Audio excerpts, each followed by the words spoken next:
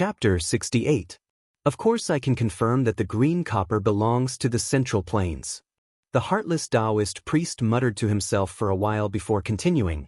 The incident back then caused a huge commotion.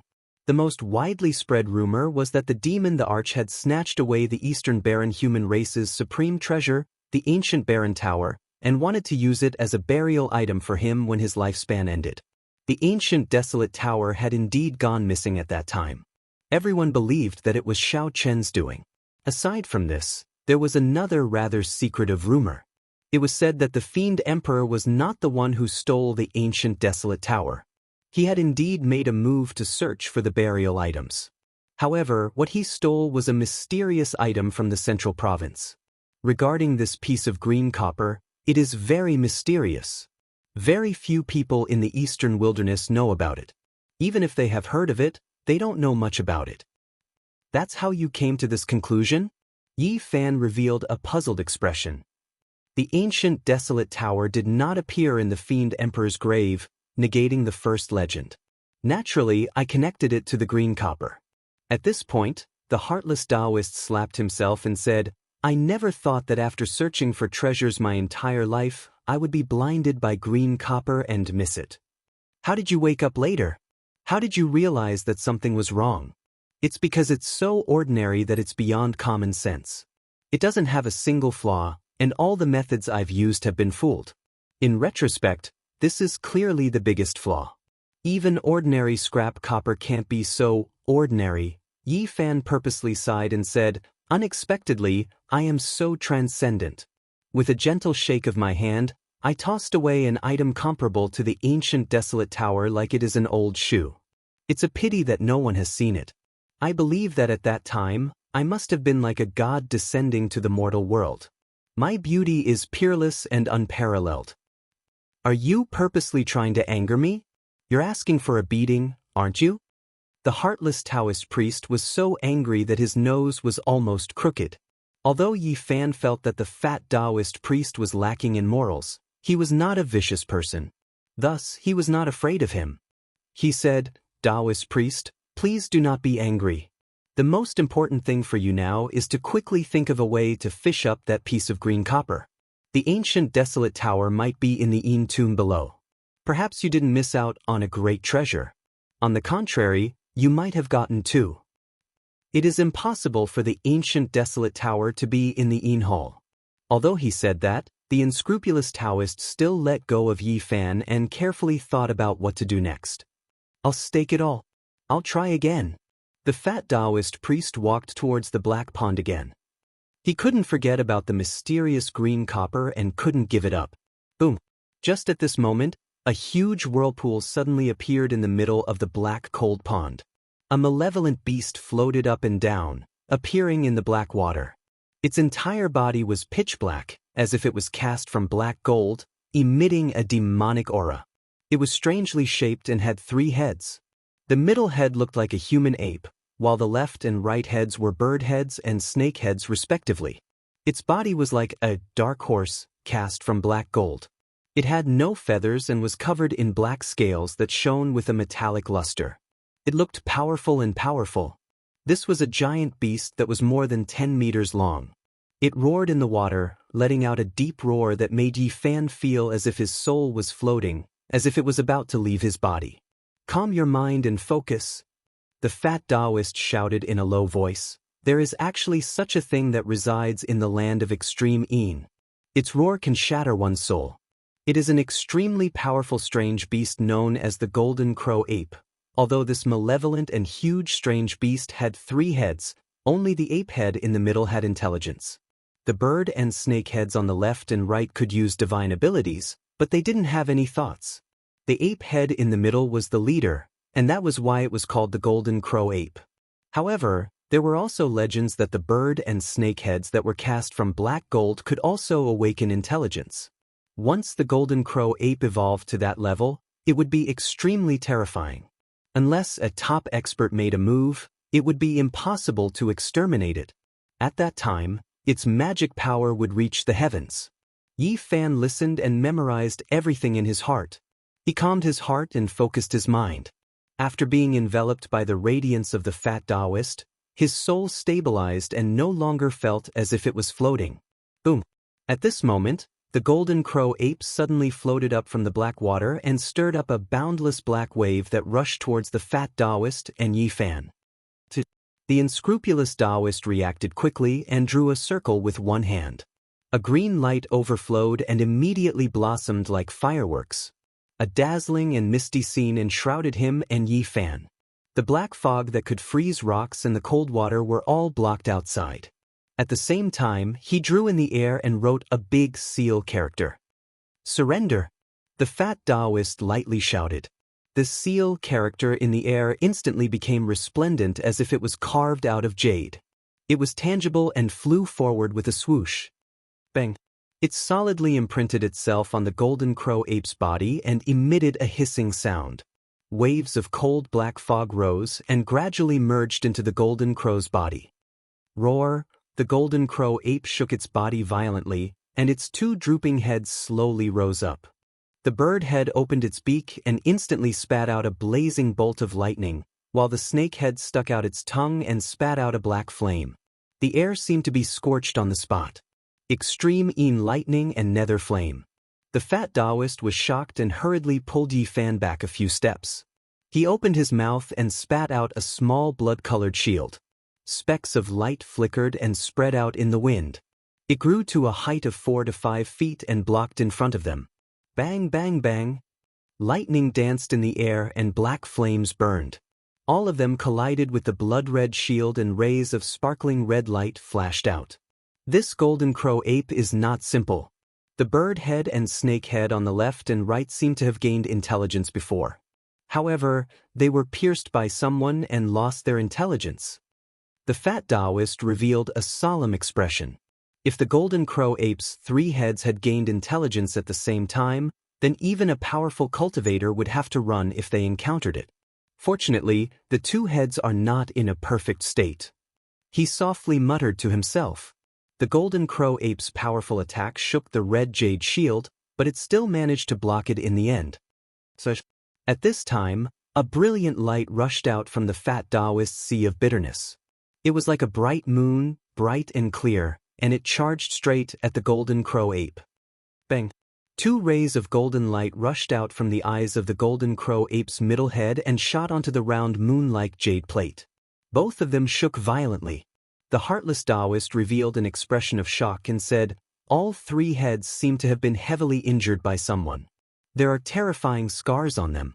It seems like it had successfully gained intelligence in all 3 heads in the past. If I encountered it at that time, I would have no choice but to run." Not only did the golden crow ape's left and right heads lose their intelligence, but the middle head had also suffered heavy injuries. It was difficult for it to reproduce its demonic might from the past and was gradually being suppressed by the heartless Daoist. Bang! But when the heartless Daoist wanted to restrain it, the golden crow ape struggled violently. Its entire body instantly burst out with a blinding golden light, and it broke free from the restraints and sank into the black pond. This thing is indeed terrifying. If all 3 of its heads were to recover, very few people would be able to subdue it. The fat Daoist revealed a solemn expression. At this moment, the bottomless frigid pond suddenly shook violently, as if something was about to rush out from below. It was much more violent than the golden crow apes. Boundless waves surged from the black pond, and black mist surged in all directions. The mist lingered around, and it was bone-chilling. Many parts of the mountain were frozen and cracked, and many mountain rocks were turned into fine powder after the black mist blew past. "Daoist, didn't you say that the tomb was hidden in the darkness and wouldn't appear? Why is it so terrifying now? Maybe I did something by accident just now and got into trouble. What did you do?" I was a few thousand meters deep in the black pond and saw a broken stone tablet with the words "Dark Pond" carved on it. I pulled it out and threw it into the depths of the pond. I think after it sank to the bottom, it might have touched the demon Thearka's tomb. "Daoist, don't tell me you smashed that broken tablet on the demon Thearka's tomb?" At that time, who would have known that the demon Thearka's tomb was at the bottom of the pond? Splash! Right at this moment, there was a splash in the black pond, and a group of Yin soldiers wearing black iron armor rushed out. They were all holding black Yin sabers in their hands and were emitting a deathly aura. This is... Yi Fan was astonished. The fat Daoist also revealed an astonished expression as he pulled Yi Fan backward and said, "What is going on? What is so strange about the demon Thearka's Yin tomb? Could there be a terrifying tomb guardian? What kind of living beings are these?" The water in the black pond surged, and a broken ancient war chariot emerged from the black pond one after another, carrying a carriage of Yin soldiers. They were wearing tungsten iron armor, and every part of their body was covered. They were either holding a black Yin saber or a black death spear. Chapter 69. The black cold pond was surging with waves. The broken ancient war chariot seemed to have gone through the baptism of blood and fire as it was covered in sword marks and sword holes. It crushed the black water and braved the wind and waves as it approached. So strange. More than 10,000 years have passed, but there are still tomb guards in the demon emperor's Yin tomb. This is too absurd and unimaginable. The heartless Daoist frowned. Swoosh! Right when he was in a daze, a black arrow quickly shot over. The arrowhead was burning with netherworld flames, and the tail of the arrow was surging with a thick black mist. Clang! The heartless Daoist raised his ruby-like shield to block the arrow, but the arrow exploded at this moment. The netherworld flames shot in all directions as the black mist surged. The netherworld flames scorched the surrounding ground and melted the rocks. Then, the black mist surged over and froze everything into powder. This terrifying energy almost hit Yi Fan and the heartless Daoist. This kind of arrow had the combination of ice and fire, and it was extremely powerful. If a normal cultivator wasn't careful, their life would be in danger. Swoosh, swoosh, swoosh. The piercing sound lingered in the ears as the black arrows pierced through the black mist and continuously shot over like a black rainstorm. Clang, clang, clang. The ruby-like shield was hit by hundreds of arrows, and it was surrounded by the netherworld flames along with the endless black mist. The shield overflowed with a scarlet brilliance that surged outward like water waves. It shook off the netherworld flames and dispersed the black mist, finally blocking this wave of attack. However, right at this time, there was a rumbling sound as the broken war chariots carrying the Yin soldiers rushed over. They had already landed on the shore and were about to crush their way forward. "I want to see what kind of things you are." The heartless Taoist priest gnashed his teeth and spat out a green light from his mouth. It was an inch-long knife, and it shone with a green light. It unfolded in the wind and quickly grew to a length of half a foot. It looked like a pool of green water, sparkling and translucent, and emitted waves of cold air. After seeing this, Yi Fan clenched his teeth. This was the dagger he obtained, but it was stolen by this heartless Daoist and was now being used to fight against the enemy. The green dagger transformed into a green ribbon that charged forward, and it emanated strands of dazzling divine light that instantly obstructed a damaged war chariot. Soon after, the unscrupulous Daoist's sea of bitterness blossomed, and a blood-colored bead rushed out.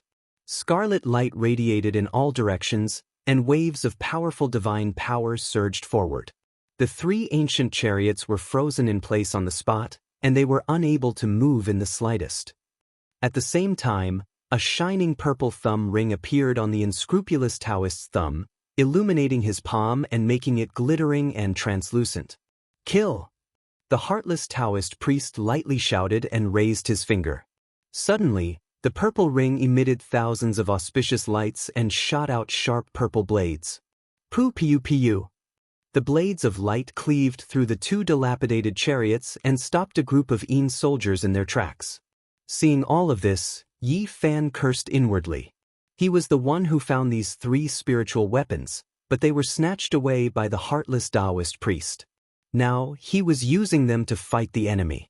Chi-chi-chi.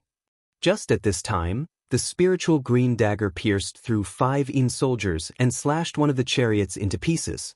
And at this time, the scarlet red bead also successfully restrained the 3 chariots. Good stuff. The unscrupulous Taoist priest sighed. In the end, all the broken chariots were slashed into pieces, and all the Yin soldiers were also nearly pierced through. The unscrupulous Taoist priest quickly rushed over and tore apart the black iron armor on their bodies to see what was inside. What made him dumbstruck was that after the first few Yin soldiers tore apart the armor, fine sand actually flowed out from inside. It was not a living thing at all.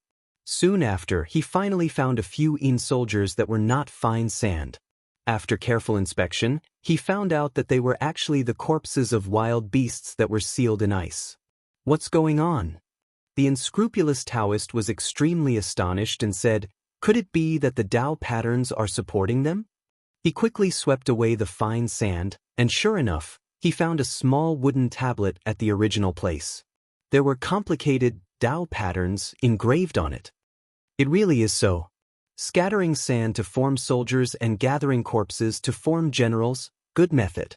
With that said, the unscrupulous Taoist priest revealed an excited expression and said, "These are all Tao patterns from tens of thousands of years ago. Maybe we can research something." He quickly blew away the fine sand on the ground and shattered the corpses. Then, he collected all the wooden tablets and piled them up on the ground. Boom! At this time, a sound came from the icy black pond again. A demon general with a wolf's head covered in black gold armor slowly walked out. He emitted a dense death aura, and it was unknown how many times stronger than those Yin soldiers. This is the demon general that died in battle in the past, and he was also used. It seems like it is not the Tao patterns that are supporting his corpse. The unscrupulous Taoist priest revealed a pensive expression. The demon general slowly approached, and the ground trembled as the surrounding black fog surged. Not simple. At this moment, the unscrupulous Taoist priest's sea of bitterness blossomed with a dazzling green light. A large green flame surged forward and surrounded the wolf-head demon general. Bang! However, this demon general was not to be underestimated. He emitted a dense death aura that continuously pushed back the green flames. He has undergone a corpse transformation and gained a hazy intelligence. His demonic body is immortal, and he has produced a powerful death aura. The unscrupulous Taoist priest was shocked and felt that this was no small matter. He told Yi Fan to retreat while he took out a few spiritual weapons and supplemented them with the green flames. There is something strange here. Right at this moment, a cold and indifferent voice resounded. A young man in his 20s arrived on the mountain ridge, and he said, "Very good. All of you can leave now." His gaze locked onto the wooden tablets on the ground that were inscribed with markings of the Tao, and then he stared at the demon general. The unscrupulous Taoist priest coldly glanced at him, but he immediately revealed a strange expression. The sleeves of this person actually had the symbol of the Wavering Light Holy Land. "I am a disciple of the Wavering Light Holy Land. My master has ordered you all to leave immediately." The young man was extremely arrogant, as if he was born with a sense of superiority. He glanced at Yi Fan and found that there were no fluctuations of divine power, so he said, "If you don't want to die, then leave immediately." Bang! At this time, the demon general broke free from the unscrupulous Taoist priest's restraints and quickly jumped into the black pond, disappearing without a trace. The unscrupulous Taoist priest turned around and coldly said, "Reckless thing, using the tiger's skin as a banner. I hate scum like you the most. You dare to pretend to be a disciple of the Wavering Light Holy Land. Not to mention that you are not, even if you were, this Taoist grandpa would still dare to slap you to death." Swoosh! Seeing that he had been exposed, the young man immediately made his move. Hundreds and thousands of golden rays shot towards the unscrupulous Taoist priest like a golden rain. Swoosh, swoosh, swoosh. The unscrupulous Taoist priest waved his sleeves, and a green mist flew out, collecting all the golden rays. They were actually golden needles. Bang! The unscrupulous Taoist priest quickly rushed forward and grabbed the young man's neck, bringing him close to the cold pond, and said, using the tiger's skin as a banner to deceive this Taoist grandpa, "Tell me, which sect are you from, or else I will throw you down." "I am really a Wavering Light Holy Land disciple." The young man revealed an expression of fear. "Taoist priest, why are you wasting your breath on him? Just throw him in and feed him to the demon general," Yi Fan suggested from afar, purposely trying to scare the young man. "You are right, no need to waste your breath." The unscrupulous Taoist priest gently shook his hand, and the young man instantly fell into the cold pond, disappearing in the blink of an eye. In the distance, Yi Fan was dumbstruck. He didn't think that the unscrupulous Taoist priest would actually do this. This unscrupulous Taoist priest suddenly became a little dangerous in his heart. This was a person who had no scruples. Splash! The black pond surged, and more than 10 demon generals appeared. Their entire bodies were covered in black gold armor, only their heads were exposed. They had all kinds of strange shapes. Some had dog heads, some had tiger heads, and one look and it was obvious that they were demons. All of them emitted a thick aura of death. In their hands was the young man from before. With a bang sound, they tore him apart, and immediately, blood splattered everywhere. Rumble! At this moment, the cold pond seemed to be boiling, and it turned from black as ink into a blood-red color. It was incomparably beautiful. Not good, this is bad. The demon sovereign's tomb is stained with blood, and it has started a sure-kill situation. The unscrupulous Taoist priest's expression became very ugly. Boom! At this moment, the heaven and earth shook, and the sky was filled with blood light from the cold pond. It set off the entire ancient desolate ruins, and it startled all the cultivators. Don't tell me we will die here? Yi Fan revealed a frightened expression. Chapter 70. The unscrupulous Daoist sighed and said, I can no longer enter this tomb, damn it. He could not forget about green copper. Now that he suddenly lost the opportunity, he was extremely regretful and upset. The killing trap in the cold pond had begun, but people outside the cold pond were not in danger. At this moment, 5 blinding lights rushed over. The 5 great characters were all alarmed and rushed to the mountain ridge immediately. They emitted a powerful pressure and floated in the air like gods. Yi Fan wanted to observe them, but he found that he could not see through the bright lights. He could only see 5 bright lights and nothing else.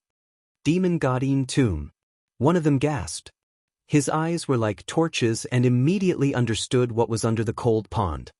The active volcano is the Yang tomb, and the netherworld cold pond is the Yin tomb. One Yang and one Yin, protecting the Tai Chi and seizing the fortune of heaven and earth. It can evolve into endless changes. Another great character sighed and said, the demon god is indeed extraordinary. If I did not discover it by chance, it would be hard to imagine that he set up 2 tombs, one Yin and one Yang. This is big trouble. The Yin tomb has begun a killing trap. It will be very difficult to enter. The Eastern barren human race's treasure is nowhere to be found. The ancient desolate tower is most likely in this Yin tomb. The great characters could not calm down, but they could not think of a way to enter the demon god Yin tomb. It's not like there's no way at all. Tens of thousands of years have passed. No matter how perfect the arrangements are, there will still be a slight flaw. We can carefully sneak in and take a look before making a decision. Okay. At this moment, the 5 lights all landed, and one of them instantly enveloped the unscrupulous Daoist.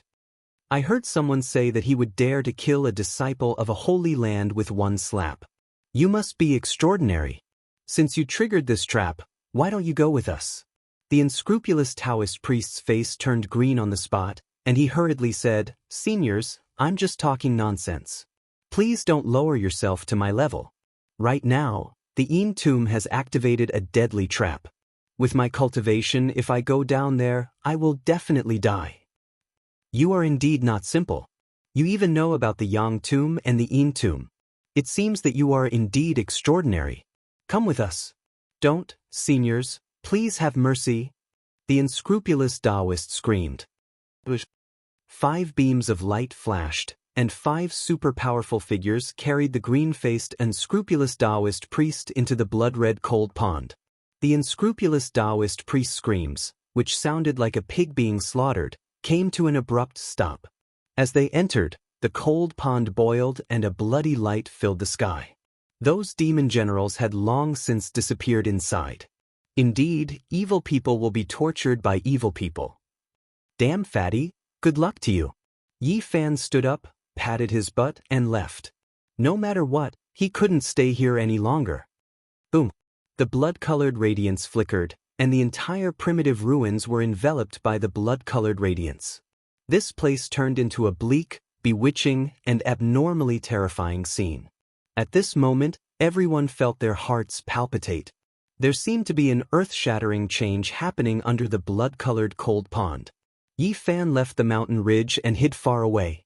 At this moment, the mountains and rivers in all directions were engraved with Dao runes, sealing this ancient land. Yi Fan couldn't break through and could only wander around the mountains. He was waiting for a chance to leave. Now that he had obtained a one-page golden book and a mysterious green bronze, it could be said that this was a harvest that would drive all cultivators crazy. Escaping far away was the best choice. I hope the restriction can be broken as soon as possible. Yi Fan's cultivation was too low, and he couldn't compete with those cultivators for the spiritual weapons. He understood his own situation, so he purposely chose a desolate place to go. Yi Fan opened a jade box, and waves of fragrance immediately assailed his nostrils. The jade serpent orchid was extremely fragrant. At this moment, he wanted to take action and use this opportunity to find spirit herbs. Now that he had obtained a one-page golden book, the complete sea of reincarnation scroll would guide him forward. If he could find enough spirit herbs, then he would definitely be able to achieve something in a short period of time. Yi Fan quickly moved and headed deeper into the mountains. Due to the appearance of the demonic emperor's tomb, almost all the spirit beasts had fled. Only a few hid in their caves and refused to come out. At this moment, it was countless times easier to harvest spirit herbs. Previously, when he came to the depths of the ruins, Yi Fan remembered passing by a swamp where he found a powerful strange beast that seemed to be guarding something. At that time, he took a detour, but now he decided to take a look again. After finding the mountain, Yi Fan quickly found the swamp. He could vaguely sense waves of baleful aura and found many huge scales in the swamp. They were all the size of a palm. Seems like there was a big guy hiding here. Fortunately, it has already left. Yi Fan searched for a long time but to no avail. Finally, he found a trace of abnormality at the place where most of the scales had fallen off. There was an unknown plant here that looked very ordinary, but the strange beast seemed to be carefully avoiding it and didn't step on it. He was a little suspicious. He squatted down and dug the soil towards the roots. After digging more than a meter deep, he still didn't find anything unusual. Just when Yi Fan was about to give up, a golden light suddenly reflected in his eyes. Under the soil, there was actually a golden stem at the end of the main root of the plant. It was only the size of a longan and was dazzling. Yi Fan was shocked. He suddenly recalled that when he was flipping through the spirit herbs books in the Spirit Ruin Grotto Heaven, he once saw a record. It was said that when some ancient trees failed to go through tribulations, they might not be completely annihilated. They would often leave behind a bit of life essence that would attach to the roots of other plants. In the future, it was very possible for them to regenerate. This can't be the essence left behind by the old tree spirit, right? Yi Fan looked at the golden stem and revealed a joyful expression. He then put it into the jade box. After that, he headed to the next location and soon arrived in front of a stone mountain. There was a huge black hole at the base of the mountain, from which a faint fragrance came out. A happy expression appeared on Yi Fan's face as he quickly walked inside. Suddenly, a deep roar came from the depths of the stone cave. At the same time, it was accompanied by waves of frightening killing intent. Yi Fan's body immediately stiffened. He hurriedly retreated as if he was flying away. Rumbling sounds could be heard as a wild beast poked half of its body out of the stone cave and continuously roared.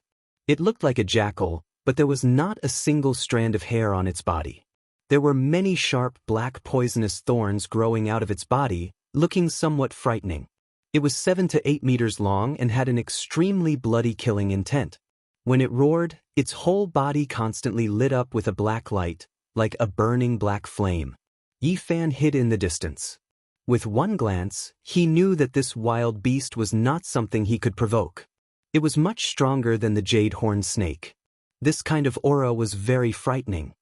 The other beasts have all escaped, but it dares to stay. It must be extraordinary. In the end, Yi Fan did not find anything here and began to search other places. For hours later, he found another 3 kinds of spirit herbs. However, they were not very rare and were far less precious than the golden stem. Boom! Right at this time, a bloody light soared up from the cold pond. Several figures rushed up and engaged in an intense battle. There was actually a monster that was completely black and looked like a lion. However, upon closer inspection, it was not. It looked very much like the legendary Ho. It was fighting against a big shot and was not at a disadvantage. Who would have thought that the Demon Emperor's mount was frozen here? Its immortal corpse turned into a spirit corpse and actually became a tomb guard. Several big shots in the sky surrounded the monster and wanted to kill it. The legendary Ho's descendant is indeed extraordinary. It didn't follow the Demon Emperor for a long time, but it actually transformed into such an unbelievable realm. The Black Yong beast charged unhindered, showing no signs of defeat. Several times, it almost charged back into the cold pond. Rumble! The cold pond seemed to be boiling as corpses of demon generals continuously rushed out. They were controlled by the Ho and charged into the sky. Even if we kill this Ho, we still can't break the Dao patterns laid down by the Demon Emperor. We can't truly enter the Yin tomb. In the distance, Yi Fan was very surprised. There seemed to be many strange things under the Yin tomb. Now, so many monsters were rushing out. Clang, clang, clang. Suddenly, waves of sonorous sounds came from all directions of the ruins. At first, it was like the vibration of metal and stone. Soon after, it was like a tsunami, boundless and rumbling. Then, rays of divine radiance rushed out from all directions, and endless divine splendor submerged all directions. The Dao patterns, laid down by the 5 big shots, were forcefully broken by someone. This caused everyone to be shocked. Everyone knew that another supreme expert had arrived, and it wasn't just one person. They shattered the Dao patterns, laid down by the 5 big shots, and disintegrated the imperfect heaven's power. Then, divine rainbows rushed in one after another. Countless cultivators rushed over, and there were several times more people than before. Meanwhile, the big shots who attacked in secret didn't show themselves, but it was obvious that they had already entered the ruins. Within the primordial ruins, with the cold pond at the center, bloody mists drifted about, becoming more and more demonic. Countless monsters rushed out, and more cultivators gathered. No one left, and even more sects rushed over. The restrictions in all directions were broken, and Yi Fan was overjoyed. He could finally leave. At this moment, his golden bitter sea contained green copper. It was both a great fortune and a boundless calamity. If someone found out, he would instantly fall from heaven to hell. He decided to leave this ruin immediately. Let's fight. Fight until the sky falls and the earth cracks. Ghosts cry and gods howl. It's none of my business. Yi Fan quickly went away. When he was about to walk out of the ruins, he looked back and said, "Walk your own path. Let others find the treasure." If the heartless Daoist knew the truth and heard his words, he would definitely vomit blood and skin him alive. Of course, if other cultivators knew the situation, they would be even worse. Chapter 71. Yi Fan believed that in the next few days, this place would not be peaceful. There would be many battles and more eastern wasteland sects would arrive. The entire ruins would be stirred up by the fiend monarch's Yin tomb. Looking back, one could still see the bloody light soaring into the sky from the direction of the ruins. Whether the ancient wasteland tower is in the Yin tomb or not, it has nothing to do with me. Yi Fan was already very satisfied. Right now, he needed to find a peaceful place to calm down and cultivate. The strange beasts and birds gathered at the edge of the ruins had already dispersed. When Yi Fan walked out, he did not see any ferocious beasts or birds. At this moment, the sky was filled with stars and the moon hung high in the sky. Night had already fallen.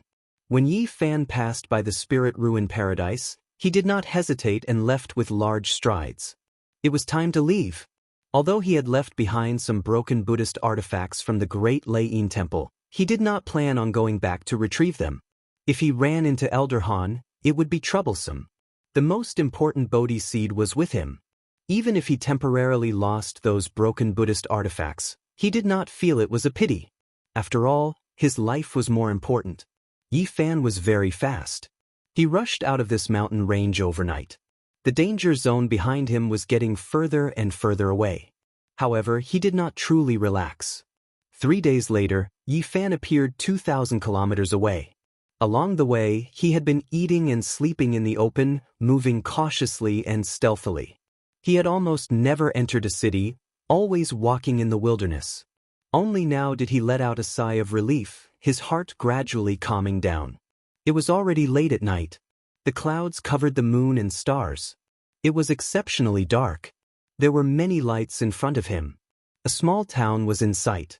Yi Fan felt that he had reached a safe area and there was no need to run anymore. He walked forward with large strides. When he got closer, he discovered that this could only be considered a small town. At this moment, most of the people were already asleep. Only a few lights were still flickering. Yi Fan walked into the town and circled around. Finally, he found a small shop in a remote corner that was not closed yet. This was a very small restaurant. There were only 7 or 8 tables inside. The tables and chairs were clearly quite old. They were all polished and had a glossy luster. They looked antique and very clean. "Uncle, what food do you have? Quickly bring some over." The shopkeeper was an old man with white hair. His face was full of wrinkles, and he looked like he had been through a lot. His clothes were patched up, and he didn't seem to live a good life. The old man was somewhat surprised to see an 11 or 12-year-old youth walking out alone at night. However, he still replied with a kind smile, "There is only half a roast chicken, half a plate of beef, and some steamed buns." "All right, bring it over." "Wait a moment, I'll heat it up for you." The restaurant was too small, and the old man's living conditions were not very good. He was the shopkeeper, the waiter, and the chef. Not long after, a fragrant roasted chicken and half a plate of braised beef were served. Yi Fan's saliva almost flowed out. Over the past year, he and Pang Bo had been vegetarians. There was almost no meat in the Spirit Ruin Grotto heaven, so the simple food in front of him made his stomach growl. He quickly grabbed the bowl and chopsticks, bit the snow-white steamed bun, tore off a chicken drumstick, and started wolfing it down. At this moment, he felt that the most delicious food in the world was nothing more than this. All the delicacies of the land and sea were pushed aside and were far less satisfying than the few dishes in front of him. "Don't rush. Eat slowly. Drink some soup to moisten your stomach. Don't choke." The old man brought over a bowl of hot soup and kindly reminded, "Thank you.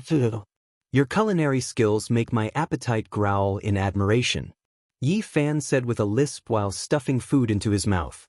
Judging from Yi Fan's attire, he didn't look like a child from a poor family. However, at this moment he was wolfing down the food. The old man was somewhat surprised. He rolled up his patched sleeves and picked up a rag to wipe the already clean table and chairs. He smiled and shook his head. "You're too hungry. Now, no matter what you eat, it'll be very fragrant and sweet." "Grandpa, why haven't you closed yet?" At this moment, a 5 or 6-year-old girl walked out from the house. Her clothes were patched up and she was dressed very simply. She had 2 braids and looked very cute. Her face was as red as an apple. "Go to sleep first. We'll close in a while." The little girl looked at the food on the table, her big eyes unable to move away. She quietly swallowed a mouthful of saliva and subconsciously nodded her head, agreeing, "Oh." Not long after, Yi Fan had already finished all the food on the table. He stood up and said, "Prepare to close." As he spoke, he reached into his pocket. However, he felt a little awkward.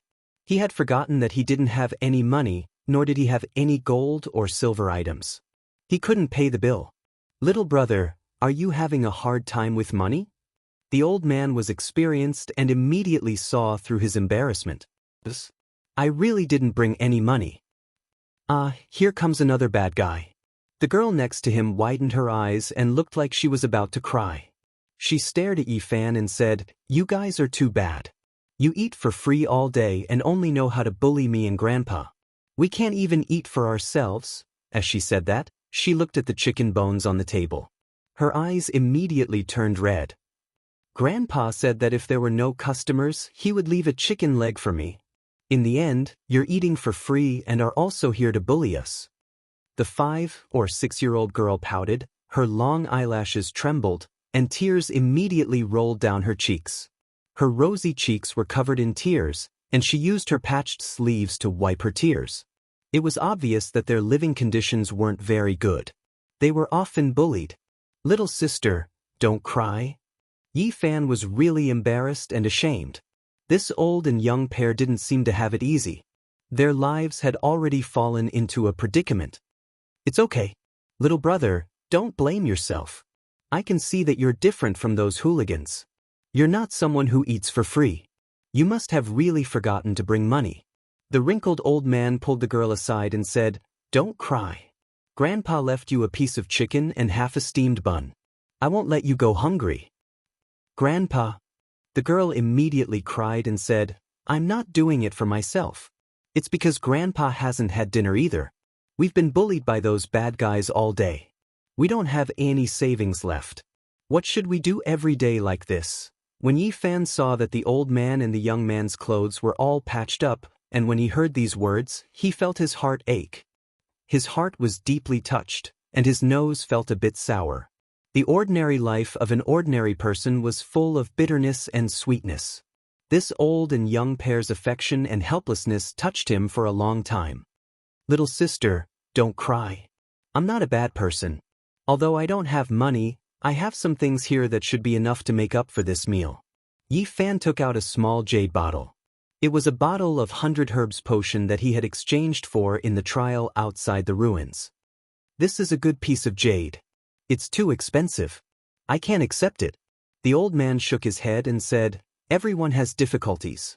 Little brother, if you pass by this place in the future, just make up for it." Yi Fan sighed. The old man's life was so poor, but he still had such a strong character. He felt a trace of respect for him and said, "Please accept it. This is nothing to me. It's too expensive. I really can't accept it. Everyone has difficulties when they are outside. Little brother, you don't have to blame yourself." The old man's hands were full of calluses. He firmly pushed the jade bottle back. Yi Fan saw that the old man refused, so he could only take it back. "Since you don't want it, I'll stay and help you do some manual labor." At this moment, he had nowhere to go. He found that the old man was very simple and kind, so he decided to stay for the time being. He would concentrate on his cultivation and help the old man along the way. The 5 or 6-year-old girl lowered her head and looked at her toes. Her big eyes were red. She whispered, "We don't even have food to eat." Yi Fan squatted down and touched the little girl's head with pity. He said, "I won't be a burden to you." Chapter 72. The old man declined several times and didn't need Yi Fan to stay. He said that if he passed by this place in the future, he would just have to pay for this meal. "Old man, I have no home right now. I don't have anywhere to go. Please let me stay. I will be of help." "Big brother, you don't have a home?" The little girl was innocent and adorable. The tears on her face hadn't dried up yet. She looked up at him with a sympathetic expression. In the end, the old man allowed Yi Fan to stay. He cleaned up a room in the backyard and told him that he could leave at any time. At night, Yi Fan tossed and turned, unable to sleep. He finally got up and quietly went to the roof. He laid there and looked up at the sky. At this moment, the clouds had already dispersed. The bright moon hung high in the sky, sprinkling down moonlight like a thin mist. The sky was dotted with stars, shining like diamonds. The affection between the old man and the little girl inadvertently touched something hidden in the deepest part of his heart. The kind faces of his parents appeared in his heart from time to time. "How are you guys?" Yi Fan looked up at the starry sky as if he wanted to pass through the endless starry sky to reach the other end of the starry sky and return to his parents' side. Every time he thought of his parents, his heart couldn't calm down. Suddenly missing his aged parents must be very sad. For his parents, losing their only son in their old age was a kind of unbearable pain. Thinking of his parents' sadness, Yi Fan felt distraught. He wished he could immediately return to their side to calm their hearts and show a smile. However, they were separated by endless starry sky. The distance was so far. How could he go back? His heart was filled with a sense of helplessness. He could only stare blankly at the starry sky. Every time he thought of his parents' mood, Yi Fan would be very worried. Ever since he came to this world, he had always hidden his longing for them. He didn't dare to easily touch or recall them. Every time he was touched, he couldn't calm down. No, I must think of a way to go back. I can't let my parents who raised me wash their faces with tears in their old age. Yi Fan suddenly sat up and said to himself, there must be a way. I must go back. In the primordial ruins, he saw those cultivators flying in the sky and burrowing into the earth. He saw the matchless divine might of the 5 great characters. It made him feel the power of cultivators. Maybe one day, when he was strong enough, he would be able to cross the endless universe and return to his hometown, return to the side of his parents. After witnessing the terror of cultivators with his own eyes, Yi Fan felt a glimmer of hope in his heart. He felt that the way home was not completely cut off. Perhaps there was still hope. I want to become stronger. I want to rush out of this starry sky. I want to go home and never let my parents cry again. I want them to smile in their old age. Yi Fan's words became more and more resolute. He was building up his confidence. I can definitely do it. I must do it. I want to return to their side. Sadness and worry were of no use. Yi Fan slowly adjusted his state of mind and gradually calmed down. Today, he was touched by the affection between the old man and the little girl, which made the last bit of confusion disappear completely. He found his goal and direction. The 9 dragons pulling the coffin, crossing the star domain and arriving in this space, they can do it and so can I. I want to become strong enough. Sooner or later, I will also be able to cross the void and return to my hometown. Yi Fan's eyes became brighter and brighter. He had to become stronger. Whether it was to save Pang Bo or to return to his hometown, he needed powerful backing. Unknowingly, he felt a trace of sleepiness and fell into a deep sleep on the room. It was not until the next morning when the old man's voice came over that he opened his eyes. Child, why did you go up to the room? Be careful, don't fall down. The little girl walked out of the room with sleepy eyes. Seeing Yi Fan on the room, she immediately opened her eyes wide in shock and said, Big brother, what are you doing? Facing the puzzlement of the old man and the little girl, Yi Fan felt a little awkward and said, It was too hot last night, so I came up to the room to cool down and accidentally fell asleep. After Yi Fan finished washing up, the old man called him to eat. There was a small bowl of white rice porridge and a plate of salted vegetables. It was very simple because their conditions were really limited. The little girl was very sensible and had already set up the bowls and chopsticks. Then she ladled a bowl of white porridge for Yi Fan and a full bowl for her grandfather. However, when it was her turn, she only ladled a little. Originally, she used a small bowl, but it was so little that she finished in a few mouthfuls and put down the bowl and chopsticks. Why did you eat so little? The old man asked her. Although the little girl was wearing patched clothes, she was as beautiful as a delicate porcelain doll. She patted her little belly and said, I'm full. Nonsense, you only ate a few mouthfuls, how can you be full? I'm really full. Last night, I ate the chicken that Grandpa left for me and half a steamed bun, so I'm still not hungry. As the little girl spoke, she picked up her little bowl and prepared to wash it. The old man pulled her back, filled her little bowl with white porridge and said, Good girl, you are still growing, so you need to eat more. Don't worry, we still have rice at home. I'm not worried, I'm really full. Grandpa, you have to eat more?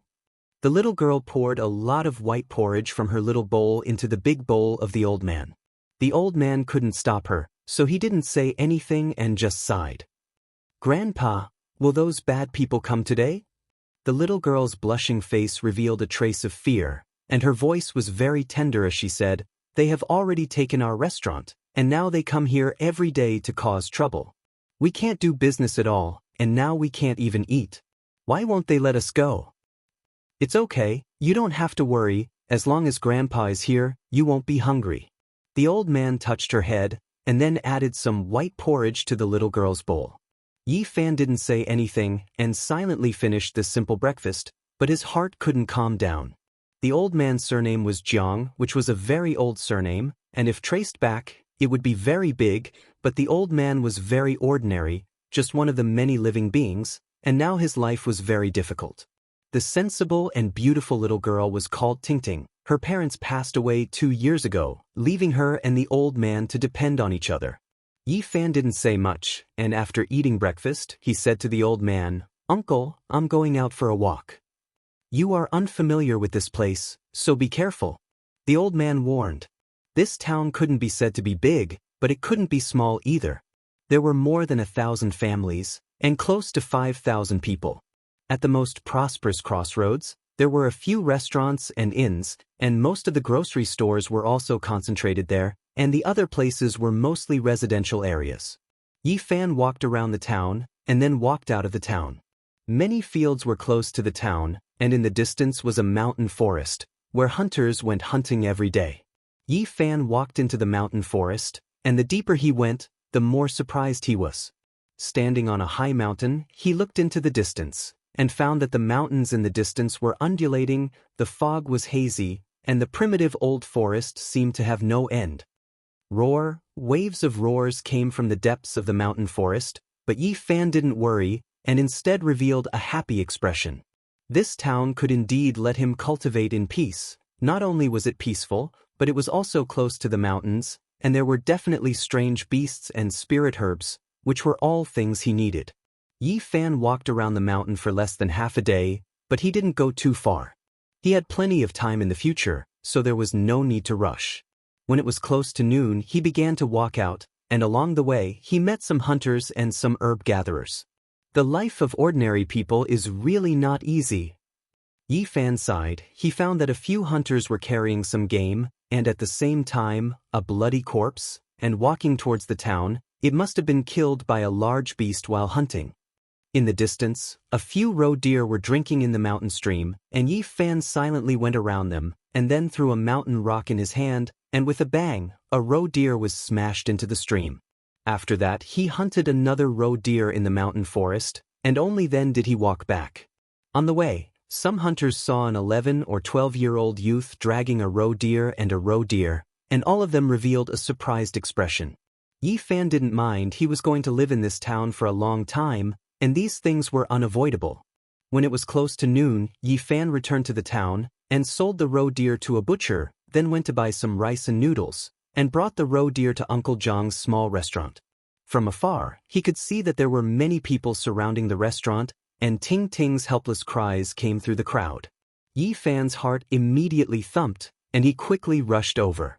The old man's white hair was scattered, and there were many bloodstains on his face.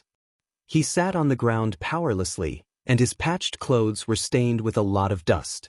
Little Ting Ting cried sadly, and used her small sleeves to wipe the bloodstains on the old man's face. She cried at the people in front of her who were speaking viciously. "You are bad people, you robbed Grandpa's restaurant, and now we don't even have food to eat, and you still won't let us go." A middle-aged man with a yellow face squatted down and forcefully poked little Ting Ting's forehead, causing her to fall to the ground, and said, "What do you know, little brat? If you have something to say, then come at me. Don't treat a child like this."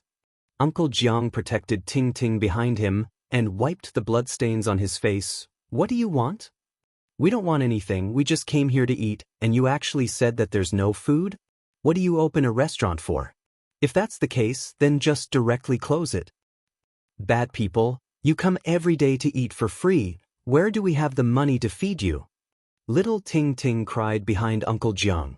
There were many people in the crowd who couldn't stand it anymore, but they didn't dare to come forward, and could only persuade Uncle Jiang, "Elder Jiang, just close this small restaurant and leave with your granddaughter." "That's right, there are cultivators in their family, how can we mortals afford to offend them? You two should quickly leave. Even though we have to leave our homes, it's still better to leave." "What are you guys talking about?" The middle-aged man with a yellow face stood up, and his gaze swept across the surrounding people. Those voices immediately became silent. Yi Fan's anger surged, but he didn't immediately make a move. There were cultivators in their family, and he was afraid that if he acted rashly, he would harm the grandfather and granddaughter instead. Of course, he definitely wouldn't let these people go. Not making a move now didn't mean that he wouldn't make a move later. At this time, the middle-aged man and a few others swaggered away. The surrounding people all came forward to persuade Uncle Jiang, and among them, little Ting Ting's heartbroken sobs could be heard. Only after a long time did the crowd gradually disperse. Little Ting Ting's eyes were red as she helped the old man up, and they walked towards the small restaurant. Seeing such a kind old man in his twilight years being bullied like this, and seeing little Ting Ting, who was covered in patches, crying so sadly, Yi Fan felt extremely angry. He looked in the direction where the people left and clenched his fists tightly. Chapter 73. It was already close to noon and the small restaurant was deserted. There were no customers at all and only little Ting Ting's sobbing could be heard. Yi Fan pushed open the door and walked in while dragging the deer and carrying the rice noodles. Little Ting Ting's eyes were red and she was using a hot towel to carefully wipe the old man's wound. Her heart ached and she cried while wiping. There were bruises on the old man's wrinkled face.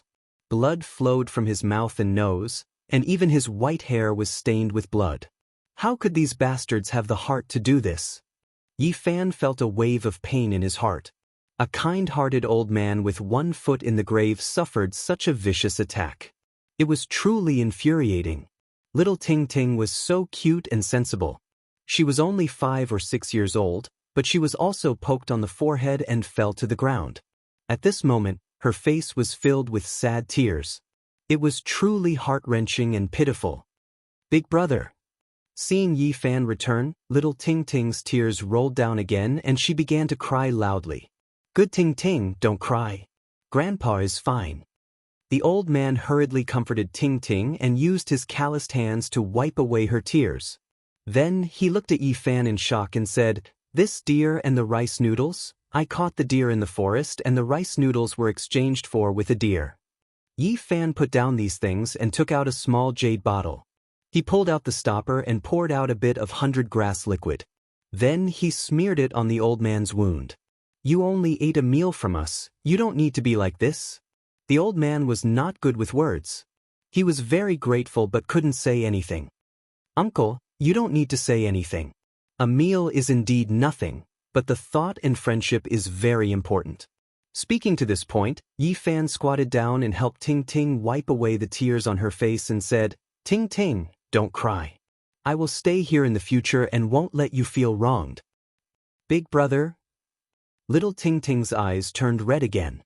Her long eyelashes trembled and tears fell down. She looked down at her patched shoes and said in a small voice, But those bad people will come again and bully us. Don't be afraid, Big brother won't let those bad guys bully Ting Ting anymore. Yi Fan patted her head in pity. Such a cute and sensible little girl was bullied and humiliated like this. It was really hard for him to calm down. Child, don't act recklessly.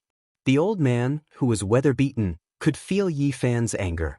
He was afraid that this young man would cause a disaster due to his impulsiveness and get himself involved, so he said, We can't afford to offend them. There are cultivators in the Li clan. They are not people that we mortals can afford to offend. The old man let out a long sigh and said, I'm already so old, and I really don't want to leave my hometown. After all, I've lived here for dozens of years, and the older one gets, the more nostalgic they become. I have an unforgettable feeling for this place. But now I have no choice but to leave. For Ting Ting's sake, I've decided to give up everything here. Even if I have to beg for food and leave my hometown, I won't stay here any longer. Grandpa. 2 streams of tears appeared on Xiao Ting Ting's face. Good girl, Ting Ting, don't cry. Uncle, don't say things like leaving your hometown first. After comforting Xiao Ting Ting, Yi Fan said to the old man, Don't worry, I won't cause any trouble. First, close the shop and I'll think of a plan. If I really can't think of anything, I'll leave with you. Yi Fan deeply knew that mortals have many unfortunate things. The most painful thing was losing one's son and leaving one's hometown. The old man had already lost his son, and now he was being forced to leave this small town. It was easy to imagine the pain in his heart. He really didn't want to see this pair of grandfather and granddaughter suffer misfortune. Tell me in detail, what kind of background does the Li clan have? Child, what are you going to do? We will pack our things and leave here tomorrow. We will never return. Right now, don't provoke them. I'm not an impulsive person, don't worry. In the end, under Yi Fan's constant questioning, The old man finally told him some things. The Li clan was one of the largest clans in this town. Apparently, 3 or 4 people in the clan were cultivating outside. Cultivators were very mysterious to ordinary people. They couldn't be seen normally, so the people in the town were very afraid of the Li clan. Yi Fan felt that the old man didn't say some things. For example, the Jiang clan used to be very well, they had a restaurant in the town, and why his son suddenly passed away. He didn't say any of these things. Ting warmed the towel with hot water for Grandpa. After sending Ting away, the old man said, "Little brother, I know you're not an ordinary child. You were able to catch a deer at such a young age, so you probably know some cultivation. But I still advise you not to provoke the Li clan." The old man continued. His son and daughter-in-law were actually also cultivators. A few years ago, they were highly regarded by a certain sect. Even the Li clan in the town was on good terms with them and didn't want to offend them. Mist Grotto? Yi Fan was very surprised. The sect the old man's son was in was actually one of the 6 grotto heavens in the Yan Kingdom. It was only 200 miles away from the town. A few people from the Li clan also cultivated in the Mist Grotto. One of them entered the sect at almost the same time as the old man's son, but his achievements were far behind. The Li clan's child had bad intentions and behaved improperly. He did an evil thing and my child was too upright, so he couldn't help but act. In the end, he made a great enemy. Ting's father's talent was extraordinary. He was especially valued in the Mist Grotto, so he wasn't afraid of the Li clan disciple who entered the sect at the same time as him. But the weather was unpredictable, and people had good fortune and misfortune. 2 years ago, when Ting's parents left the mountain to gather spirit herbs, they unfortunately died tragically under the claws of lightning birds. After Ting's parents died, the Li clan no longer had any scruples. They first took away the old man's restaurant, and then took away his inn. They forced the poor grandfather and grandson to this state, but they still weren't willing to let them go. At this time, Xiao Ting came back after washing the towel. She looked like a porcelain doll, but she said something that didn't match her age. Why is it that the good are always bullied in this world, while the bad live to 100 years old? Hearing her young words and seeing her wronged expression, Yi Fan and the old man looked at each other silently, not knowing how to comfort her. There are still many good people in this world. Ting only sees one side, everything will be better in the future. Yi Fan didn't want her little heart to develop negative emotions too early. Yes, your big brother is a good person. By helping us like this, he and Ting will both live long. The old man revealed a kind smile and said, "Today, I will stew the deer meat for Ting to eat." The old man followed Yi Fan's suggestion and closed the small restaurant. At noon, the 3 of them ate a sumptuous meal. Ting's little face was flushed and she finally smiled again. In the afternoon, Yi Fan wandered around the small town and found out the Li clan's properties, as well as the location of the old man's restaurant and inn. Then, he indirectly learned a lot from other people. He didn't want to act rashly, afraid that he would implicate the old man and little Ting. It would be the saddest thing to harm others instead of helping them. There are many people from the Li clan cultivating in the Mist Grotto. Yi Fan didn't feel confident. After all, he had just started cultivating. And this wasn't the most troublesome thing.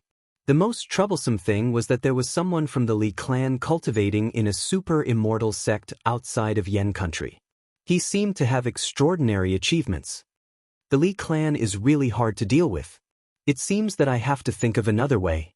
This made Yi Fan even more determined to cultivate. He had to become stronger or else his hands and feet would be tied. Even if he wanted to help Uncle Jiang and the pitiful little Ting, it would be difficult to do so. No matter what, I can't let those bastards who attacked today go. Yi Fan didn't rush into action. Impulsiveness would only ruin things. He calmly returned to the small restaurant and began to meditate after entering his room. After getting the golden page book and the mysterious green copper, he hadn't properly examined them. Now he decided to start with the golden page book first. He used the Tao scripture and began to look inside. The yellow bean-sized golden sea of bitterness was like a divine moon in the darkness. The simple and imposing green copper was in the center of the golden sea of bitterness. It was motionless, as steady as a rock, and silent. The golden page book was pushed to the edge of the sea of bitterness.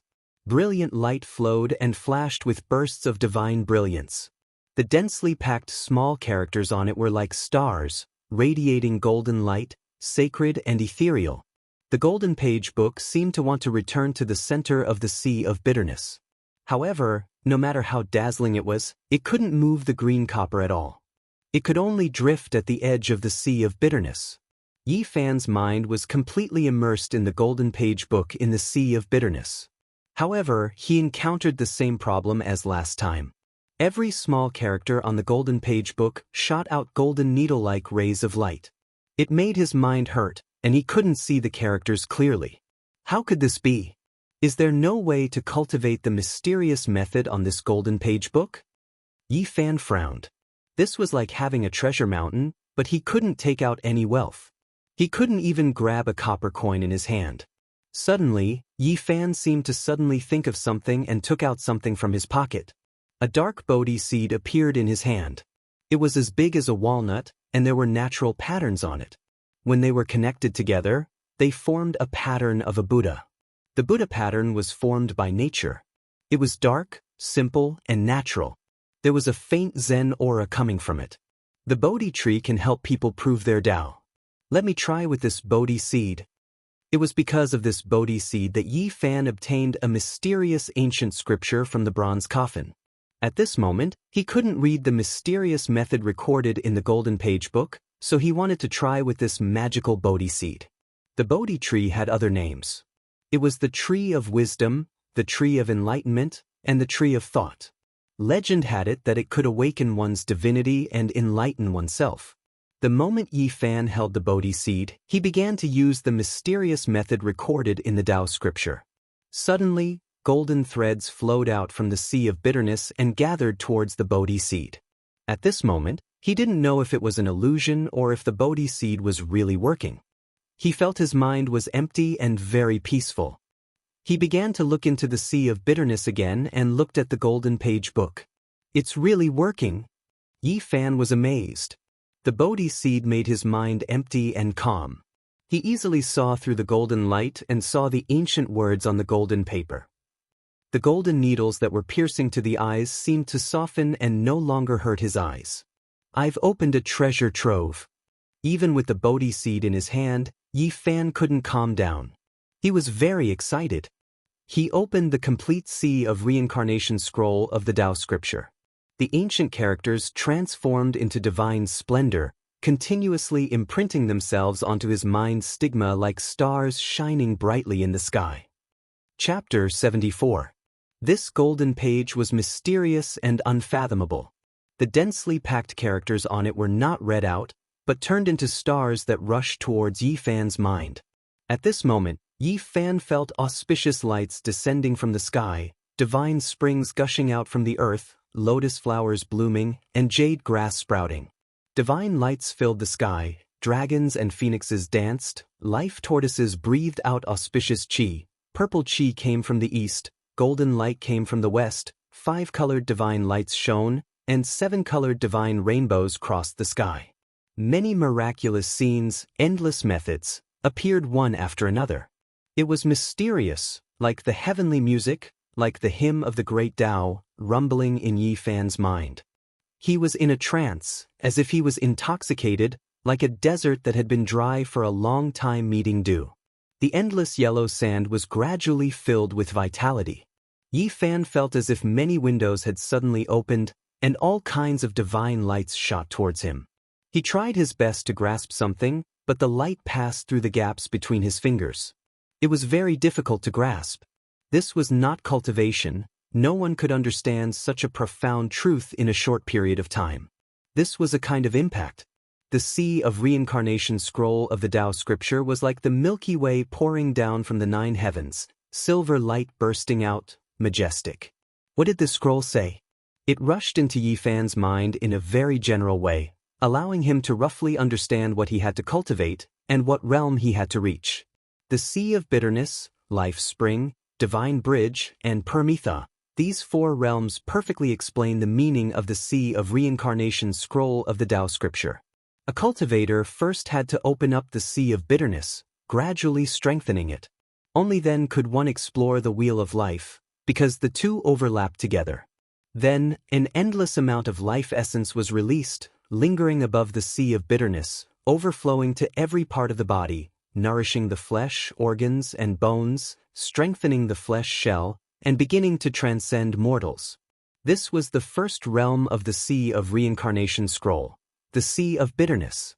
The Sea of Bitterness covered the wheel of life, one above the other, overlapping. Every year, a mark would be left on the wheel of life, until the wheel of life was full of scars and completely collapsed. At that time, a person's lifespan would be exhausted, and they would die.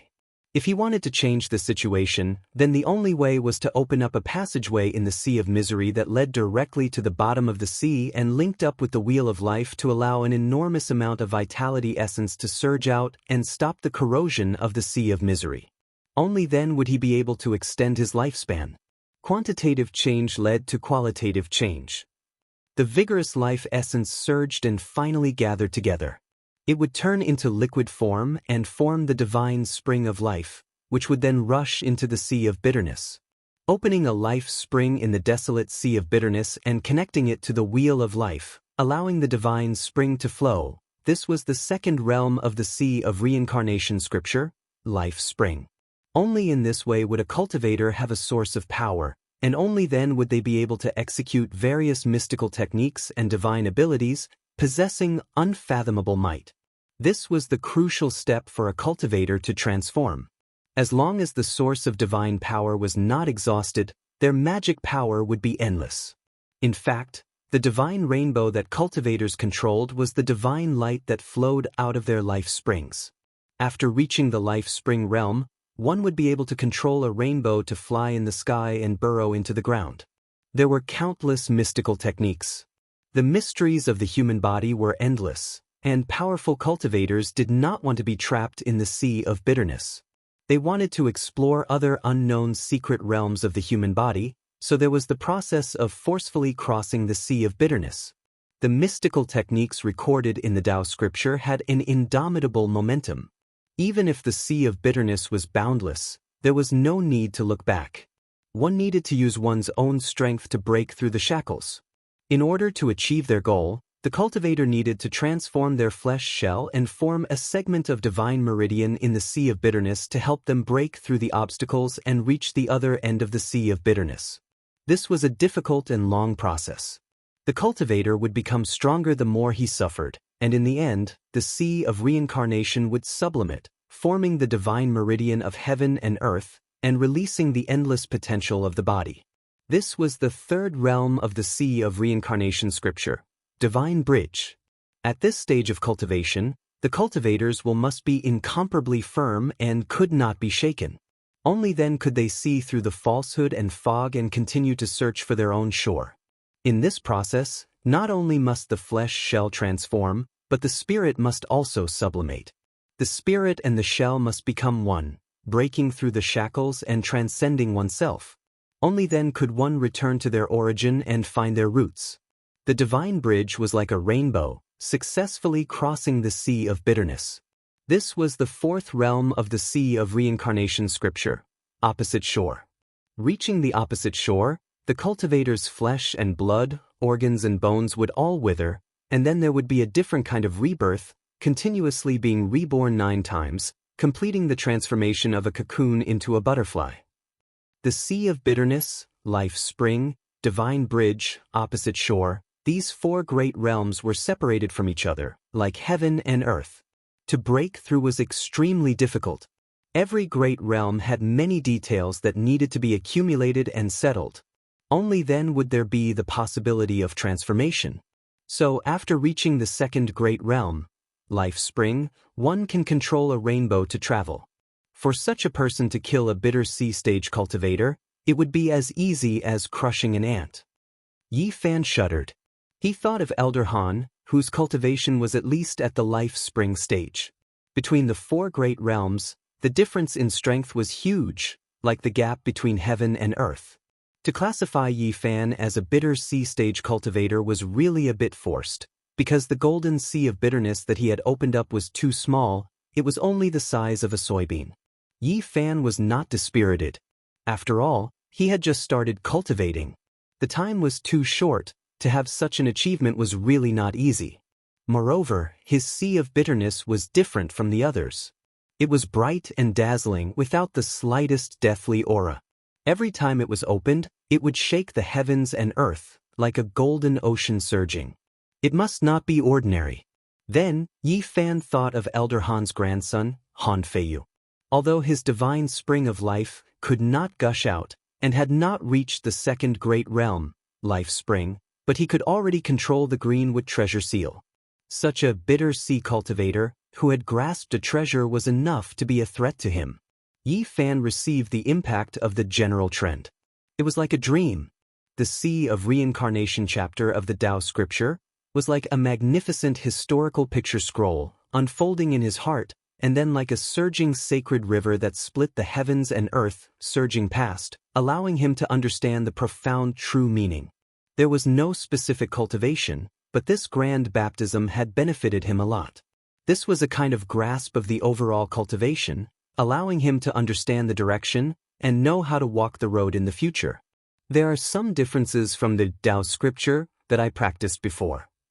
After Yi Fan grasped the general meaning, he began to carefully study it from the beginning and suddenly found an abnormality.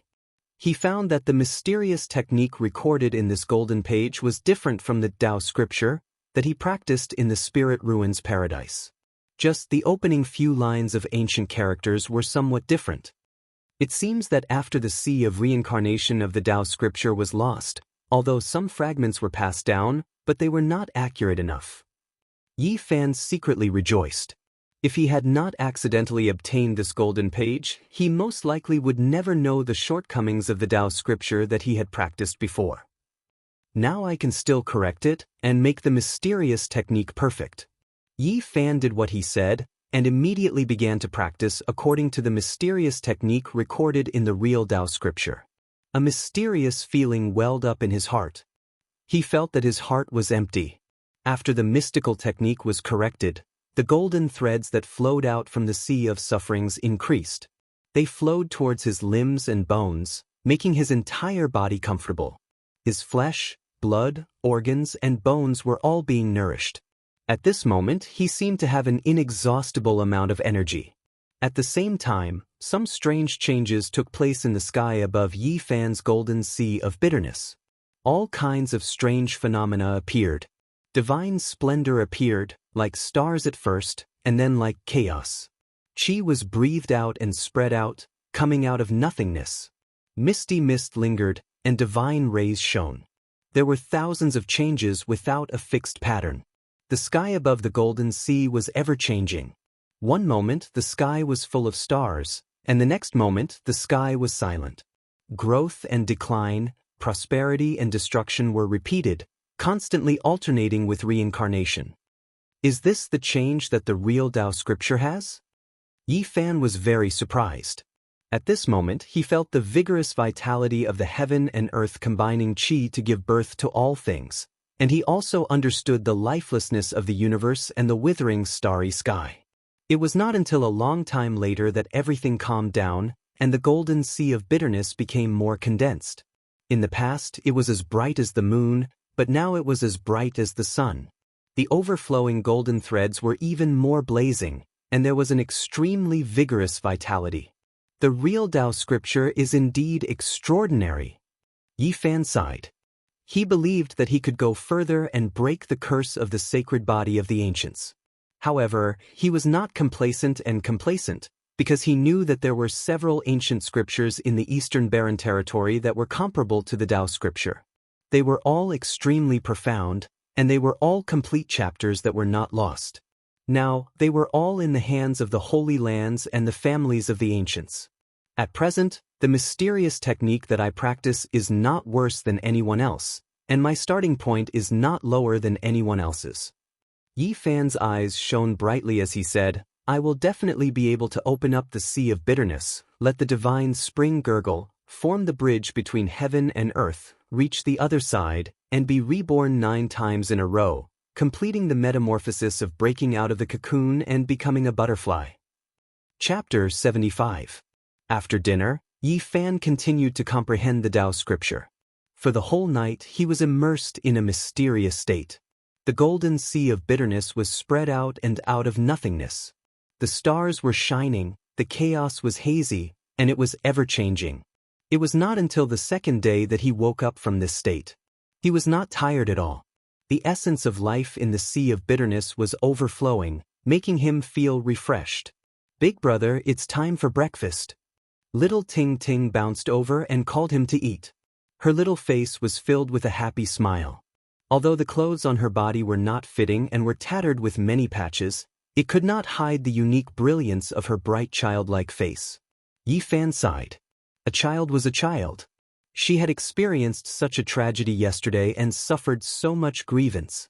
She cried so sadly, but when she woke up, she was no longer sad and quickly forgot all the unhappiness.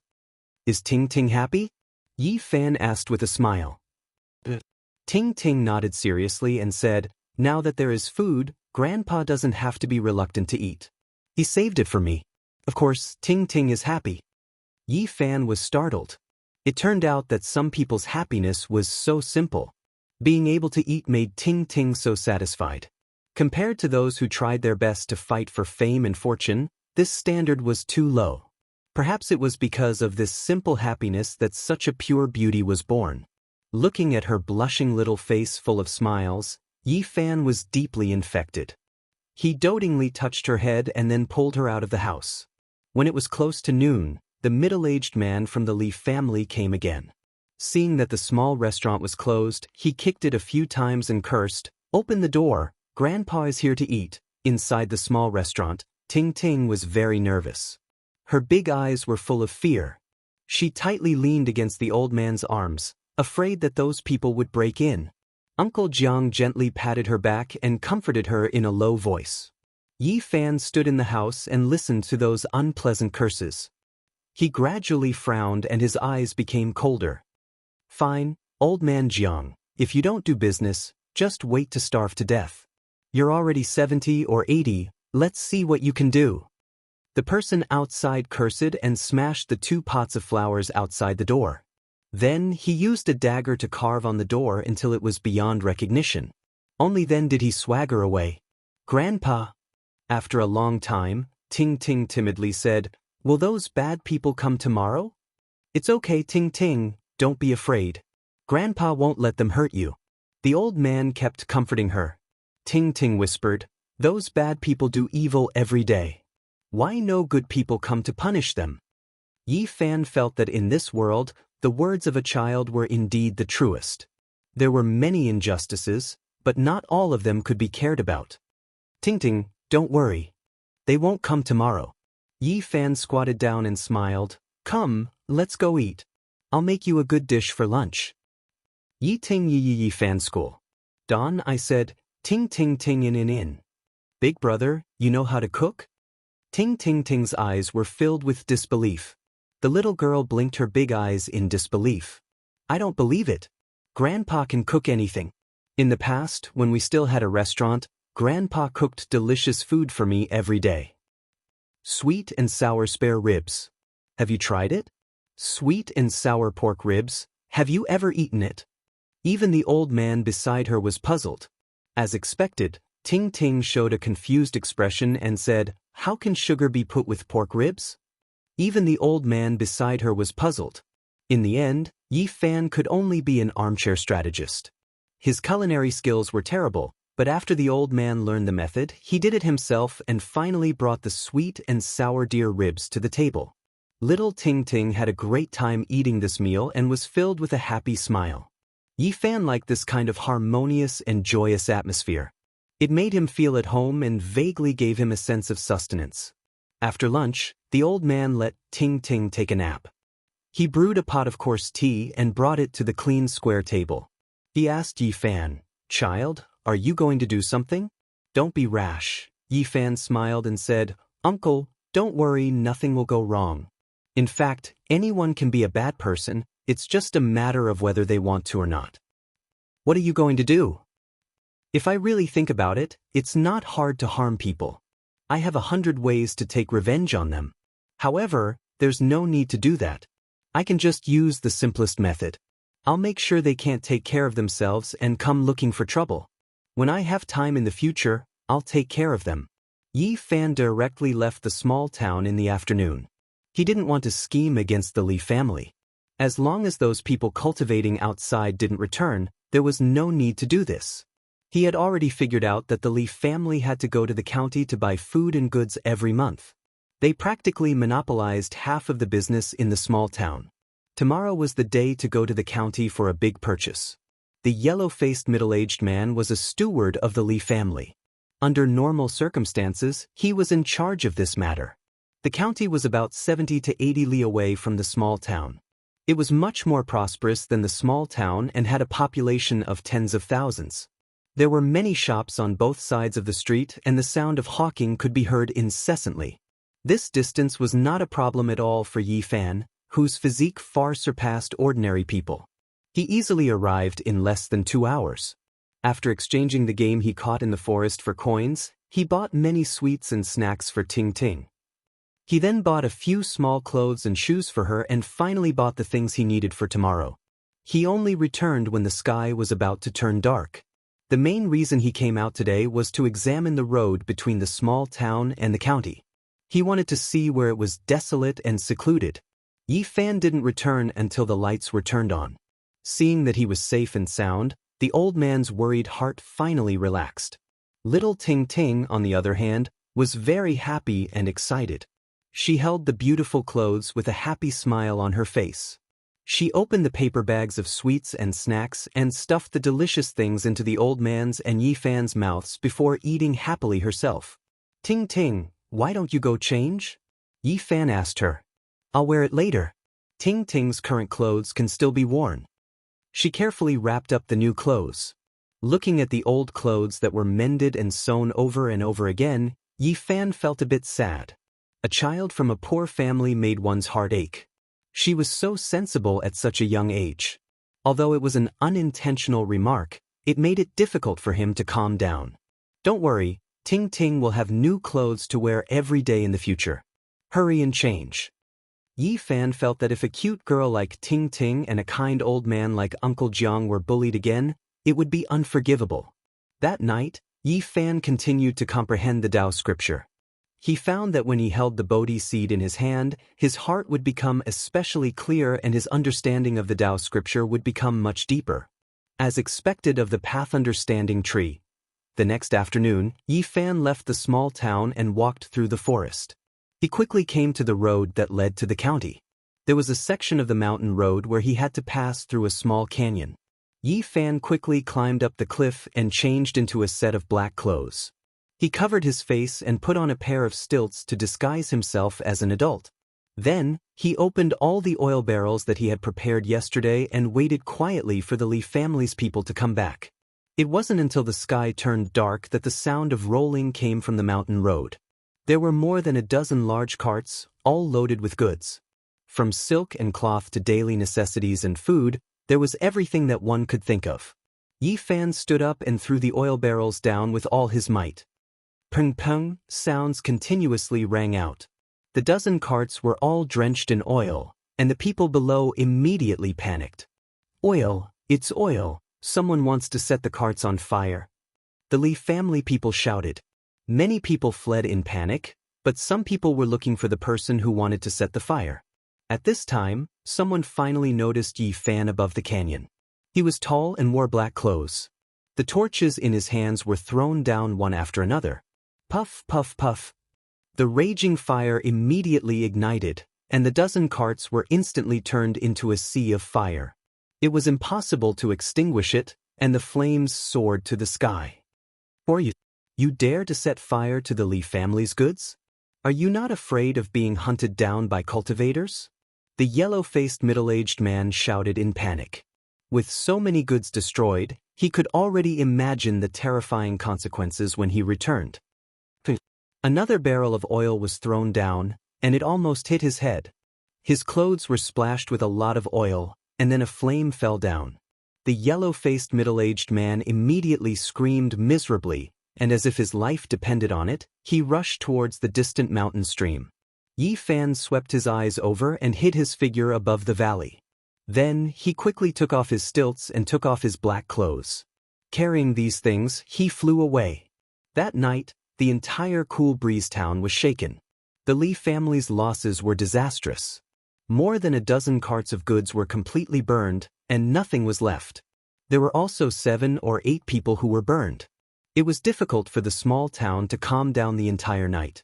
The Li family seemed to have gone crazy, and they were practically going from house to house looking for clues. For them, this was simply stirring up trouble. The huge losses made the Li family furious.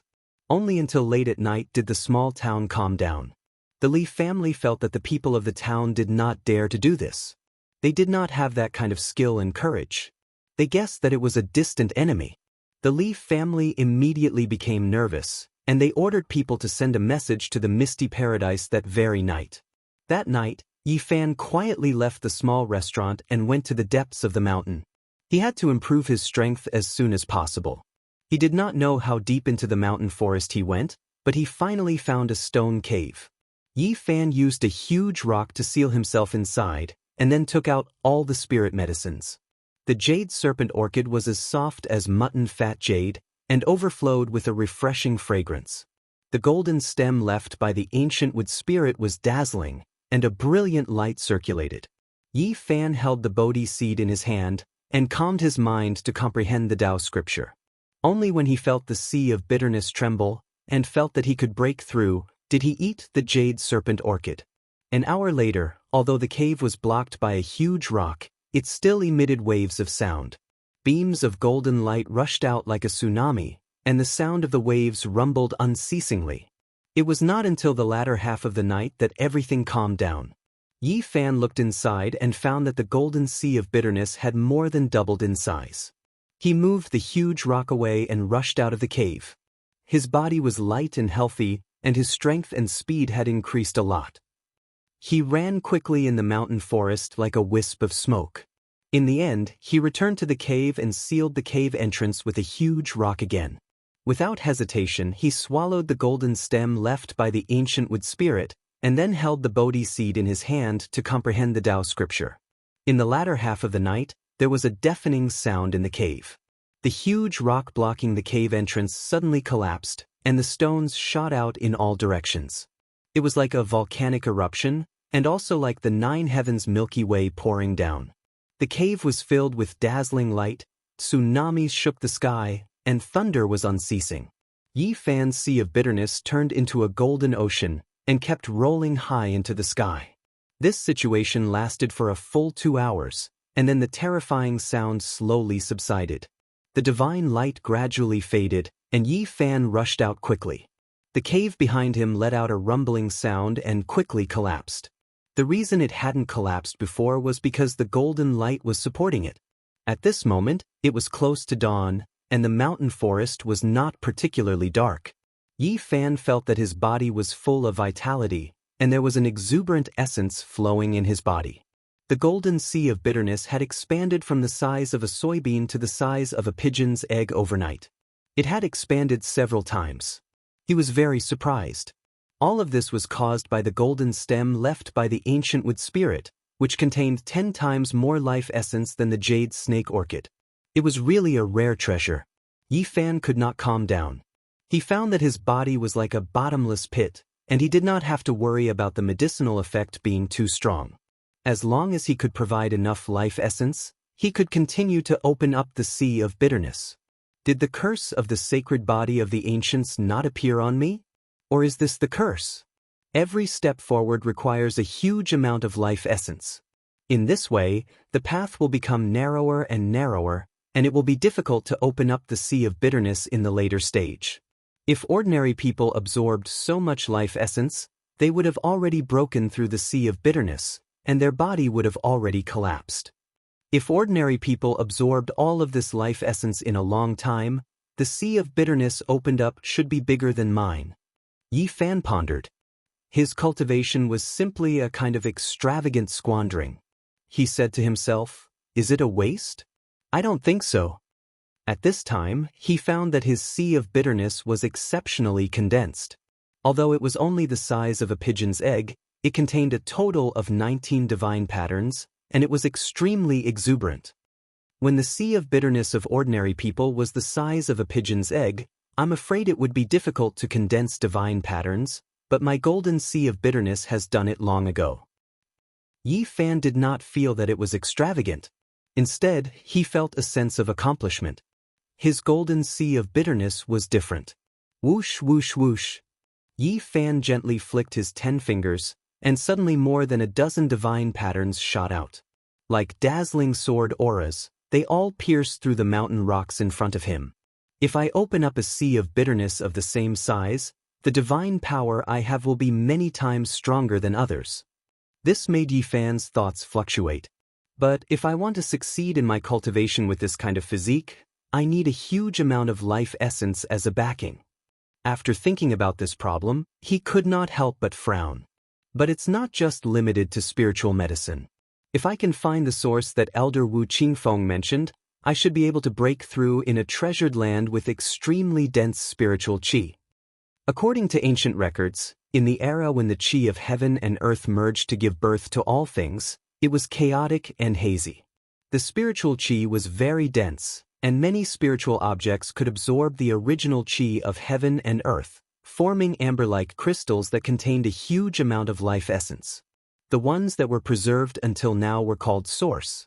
To cultivators, they were extremely precious. Some of the best source could be said to be priceless. From the era when all things were born to the ancient times, the original qi of heaven and earth gradually thinned, and it was very difficult for spiritual objects to form source. However, in the last glorious era, all things flourished, living creatures were powerful, and there were many spiritual medicines. As a result, many rare god source was formed. People later discovered that there were living creatures sealed in amber-like crystals. After such god source was mined, it could provide endless qi of life. That really is an era that people yearn for. Chapter 76. At the beginning of the world, the universe gave birth to all living things. The era that countless cultivators yearned for was gone forever. Yi Fan could only sigh. His harvest this night was huge. The bitter sea expanded from the size of a soybean to the size of a pigeon egg. Most importantly, there were 19 divine markings in the golden bitter sea. He already had extraordinary battle strength and became a cultivator of the bitter sea stage, removing the word barely. At this moment, the sky was already bright. Yi Fan hunted 2 pheasants and a hare in the mountain forest, and picked some wild fruits before heading back to the small town. After returning to the small restaurant, the old man had just placed breakfast on the table. Little Ting Ting was perseveringly knocking on his door, urging him to get up. Yi Fan couldn't help smiling.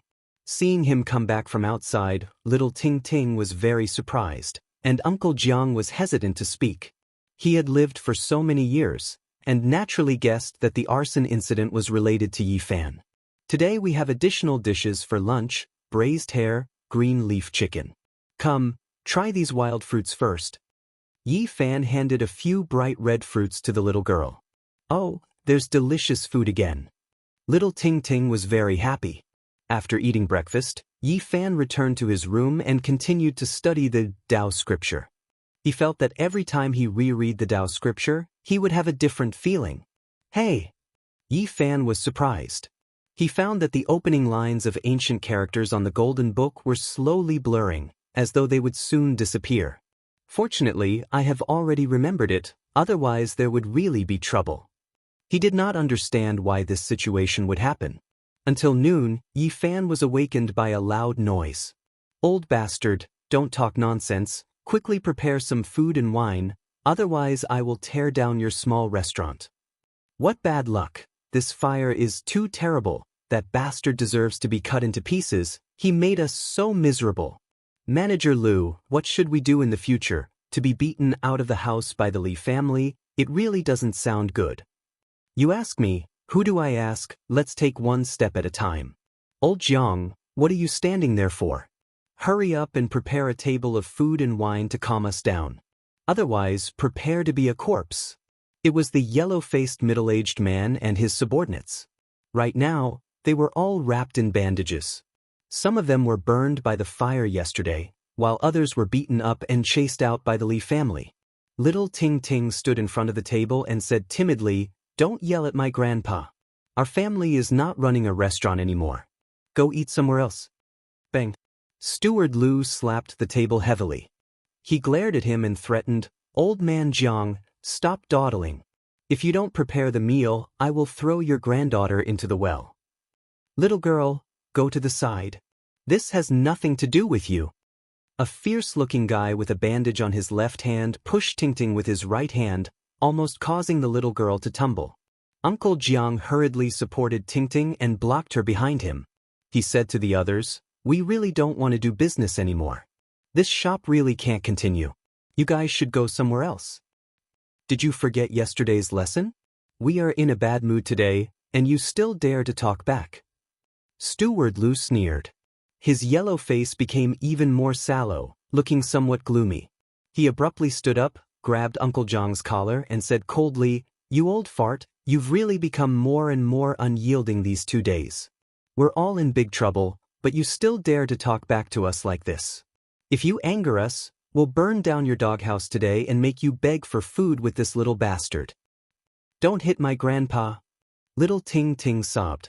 She was only 5 years old, and she was too short to reach Steward Lu's arm. She could only hug one of his legs and begged, "I beg you, let go of my grandpa, he is already over 70 years old." Steward Lu's hand grabbed Uncle Jiang's collar tightly. Although he was burned, he wasn't someone an old man like Uncle Jiang could compare to. The old man's neck was a little bruised, and his wrinkled face was red from the suffocation. He started coughing violently. Little Ting Ting's eyes were filled with tears. She hugged Steward Lu's leg and cried anxiously and pitifully, "I beg you, let go of my grandpa, he can't breathe." Sob sob, "My grandpa is already over 70 years old, don't pinch him, let go of him." Little Ting Ting shook Steward Lu's leg with all her might, but no matter how much strength she had, it was of no use. "Little girl, stay at the side." Steward Lu raised his leg forcefully, causing Little Ting Ting to tumble. He then raised his leg to kick her. When Yi Fan rushed into the small restaurant from the backyard, he happened to see this scene. He grabbed the teapot on the table and threw it, smashing it heavily onto the leg that Steward Lu had just raised. Then, he quickly rushed over and pulled Little Ting Ting up. "Big brother." Little Ting Ting pouted and called out timidly.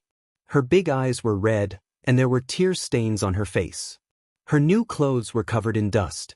Yi Fan's hair stood up in anger. It was as if there was a fire burning in his body. He immediately pushed Steward Lu's hand away and rescued Uncle Jiang.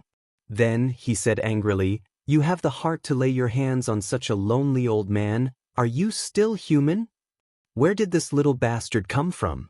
How can you speak like that?" The people at the side couldn't take it anymore. They all stood up and stared at Yi Fan with hostility. Steward Lu's yellow face was incomparably gloomy. He looked down at Yi Fan from above and said, "Little bastard, you're still so young, yet you want to fight for justice like an adult. In a bit, I'll throw you into the gutter. Let's see if you still dare to shout like that." Uncle Jiang's neck was bruised, and his face was flushed red.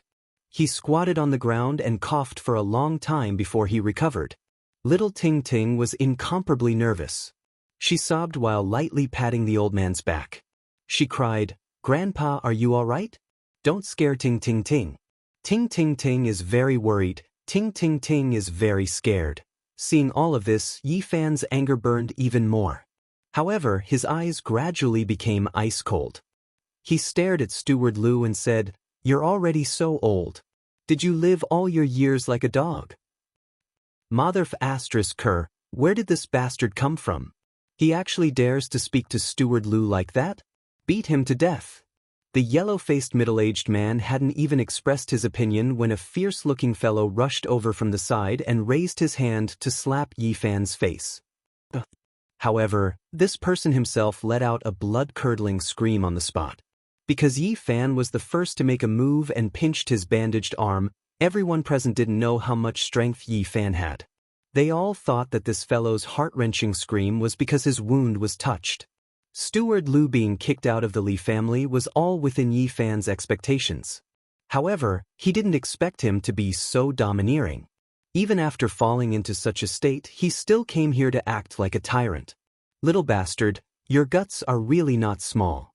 Steward Lu sneered and stretched out his hand to slap Yi Fan's face. His movement wasn't fast. He wanted to humiliate Yi Fan. Pa! Yi Fan swung his palm and with a pa sound, Steward Lu was sent flying.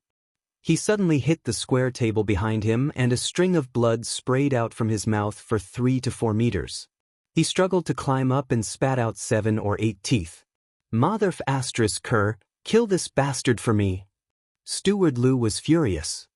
His yellow face was almost distorted and his eyes were about to spit out fire.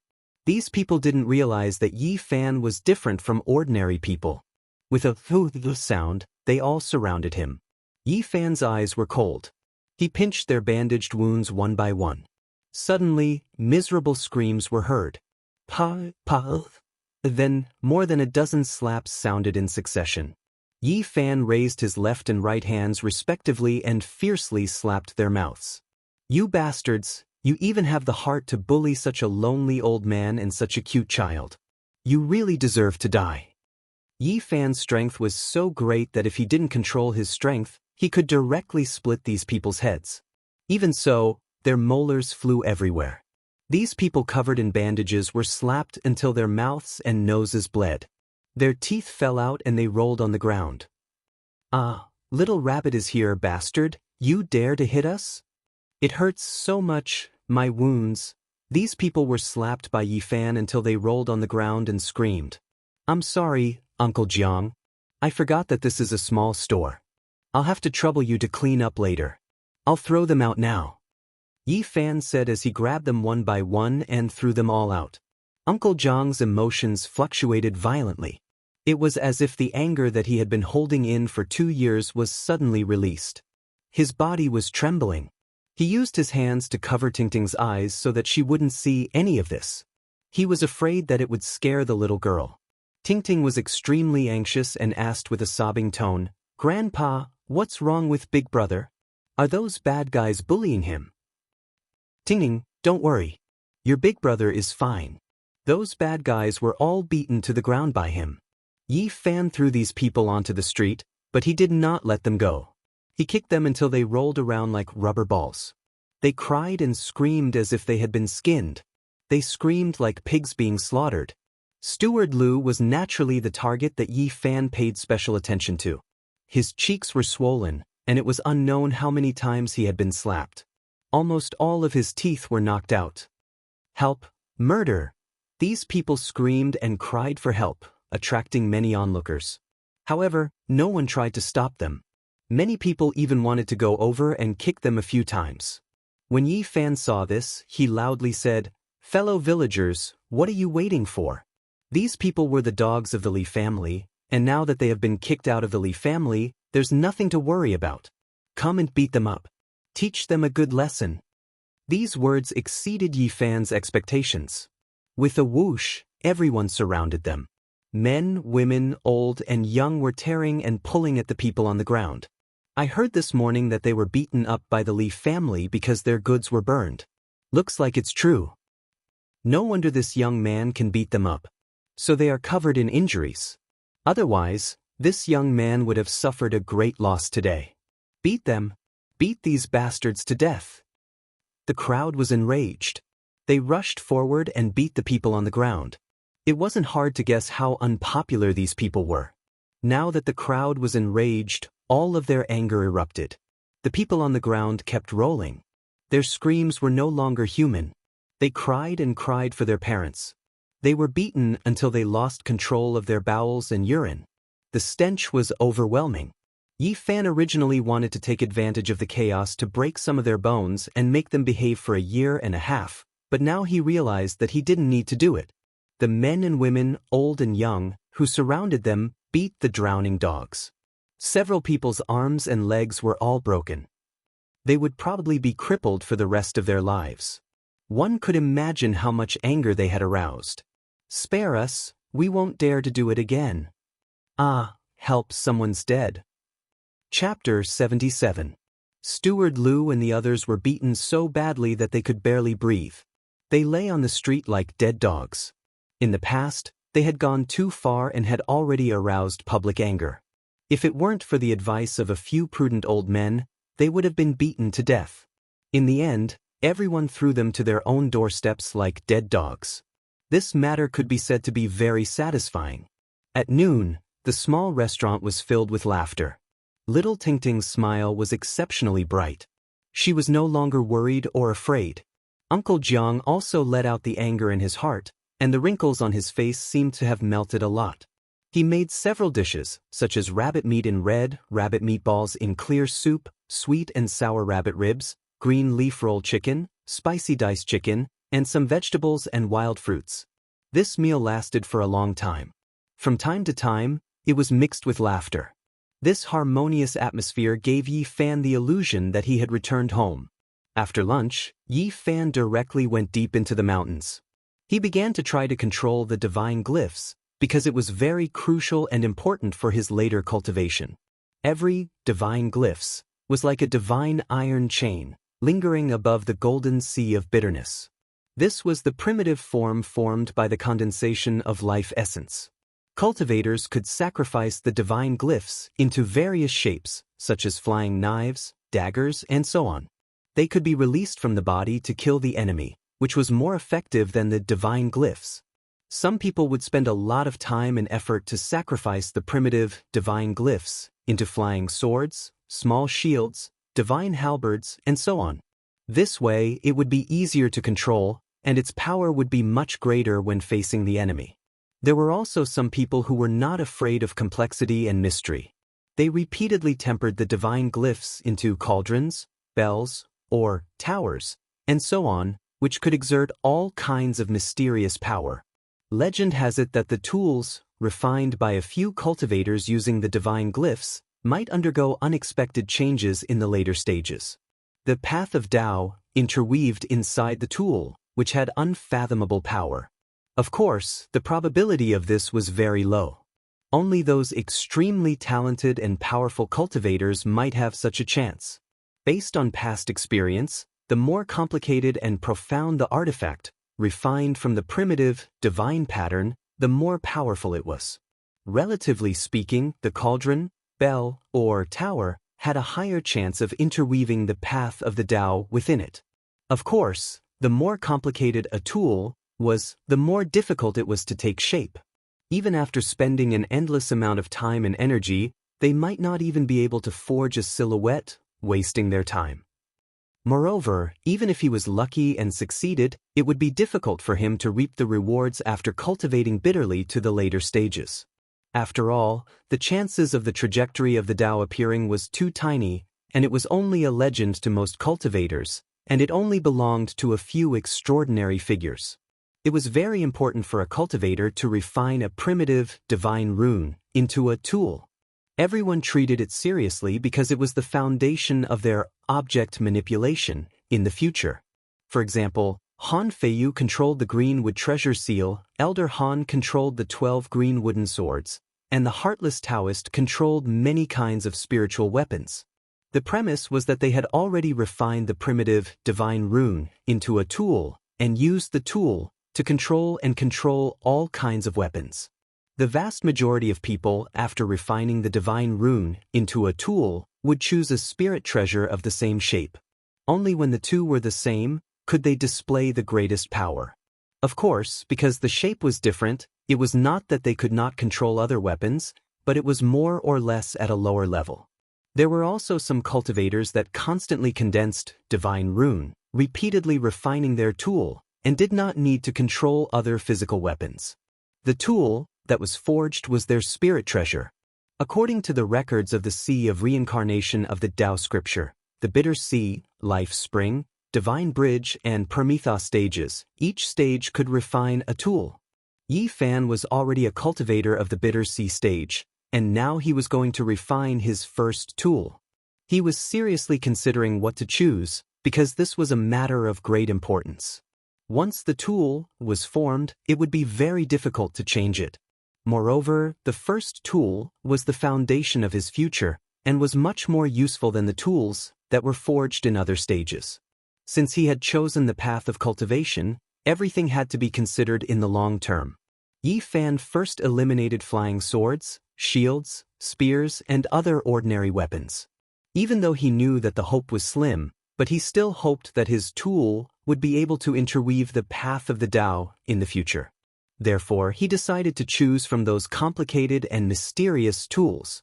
Just what should I choose? Yi Fan seriously and carefully considered for a long time, and finally his eyes lit up. Finally, he made a clear choice. He decided to refine his divine rune into a cauldron. This was not an impulsive decision, but a decision that Yi Fan had made after careful consideration.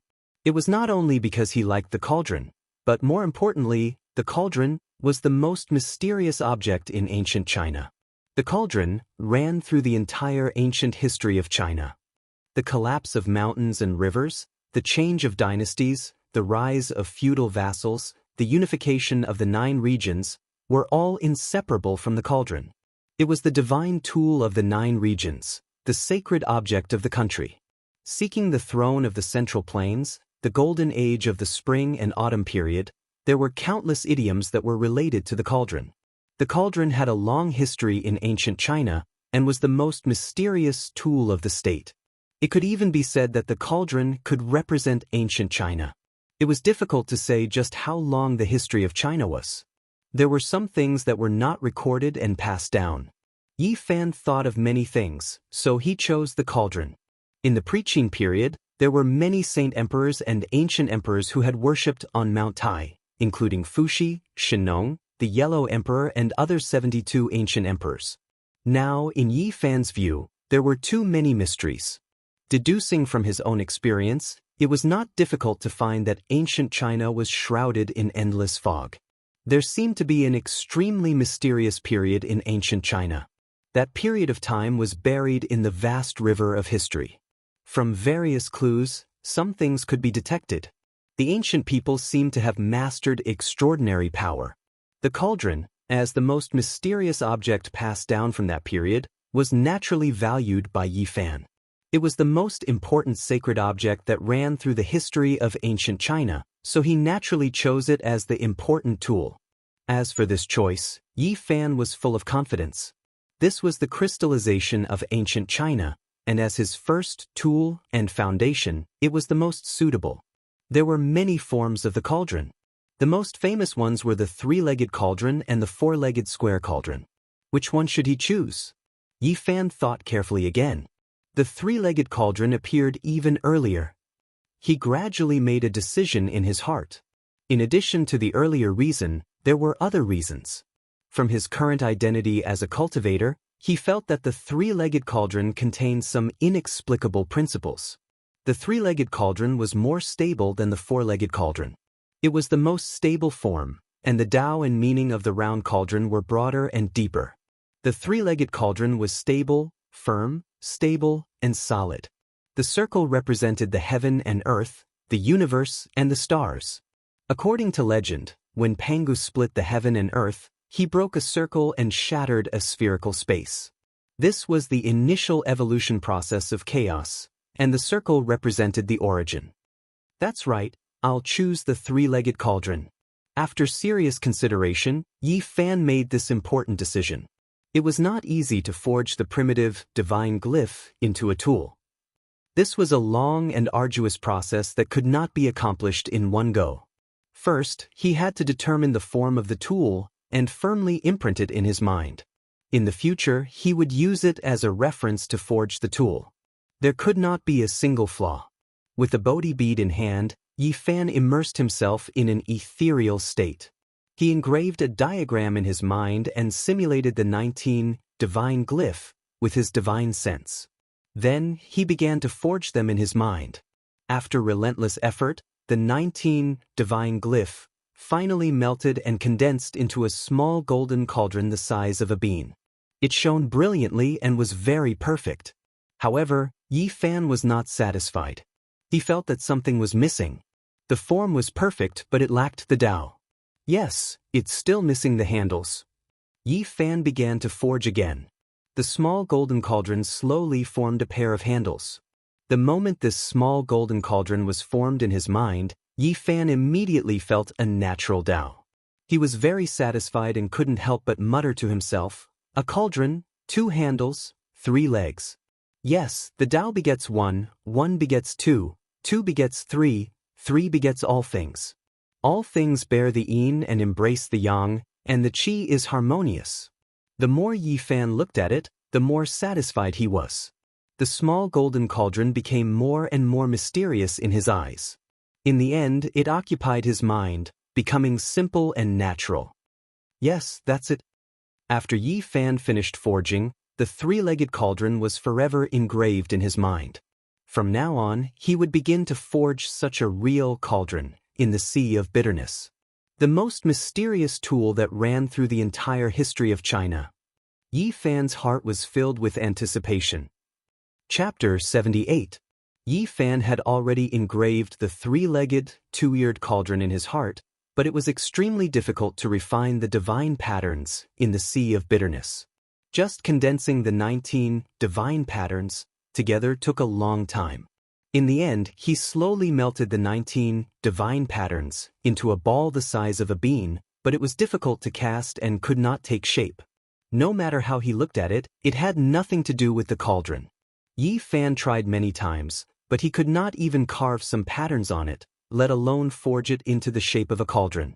Sacrificing a cauldron was indeed difficult. However, he was not anxious. After all, this was just the beginning, and there would be time to polish it in the future. This would be a long and difficult process, not only for him but for others. The sky darkened. Yi Fan hunted a badger and walked back. Returning to the small restaurant, he had just sat down when the old man laid out a table full of food and wine. The fragrance was alluring. Little Ting Ting had changed into a new set of clothes. Her rosy little face was filled with a sweet smile, revealing 2 cute little dimples. The little girl's definition of happiness was very low. As long as she could eat and not be bullied, she would be very satisfied. Moreover, she had new clothes to wear now. Today, the Li family is on high alert. They have gathered many strong men, as if they are guarding against something, Uncle Jiang said at the dining table. "What's going on?" Yi Fan asked. "The Li family has an enemy who lives dozens of miles away. There are also people in the family who are cultivating outside. They are both strong local families, and the 2 families have never been on good terms. The Li family suspects that the other party set fire to more than 10 carts of goods. Today, they sent people to investigate, but in the end, a steward was detained. The rest were beaten half to death and rushed back." Yi Fan immediately chuckled and said, "I originally wanted to torment them, but now it's even easier. This time, I guarantee that they will not be able to take care of themselves and will no longer have the mind to suspect others. Let the 2 families in the same village suspect each other." After asking about the situation in detail, Yi Fan quietly snuck out of the small town at night and went straight to a villa dozens of miles away. He snuck in without a sound. Although there were people in the family who were cultivating outside, there was no such person in the family at the moment. To Yi Fan, it was as if he didn't exist. After more than an hour, he found a person tied up tightly in a woodshed. "Is that Steward Zhang?"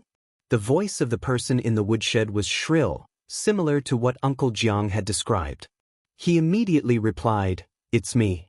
For you, Steward Zhang, I'm here to save you." Yi Fan walked over and broke the rope on his body, saying, "Your family's young master went down the mountain from the misty paradise. This time, he is going to completely destroy the Wang family." "What?" Steward Zhang seemed to be very surprised and said, "Who are you?" Yi Fan's voice immediately turned cold as he said, "Calm down. Your family's young master has invited a few martial brothers, and I am one of them." "Greetings, great immortal old master." Even though Steward Zhang could tell that the other party was young, after learning that the other party was a cultivator, he immediately kowtowed like a bug. "No need to kowtow.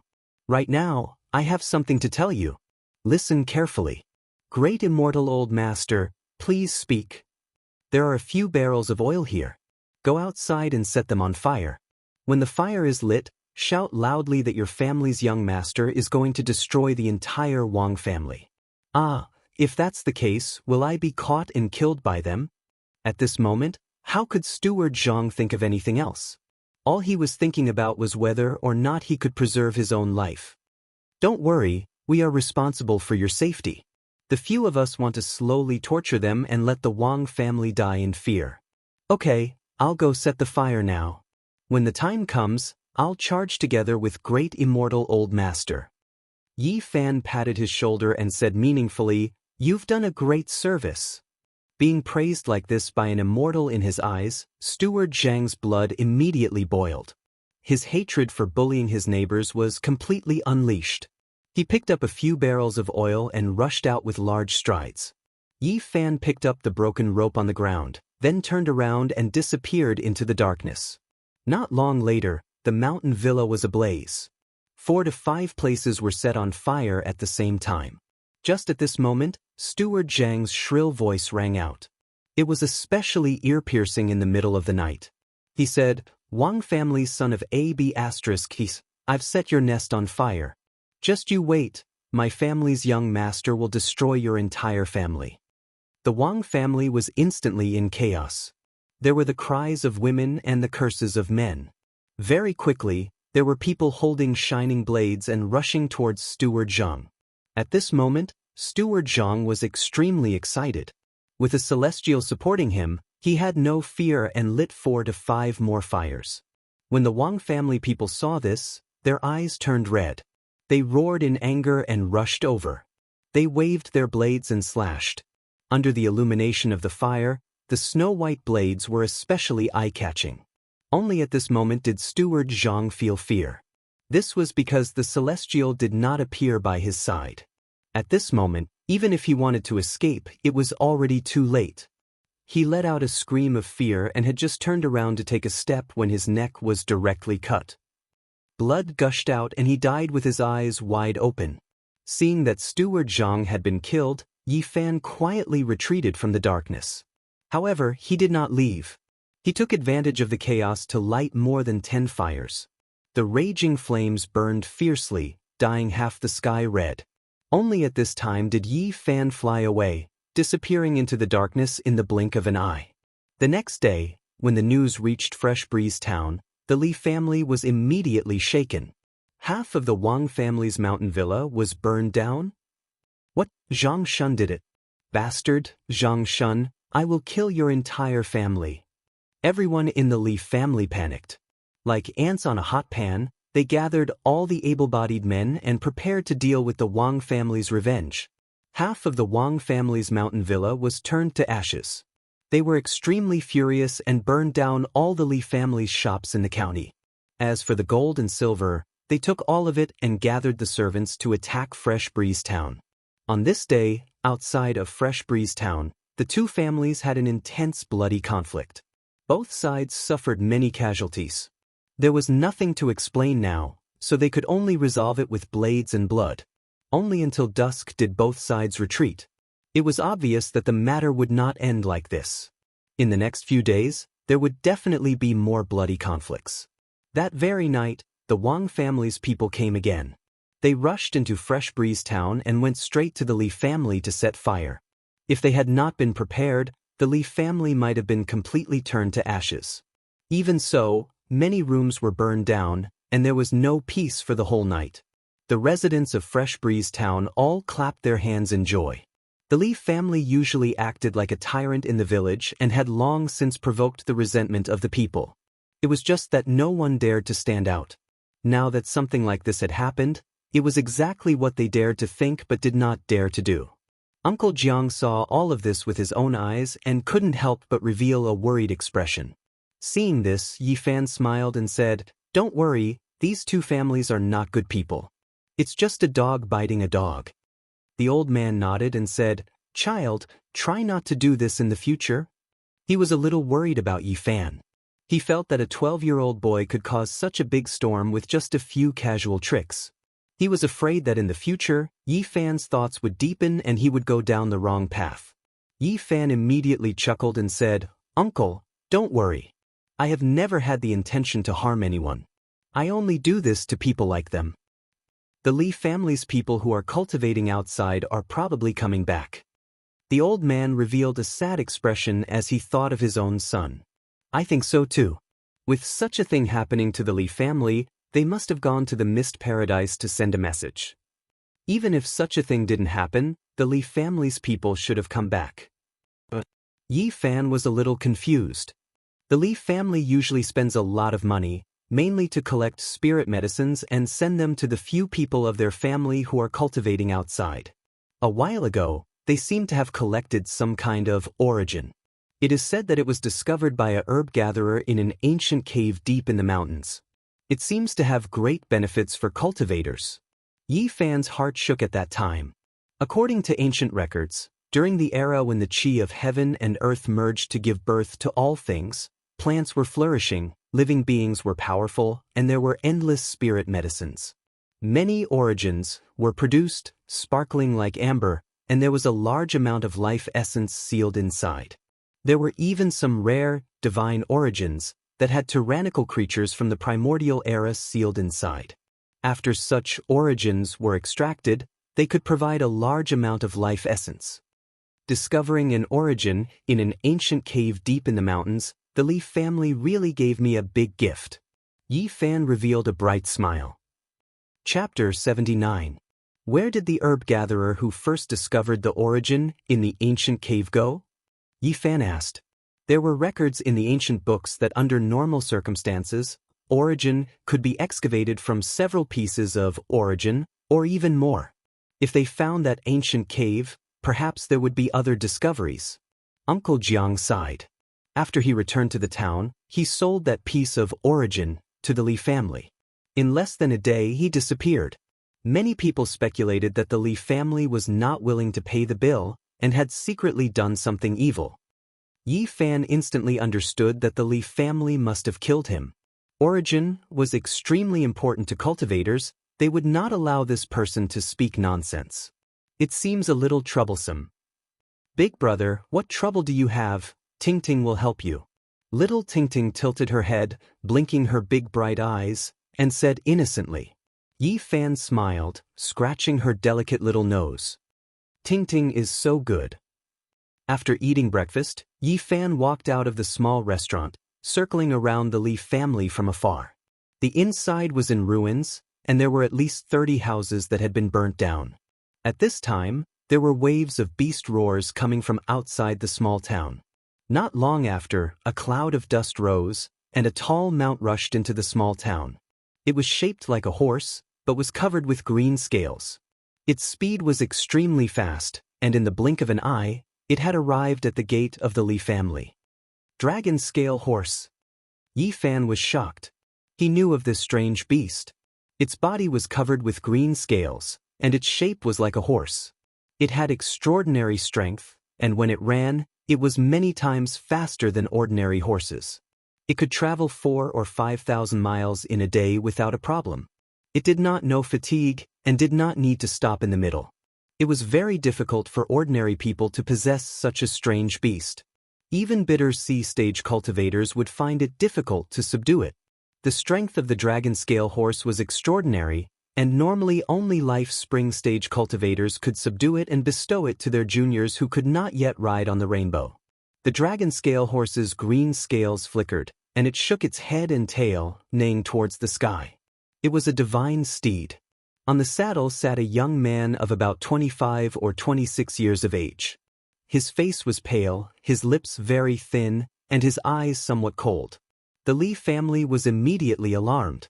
The door was opened, and someone shouted and ran inside to deliver a message. Young master is back. Yi Fan relaxed.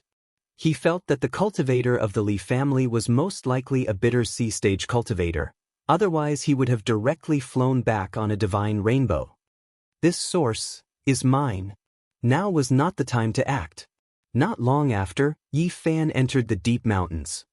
This time, he looked into the golden book in the sea of bitterness and found that the words at the beginning were even more blurred, as if they were really going to disappear completely.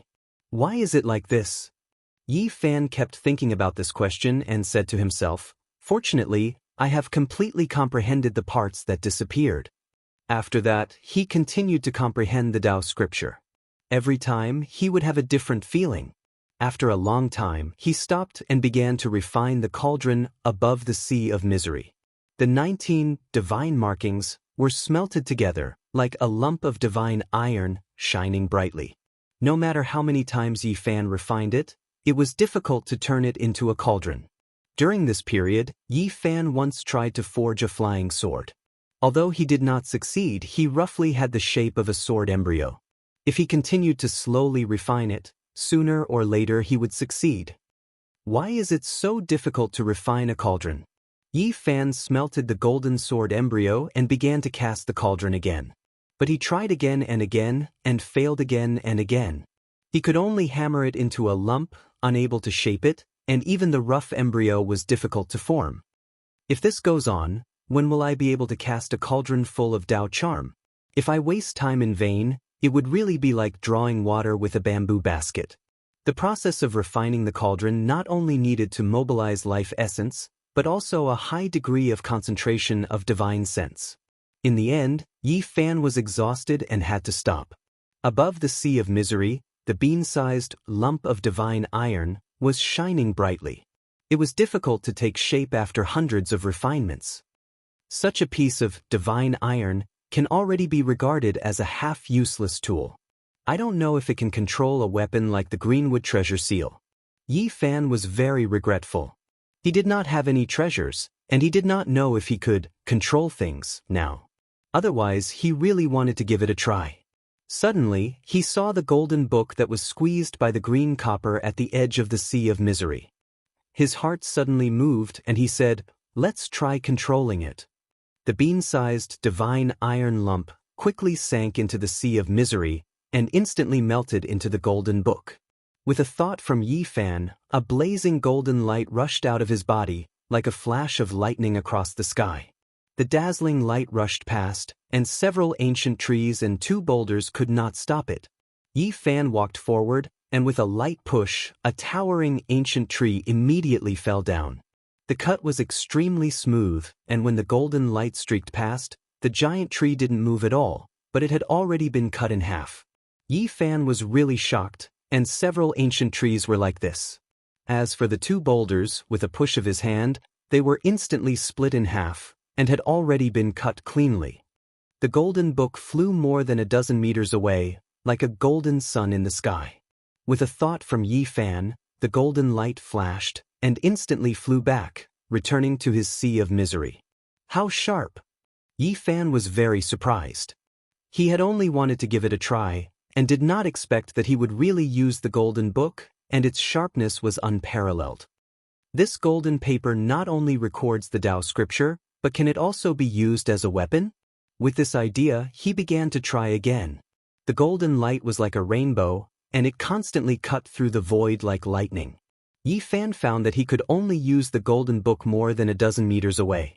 Beyond this range, it was difficult for him to control it. The Tao scripture is one of the most mysterious ancient scriptures in the Eastern Barren Territory. This golden page must be extraordinary. I also have a weapon, and its power must be incomparably sharp when facing the enemy. Yi Fan gradually became more confident. If even a page is like this, then the green copper must be even more terrifying.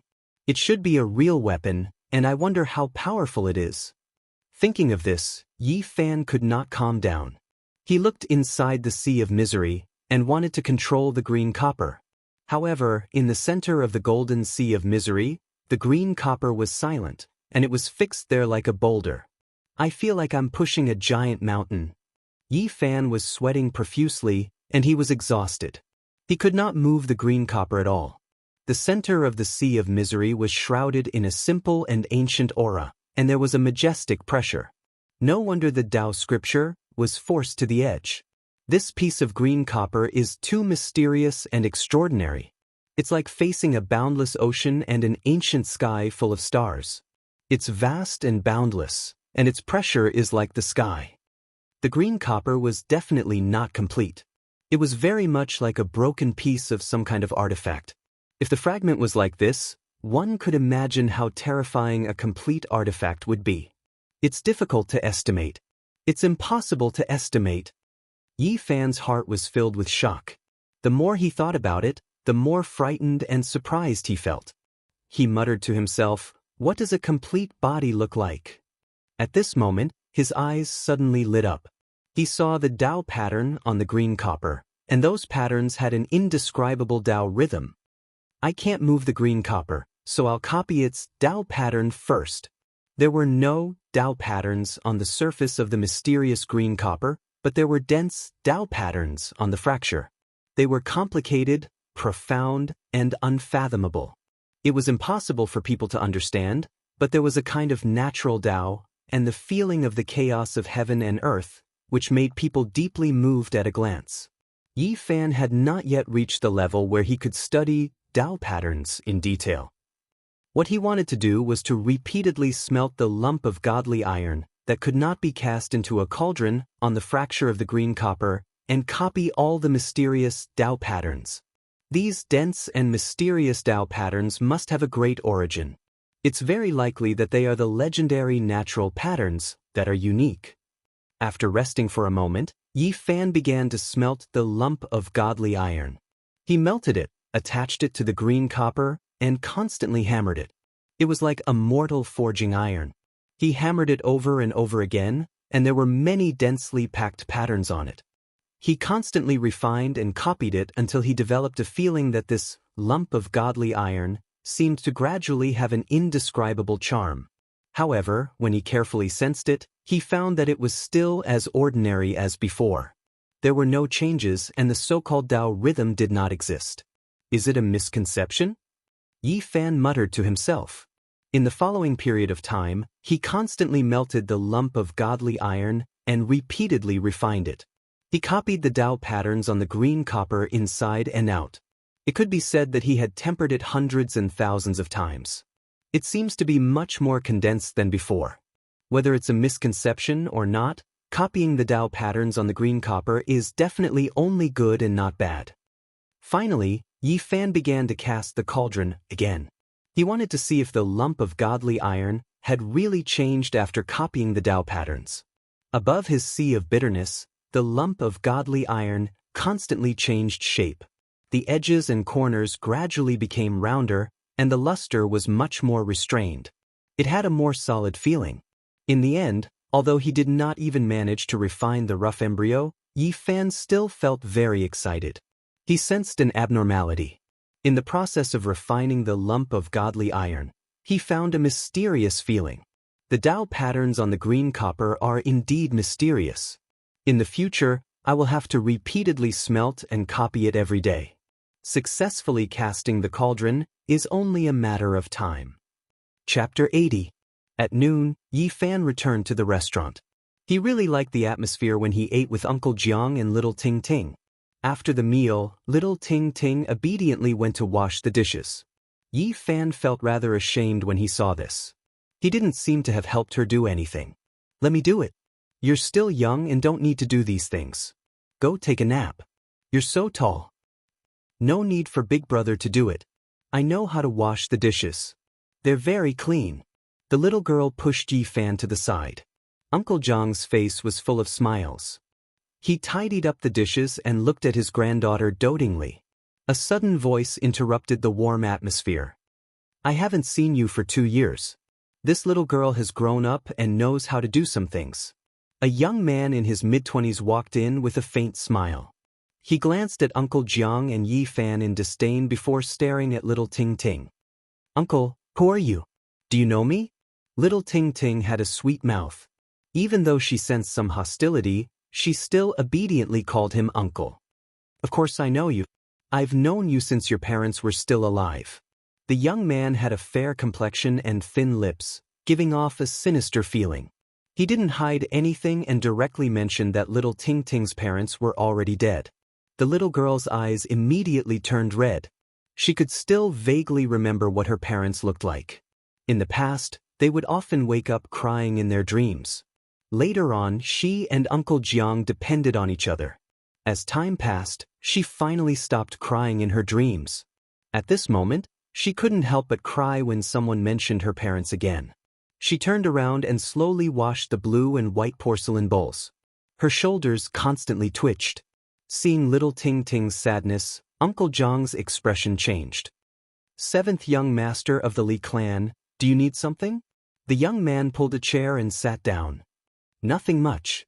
I'm just a nostalgic person, so I came to see how you two are doing. Uncle Zhang's expression was indiscernible as he replied, thanks to seventh young master's blessings, we are barely able to survive. Yi Fan didn't say anything. He had already recognized this person. It was the young man on the dragon-scaled horse this morning. Why do I feel a wave of resentment? Old Jiang, are you jealous of me? The young man looked down with a cold smile. This person had entered the hazy mist grotto heaven at the same time as little Ting Ting's father. Due to his limited aptitude, he was left far behind by Ting Ting's father. Moreover, he had done evil deeds and was taught a harsh lesson by Ting Ting's father. As a result, he was filled with jealousy and hatred. After Ting Ting's parents passed away, he was the one who ordered the Li family to seize Uncle Zhang's restaurant and inn, forcing the grandmother and granddaughter to the brink of death. How could I dare to hate the seventh young master? There's no such thing. The young man's lips were very thin, giving off a very unkind feeling. He said, there are some things that don't need to be bottled up in your heart. If you're jealous, why don't you spit it out? Otherwise, anger will harm your body. You're already over 70 years old, and you don't have many years left to live.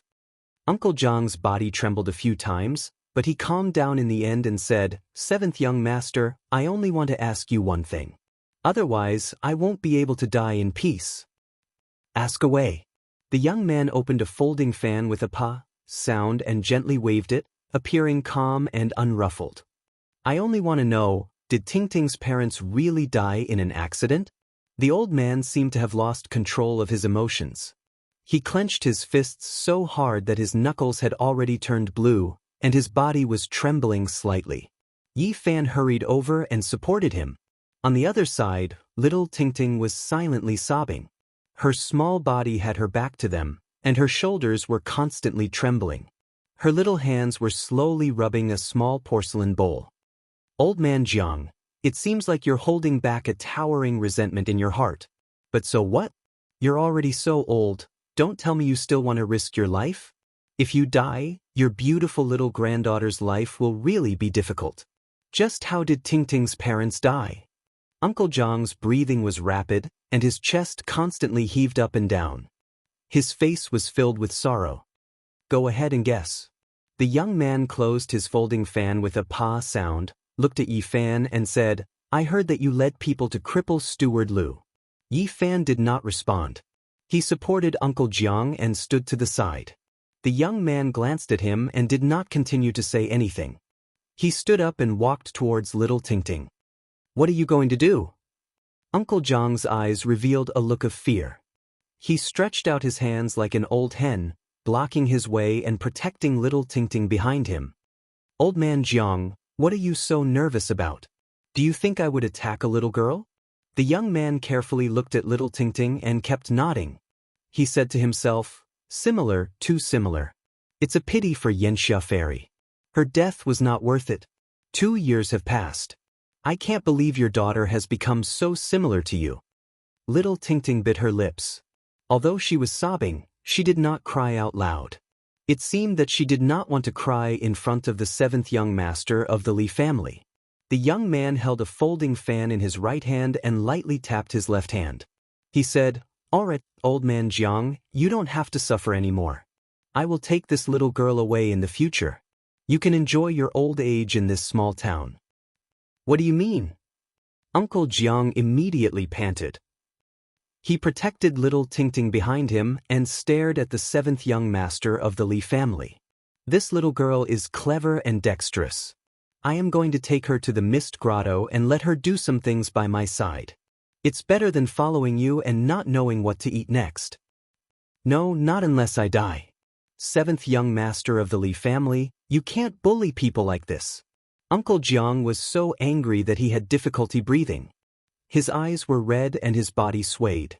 Yi Fan hurriedly supported him. Grandpa, are you okay? Don't scare Ting Ting. Little Tingting hugged the old man's thigh. Her little face was filled with worry and fear as tears continuously fell. The young man mocked, "Old man Jiang, do you have to be so angry? You have to understand that after leaving you, she will live a different life. In the future, she might even shine in the mist grotto." Uncle Jiang panted heavily. After a long time, he finally calmed down and begged, "Seventh young master, please let us go." "What are you saying?" The young man's expression darkened and became very cold. He said, "You don't even want to enjoy your old age in peace. You really don't know what's good for you." "I will always be with Grandpa." Little Tingting's eyes were red and swollen. She tightly hugged Uncle Jiang's thigh. "This time, I still have something important to do. I must return to the Mist Grotto tomorrow. In a few days, I will personally take her away." After saying this, the Li clan's seventh young master turned around and looked at Yi Fan. He said, "If you want to beat a dog, you have to look at its owner. Although it is a dog that was chased out, it cannot be bullied by outsiders." At this point, he lightly patted Yi Fan's shoulder and said, "Impulsive people will not live long." Bang! Yi Fan immediately sat on the ground. Traces of blood flowed out from the corner of his mouth. The chair behind him had been smashed into pieces. The young man glanced at him, sneered, and swaggered away. "Child, what's wrong?" Uncle Jiang was shocked and angry. He hurriedly went to support Yi Fan. "Big brother." Little Tingting's face also revealed a frightened expression. She used her little hand to help Yi Fan wipe the blood from the corner of his mouth. Seeing the Li clan's seventh young master leave, Yi Fan quickly stood up and said, "I'm fine." "Really?" The old man was skeptical. Little Tingting also had a nervous expression. She asked, "Big brother, are you really fine? Your mouth is bleeding. Something almost happened. Are you okay?" Uncle Jiang revealed a worried expression again. "You misunderstood me. I said I almost couldn't help but attack. I'm fine. However, this person is really ruthless. If it was a normal person, they would die in less than half a month. It was us two who implicated you. If it was you, you wouldn't have suffered like this." Uncle Jiang blamed himself. "Uncle, don't say that. The blood just now was forced out by me." Yi Fan chuckled and said, "Speaking of which, I still have to thank this Li clan's seventh young master. Because he gave me a great opportunity, he came here personally to tell me when to leave." "Do?" Uncle Jiang revealed a doubtful expression. There's no need for such a ruthless person to stay in this world. He actually wanted to take Tingting away. Not even in his next life. That night, Yi Fan kept an eye on the Li clan's movements. He left the small town late at night and stood guard on the mountain road 20 miles away. This was the only way to get to the outside world from the windy town. The moonlight was hazy, and a dark cloud floated by. The forest instantly became dark. The roars of unknown beasts didn't stop, and the forest seemed a bit eerie and scary at night. In the latter half of the night, the mountain road shook and the heavy sound of horse hooves could be heard. Under the dim starlight, a dragon scale horse with shining green scales rushed over like a ray of green light. Yi Fan waited quietly until the dragon scale horse came close. Suddenly, a blazing golden light shot out from his body. It was especially bright in the darkness, like a scorching sun in the sky. Pfft. Blood splattered, and a miserable cry came from the dragon scale horse. However, that person didn't fall off the horse. Yi Fan was startled. He quickly turned the golden book around and slashed. Pooh! The dragon scale horse was split into two halves. The corpse fell heavily to the ground, and the person on it flew more than 20 meters away before falling to the ground. Pfft. A silver light flashed, and a half-foot-long silver spear dashed towards Yi Fan like a bolt of silver lightning. Clang! With a flash of golden light, Yi Fan's golden book slashed on the silver spear. The half-foot-long spear was immediately cut in half and fell to the ground. Not far away, the person who fell off the dragon scale horse quickly jumped up and was about to rush into the forest. At this time, Yi Fan attacked again.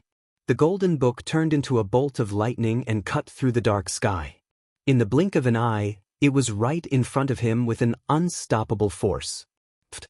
The man's left leg was cut in half. Ah, That person finally let out a miserable scream and rolled on the ground. Only now did Yi Fan let out a sigh of relief. He cautiously approached. This was his first time ambushing an enemy, and he couldn't help but be a bit nervous at first, which made him lose some of his accuracy. Li Clan's 7th young master, we meet again. The young man who was rolling on the ground with blood flowing everywhere was pale. When he saw that it was Yi Fan, he almost couldn't believe it and exclaimed, "How come it's you? What's wrong?" Yi Fan's expression was calm as he looked at him from a distance. "I didn't expect it to be you, little brat. I was really wrong." The Li Clan's 7th young master's face was full of pain and anger. It was a frightening sight. "Thank you, 7th young master, for giving me such a great fortune." Yi Fan stood in the distance with a faint sneer on his face. The Li Clan's 7th young master's body was shaking. At this moment, he was filled with despair and anger. How did Tingting's parents die? At this point, Yi Fan's tone turned cold. With a flash of golden light, the golden book dashed out at lightning speed. Puff puff. With 2 soft sounds, the Li Clan's 7th young master's arms fell off. Yi Fan was still a bit worried, so he once again summoned the golden rainbow and gently drew on the sea of suffering. "Little brat, even if I become a ghost, I won't forgive you. Why do people always say such useless things?" Yi Fan walked in front of him and said, "You bastard, you've done so many evil deeds and have no conscience. Today is your retribution. I will slowly serve you." But Yi Fan's palm slapped over and sent him flying 4 to 5 meters away. The Li Clan's 7th young master's eyes were spewing fire. Yi Fan walked over and stepped on the relatively smooth face. "The heavens are watching what people do. You think you can live a free and unfettered life after committing so many evil deeds?" Chapter 81. When Yi Fan sees the old, the young, the sick, the disabled, and the helpless, his heart will always feel sour. However, when he sees those who bully the weak and commit crimes, he will become emotionless and his heart will turn cold. It may seem contradictory, but it is the result of his true personality. Excessive compassion and coldness exist at the same time. He doesn't know which one he is more inclined to. For example, right now, he is absolutely emotionless and without the slightest bit of pity. Stepping on the 7th young master's face, he said in a cold voice, "If you don't want to suffer, then answer my questions. Or else, you will understand the consequences." "Little bastard," bang. Yi Fan kicked him away. The 7th young master's teeth all fell out, his white and tender cheeks were completely swollen, and his nose and mouth were bleeding. "Looking at your soft and tender skin, you are just like a eunuch. If you don't want to talk, then I will fulfill your wish and make you live up to your name." Yi Fan once again took out the golden book. Like a ray of rainbow light, it shined brightly in the darkness. What do you dare to do?" The 7th young master of the Li clan was terrified. "I want you to be a eunuch." "No, I'll tell you everything." The 7th young master's face was deformed from fear. To a man, this is worse than death. "Useless thing." Yi Fan sat on a rock not far from him and quietly listened to him talk about the past. Tingting's parents really were killed by the Li clan's cultivators.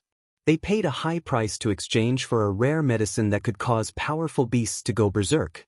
Without anyone noticing, they used it on Tingting's parents. In the end, when they went out to collect spiritual medicine, they were torn to pieces by the terrifying lightning birds. Of course, there were also some dirty deals and shady tricks, which made people feel indignant.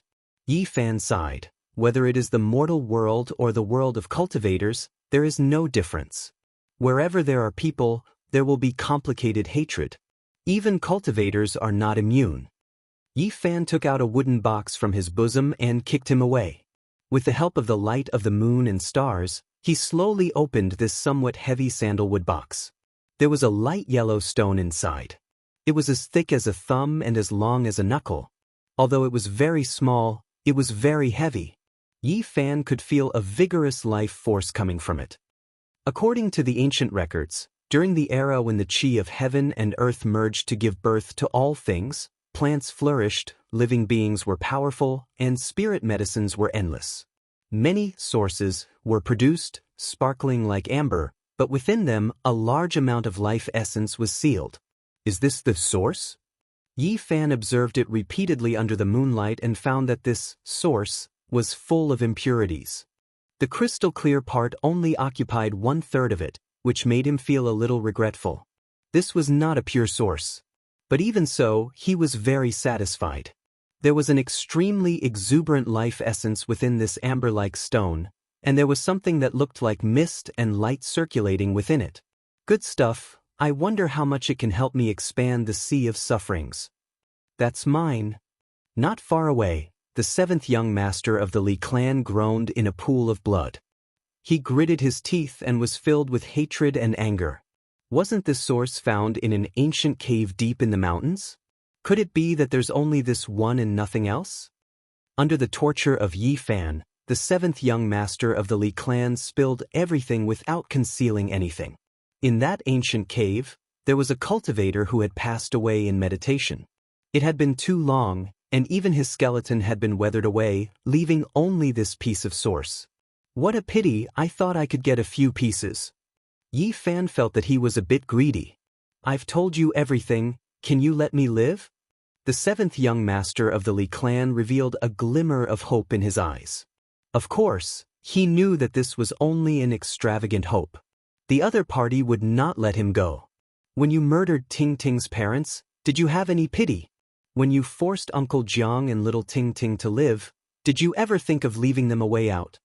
Yi Fan kicked him away and said, I'll give you a chance to end your own life so that you don't have to suffer. I haven't killed anyone yet, I don't want to stain my hands with blood.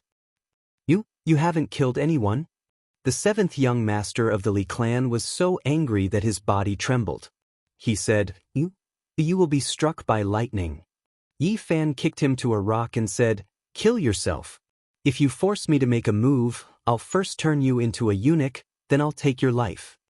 At this moment, the 7th young master of the Li clan was so aggrieved that he was about to go crazy. This way of dying was too stupid.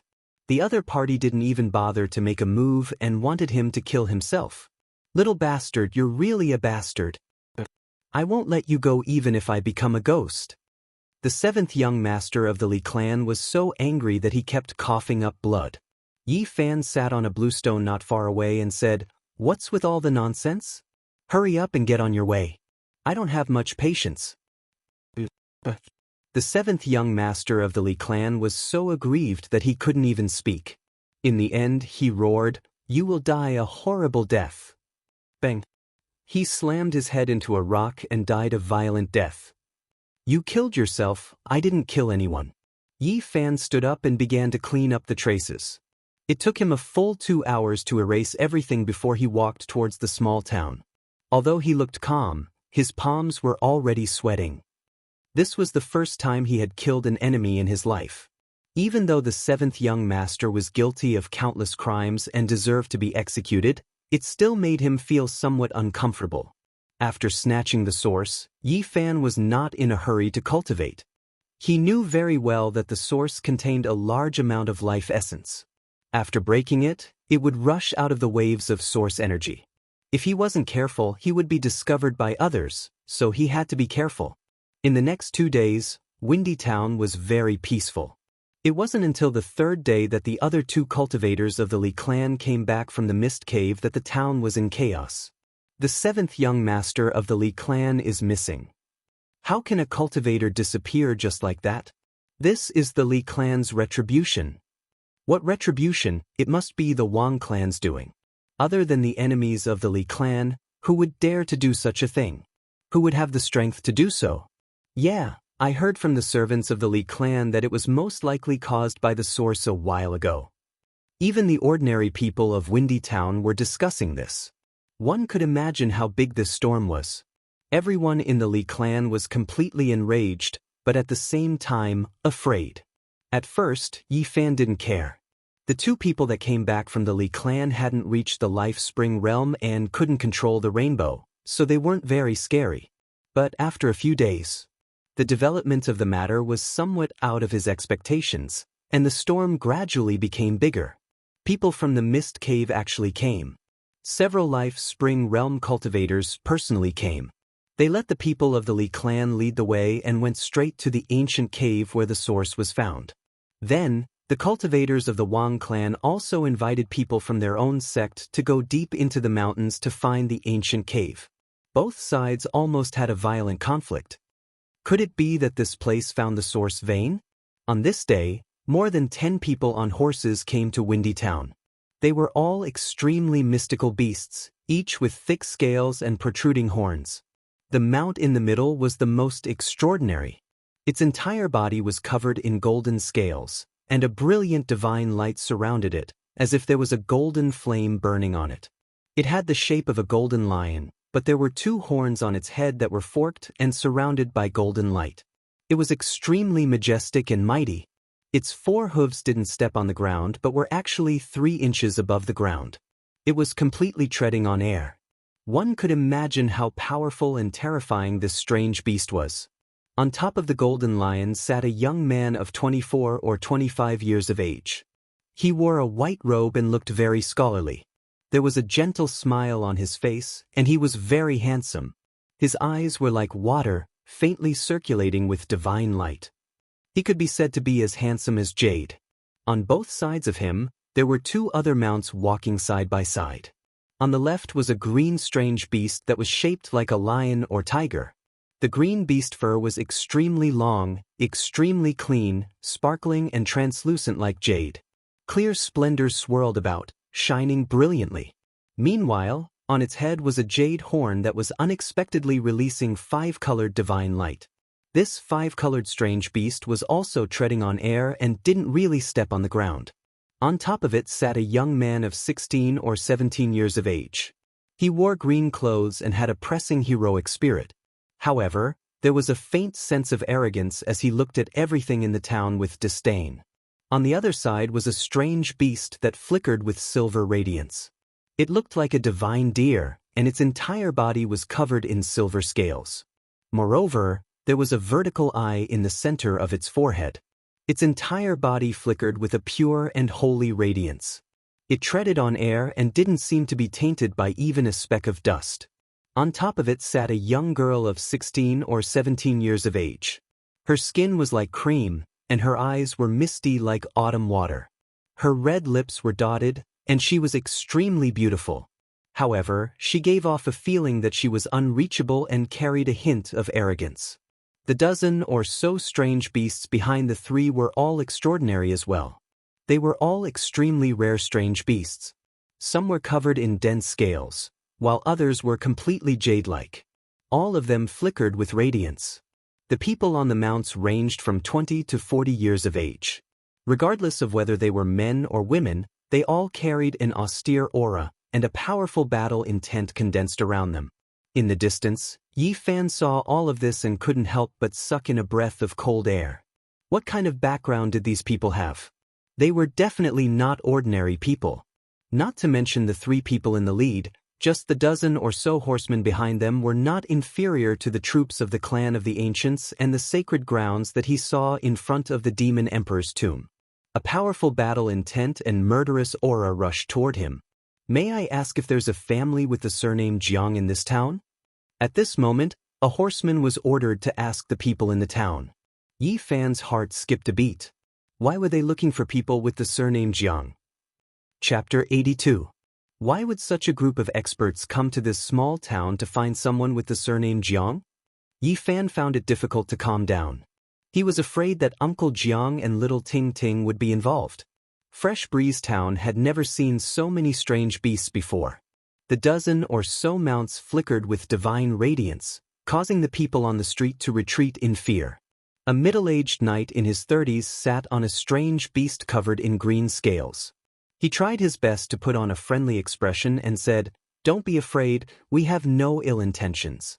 We just want to know if there is anyone with the surname Jiang in this town." Although he tried his best to appear calm, these people were obviously experienced knights who had experienced countless battles. They had been tempered by blades and blood, so they naturally emitted a murderous aura that would cause ordinary people to tremble in fear. An old farmer pointed at the western street. His lips trembled as he mumbled, "That street? The biggest house is there. Thank you. These people rode their beasts and slowly moved toward the western street of the small town. Not far away, Yi Fan felt relieved. So there were other families with the surname Jiang in this town. He quickly rushed toward the eastern street and soon returned to the small restaurant. Uncle Jiang, child, what happened? The old man walked out from the kitchen. Little Ting Ting washed a plate of bright red wild fruits and obediently brought it over.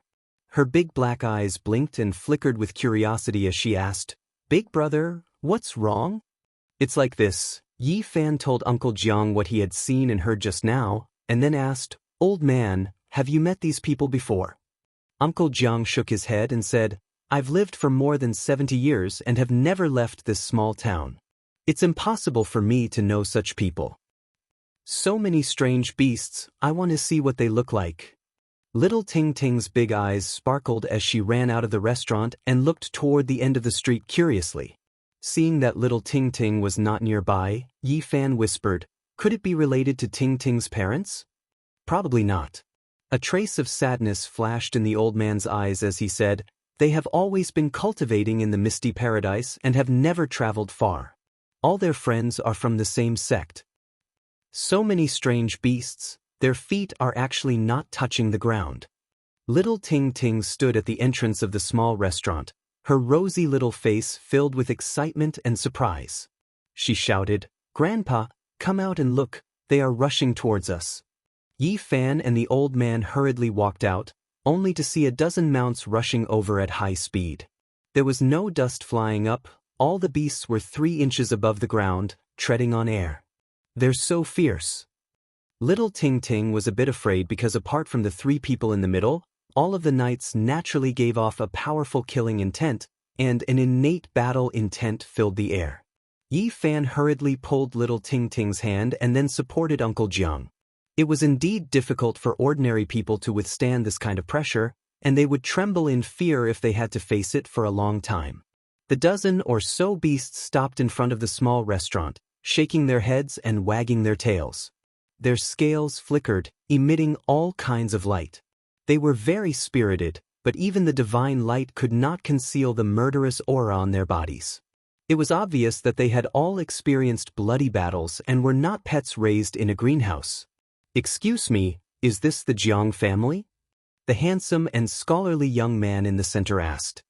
His clothes were whiter than snow, and his eyes were as clear as water, occasionally flowing with a bit of divine light. He sat upright on the golden divine hoe, exuding an otherworldly temperament, very different from those knights filled with killing intent. Uncle Jiang's wrinkled face was filled with doubt. He said, "Yes, what business do you all have?" The old man was already over 70 years old. His face was engraved with the passage of time, and there were many wrinkles on it. Even his old eyes were a bit turbid. Seeing how old he was and how he looked like he had 1 foot in the grave, the 16 or 17-year-old young man sitting on the 5-colored beast immediately frowned and said, "This is just an ordinary old man from the countryside who is about to die. He can't be the person we're looking for." The young man on the golden divine hoe glanced at him. The young man on the 5-colored beast seemed to have some misgivings and stopped talking. "Uncle, have you always lived in the windy town?" "Yes, I've almost never traveled far," the old man answered truthfully. "Did your ancestors live here, or did they move to this town later?" The young man on the golden divine hoe continued asking. "My father's generation moved here, and I was born here. What do you all want?" Uncle Jiang was full of confusion. Hearing these words, the young man on the golden divine hoe immediately jumped down. His white clothes fluttered in the wind, and even his boots were spotless. He looked extraordinarily handsome and could be considered a rare handsome man. It was not an exaggeration to say that he was as handsome as jade. "Uncle, I would like to ask you some questions. I hope you can answer them." "I don't dare. If I know, I will definitely answer." Uncle Jiang was just an ordinary old man. He was in awe of these cultivators who came on strange beasts. Little Ting Ting was a bit nervous. She grabbed onto Yi Fan's hand tightly and leaned on him and the old man. She looked at the beasts and the riders with fear and curiosity. "Please forgive me. I want to ask, is your father still alive?" The white-robed man asked nervously. Uncle Jiang was confused at first, but he answered, "He passed away more than 50 years ago." What? The white-robed man was stunned. His jade-like face revealed a trace of shock, and he sighed. "I already said that this is just an ordinary old man." The young man on the five-colored beast revealed an impatient expression, as if he wanted to leave as soon as possible. "Shut up." The white-robed man turned around and glared at him. He then turned around and continued to ask, "Old man, please forgive me. Is your father called Xianxia?" "How did you know?" Uncle Jiang revealed a surprised expression. The young girl sitting on the divine deer revealed a surprised expression and said, "Looks like we really found him." She had a slender figure, and her skin was as white as jade. She was very beautiful, and there was a hint of arrogance between her brows, giving off a feeling that she was unreachable. The young man on the five-colored beast frowned and said, "How can such an ordinary old man from the countryside have the blood of our Jiang family? If he really is the descendant of great-grandfather Xianxia, how can he not know the cultivation method? He must have the same name. Old man, can you tell me in detail?" The white-robed young man's attitude was still very gentle. He went up to support Uncle Jiang and said, "Can we go in and talk in detail?" The riders all stood guard outside. The white-robed man supported Uncle Jiang and walked back to the small restaurant. The arrogant young man and the extremely beautiful young girl also followed in. Yi Fan saw that the other party had no ill intentions. He pulled little Ting Ting to the side and didn't say anything. "Are there any red moles on great-grandfather Jiangxia's left arm?" "There are 5. How do you even know this?" Uncle Jiang revealed a surprised expression. Great-grandfather Xianxia actually lived in seclusion in Yan country. I didn't expect him to pass away more than 50 years ago. The white-robed man sighed softly and said, "Old man, perhaps I should call you great-uncle." "No, no." Uncle Jiang saw that the other party actually bowed to him and hurriedly pulled the white-robed man up. The white-robed man turned around and said to the two behind him, "Why aren't you two greeting him?" "Greetings, great-uncle." The beautiful young girl bowed and glanced at Yi Fan and little Ting Ting at the same time. The young man was a little unwilling and mumbled, "Greetings, great-uncle."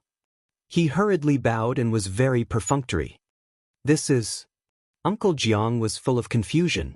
He didn't understand why they were like this. "Big brother, big sister, do you know my grandpa?" Little Ting Ting was also very confused. Her long eyelashes kept blinking, and her intelligent eyes were full of confusion.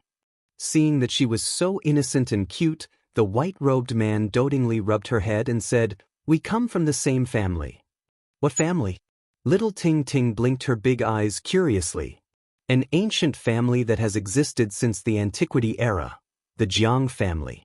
In the future, you will slowly understand how extraordinary our family is in the Eastern Barren Territory."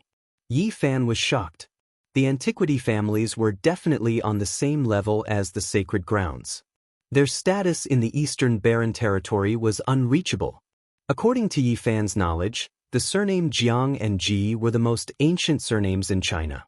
According to historical records, the surname Jiang was the descendant of the Yan Emperor. They got their surname from the Yan Emperor's birthplace. Shenong Residence's Jiangshui. Yi Fan was shocked. He didn't expect the surname Jiang to be so extraordinary even on the other side of the galaxy. Old Master Xianxia was extremely talented back then. His name had already spread far and wide at such a young age. Later on, his name shook the entire Eastern Barren Territory. With a stomp of his foot, he could move the clouds in all directions. I didn't expect. The white-robed man seemed to be very emotional. He could already tell that the old man's life wasn't very good. He didn't expect that the bloodline of a powerful expert would fall to such a state. The girl beside him was also confused. "Didn't old Master Xianxia teach you the cultivation method back then?" "What cultivation?" Uncle Jiang was confused by their words and said to himself, "I don't know what you're talking about." Many things happened back then. It's hard to explain in a short time. "Old man, are you willing to come with us?" The white-robed man said to the old man and then looked at Yi Fan and little Ting. "My surname is not Jiang. Ting Ting is Uncle Jiang's only granddaughter, Yi Fan explained hurriedly. The family leader's branch owes old Master Xianxia a lot, but the past will eventually come to light. I want to take you and Ting Ting back to the Jiang family. The old man was in a daze. Although he didn't understand everything, he understood the gist of it. He couldn't accept it. The girl beside him saw that little Ting was very cute and smiled. Ting Ting, do you have any wishes? Big sister can help you realize them immediately. I don't have any special wishes. I just want to be with Grandpa and Big Brother. Do you have any other wishes? Little Ting Ting tilted her head and thought seriously. Her voice was very tender. I want to be able to eat my fill every day and no one to bully me and Grandpa. Hearing this, the girl was startled. The white-robed man's expression changed. He asked in a deep voice, "Are you usually bullied?" Before Big Brother came, bad people came to bully us every day. Little Ting Ting's innocent words made everyone's expressions change. Old man, I forgot to ask. What about Ting Ting's parents? Uncle Jiang revealed a sad expression. I had a son in my later years, but in the end, I had to send him off. How could this happen? The girl's eyes widened. I don't know if they were killed by someone or if they really died by accident. At the side, little Ting Ting's eyes turned red when she heard this. Please elaborate.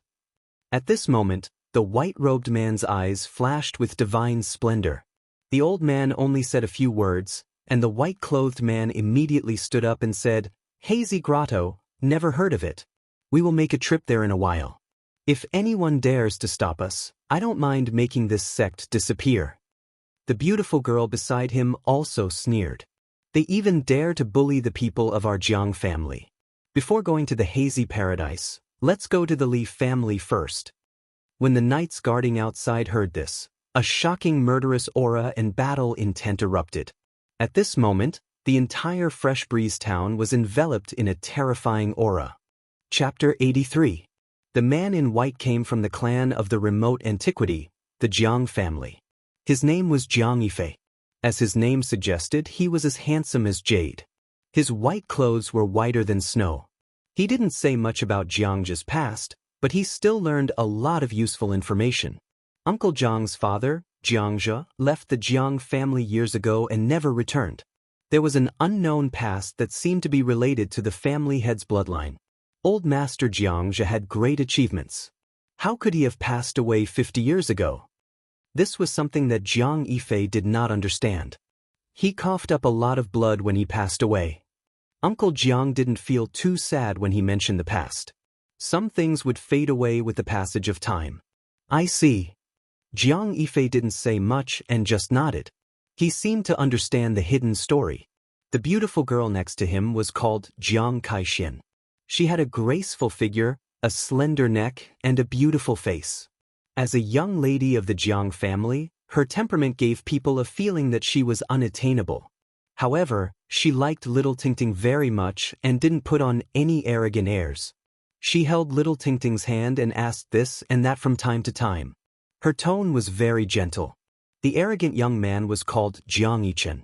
Although he knew the identity of Uncle Jiang and little Ting Ting, he wasn't very enthusiastic and still looked cool. Jiang Kaixin stepped forward and said with a clear and pleasant voice, Old man, please come back to the Jiang family with us. My grandpa said that the Jiang family is sorry for your bloodline. We must find you and invite you back no matter what. Forget it. I don't understand what you said. Your lives are too far away from mine. We are people from two different worlds. I'm used to everything here. Uncle Jiang was an ordinary old man. He had lived for so long and experienced so many things. He felt that he couldn't integrate into such a family, so he declined politely. Even if you don't think for yourself, you have to think for Ting Ting. She is a little princess in the clouds and shouldn't be bullied. She needs another kind of life. Jiang Kaixin talked about little Ting Ting's future and persuaded the old man, please come back with us. The elders in the family hope that Jiang's bloodline will return to the Jiang family. Take Ting Ting away. I'm used to the life here and don't want to go anywhere else. Little Ting Ting immediately hugged the old man's arm and said, I will be with Grandpa. Wherever Grandpa is, Ting Ting will be there. At this moment, Jiang Yifei revealed a gentle smile. He seemed to like little Ting Ting very much. He rubbed little Ting Ting's head and said, "The sky here is too small." Jiang Yifei was a smart man. He knew that persuading Uncle Jiang this way wouldn't be of much use. Only by letting him see the transcendence of the Jiang family might he be able to change the old man's mind. He stood up and said, "Let's go to the Li clan first." His words were very calm, but they seemed to contain a strange magic. The mutant beasts outside all roared, and a bloody aura spread out. All of the knights exploded out with powerful battle intent. Jiang Yifei's expression was calm and composed. The golden divine Ho followed closely behind him. He slowed down his pace and walked side by side with Uncle Jiang. Everyone else followed behind when they saw this. No one rode on their beasts but walked toward the Li family. Little Ting Ting anxiously pulled the old man and Yi Fan's hands. Being protected by everyone like stars around the moon made her feel uneasy. At this moment, Jiang Yifei and Jiang Kaixin were walking side by side with him. However, they were only standing on the left and not in the middle. Everyone on the street was very surprised to see Uncle Jiang and little Ting Ting being protected like this. Many people were trembling with fear and retreated to the sides of the street in fear of those beasts. What's going on? Does old man Jiang know these people? Look at those mutant beasts. Their feet don't touch the ground. I'm afraid they can even fly. How can old man Jiang know these people? The bitter old man Jiang finally changed for the better. Good people will always be rewarded. This time, the Li family is in big trouble. They seem to be walking toward the Li family. Great. After so many years of anticipation, someone is finally going to deal with the Li family. More and more people gathered on both sides of the street. Although everyone was very afraid and didn't dare to move forward, they still revealed excited expressions. They followed from afar and moved toward the Li family. When Uncle Jiang arrived at the gate of the Li family, he was a little hesitant. Seeing this, Jiang Yifei helped him up the stairs and said, "Not to mention a small Li family, even the palace of the most powerful country in the Eastern Barren Territory can't stop us." Bang! In front of them, a pair of vermilion doors suddenly collapsed as if a huge hammer had smashed on them. Inside, there was a commotion, and curses could be heard from the gatehouse. "Who did this? How dare you come to the Li family and behave atrociously? You're really looking for death." Soon, more than 10 people rushed out, all of them fierce. However, when they saw more than 10 beasts, they were instantly stunned.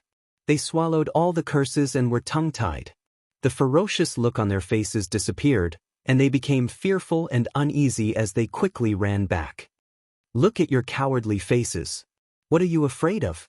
There are cultivators in our Li family." After a steward received the report, he walked out cursing and said, "Damn it, who ate the guts of a leopard and dared to cause trouble in the Li family? Don't they know that many celestial masters are temporarily staying here? Bad guy." As soon as that steward walked out, little Ting Ting immediately took a few steps back. It was obvious that she was a little afraid of this person. After that steward walked out, he was also afraid. Golden divine Ho, 5-colored mutant beasts, divine deer with vertical eyes. He had never seen or heard of such things. He was immediately stunned. This is a bad guy? Yes, he brought people to rob our restaurant and beat Grandpa until he vomited blood. This kind of thing was said by little Ting Ting with such childish words. It made people feel even more angry.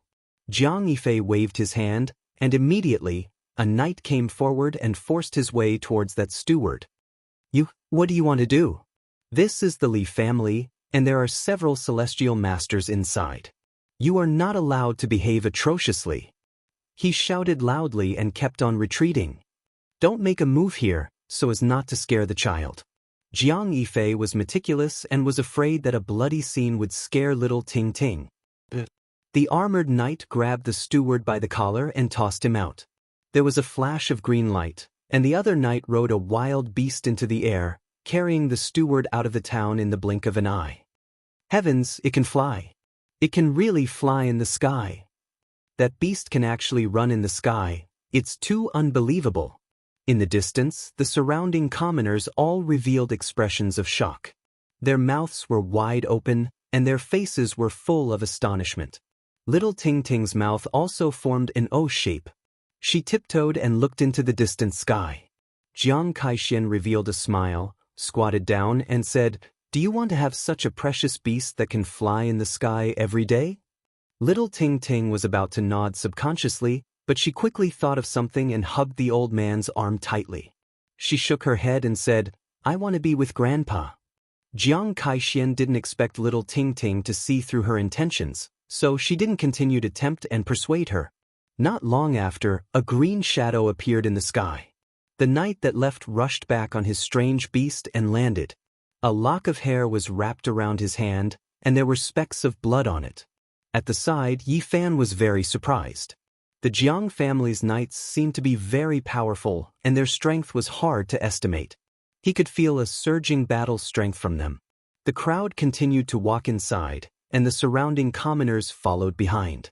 They wanted to see the Li family's villains being taken care of with their own eyes. "Who broke into my Li family and caused trouble?" At this moment, a few middle-aged men and a few old men dressed in silks and satins walked out. Their faces were filled with anger. "Old man Jiang, it's you?" It was obvious that they didn't understand the situation. When they saw Uncle Jiang in the courtyard, they immediately shouted, "Who allowed you to come in? Get out." "Second master, lower your voice. What are those behind you?" A servant reminded him in a low voice. Only then did the servant notice the strange beasts outside the gate. He immediately panicked and retreated in fear. He said, "Hurry up and ask those immortal masters to come out." Jiang Caishuan's pretty face revealed a cold expression. She said, "A small family with only a few people who know a little bit about cultivation dares to bully the weak and prey on the villagers. They really don't know the meaning of death." She gently waved her hand, and everyone flew out like fallen leaves. They hit the wall and fell to the ground, unable to get up again. These were all important figures of the Li family, and they screamed in pain. With a flash of light, two figures rushed out and came to the front yard. They were the two people from the Li family who knew how to cultivate. When they saw the situation in front of them, their expressions changed. "Friend, who are you? What have we done to offend you? Why did you break into our Li family and hurt our people?" The two people were around 27 or 28 years old. They were shocked and angry, but they didn't dare to act out. "You don't deserve to know." Jiang Kaixian sneered. Jiang Yifei calmly asked, "Did you kill Tingting's parents?" "What are you talking about? Don't slander us." The two people's expressions changed drastically. They felt a chill in their hearts when they saw Uncle Jiang in the center of the crowd. "Who are you saying is slandering us?" A knight walked out with a gaze as sharp as a knife. He appeared in front of them like a ray of light and slapped the two people away. Two bloody palm prints appeared on the faces of the two people from the Li family, and they instantly swelled up. They were shocked and angry at the same time. They covered their faces and retreated, saying, "Friend, you can't go too far. We are disciples of the Mist Cave. Several immortal masters are overseeing our mansion." "Immortal masters? How arrogant! We are going to the Mist Cave. Let the immortal masters you speak of lead the way." Chapter 84. How arrogant of you! The two cultivators from the Li family had ugly expressions on their faces. You want to start a war between sects? A war between sects? Are you qualified? I'm afraid you're not qualified at all. The armored knight's voice was cold. Could. You have guts, but I don't know if you can walk out of the Yen lands. The two cultivators from the Li family had gloomy expressions, a cold glint in their eyes. They thought quickly, ready to provoke the anger of the elders of the Misty Paradise. "Do you think you can keep us in the Yen lands with just you?" That knight sneered and said, "With trash like you, even if there were 80,000 of you, it wouldn't be enough." The cultivators from the Li family felt humiliated, but at the same time, they were shocked. They felt that the other party seemed to have a great background, or else how could he dare to speak so arrogantly? But they had no way out. They had to tie the Li family and the Misty Paradise together in order to have a chance of destroying the other party.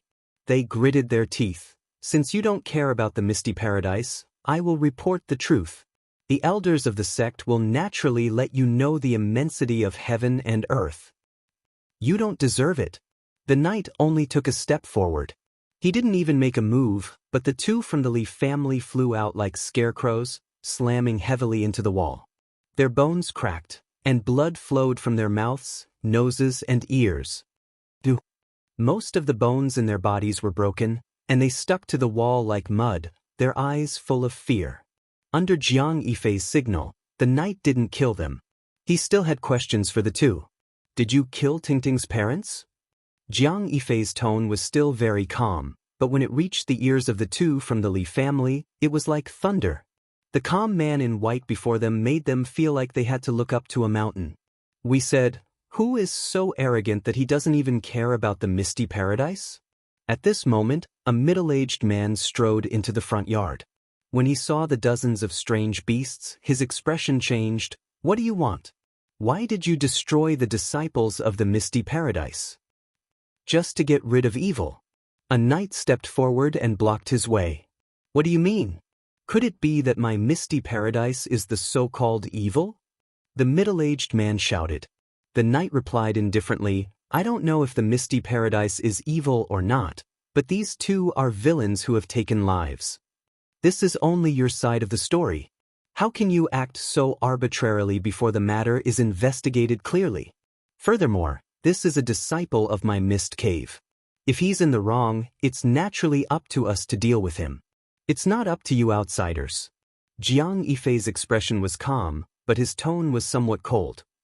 They have been doing evil for many years, and I have never seen your mist cave punish them.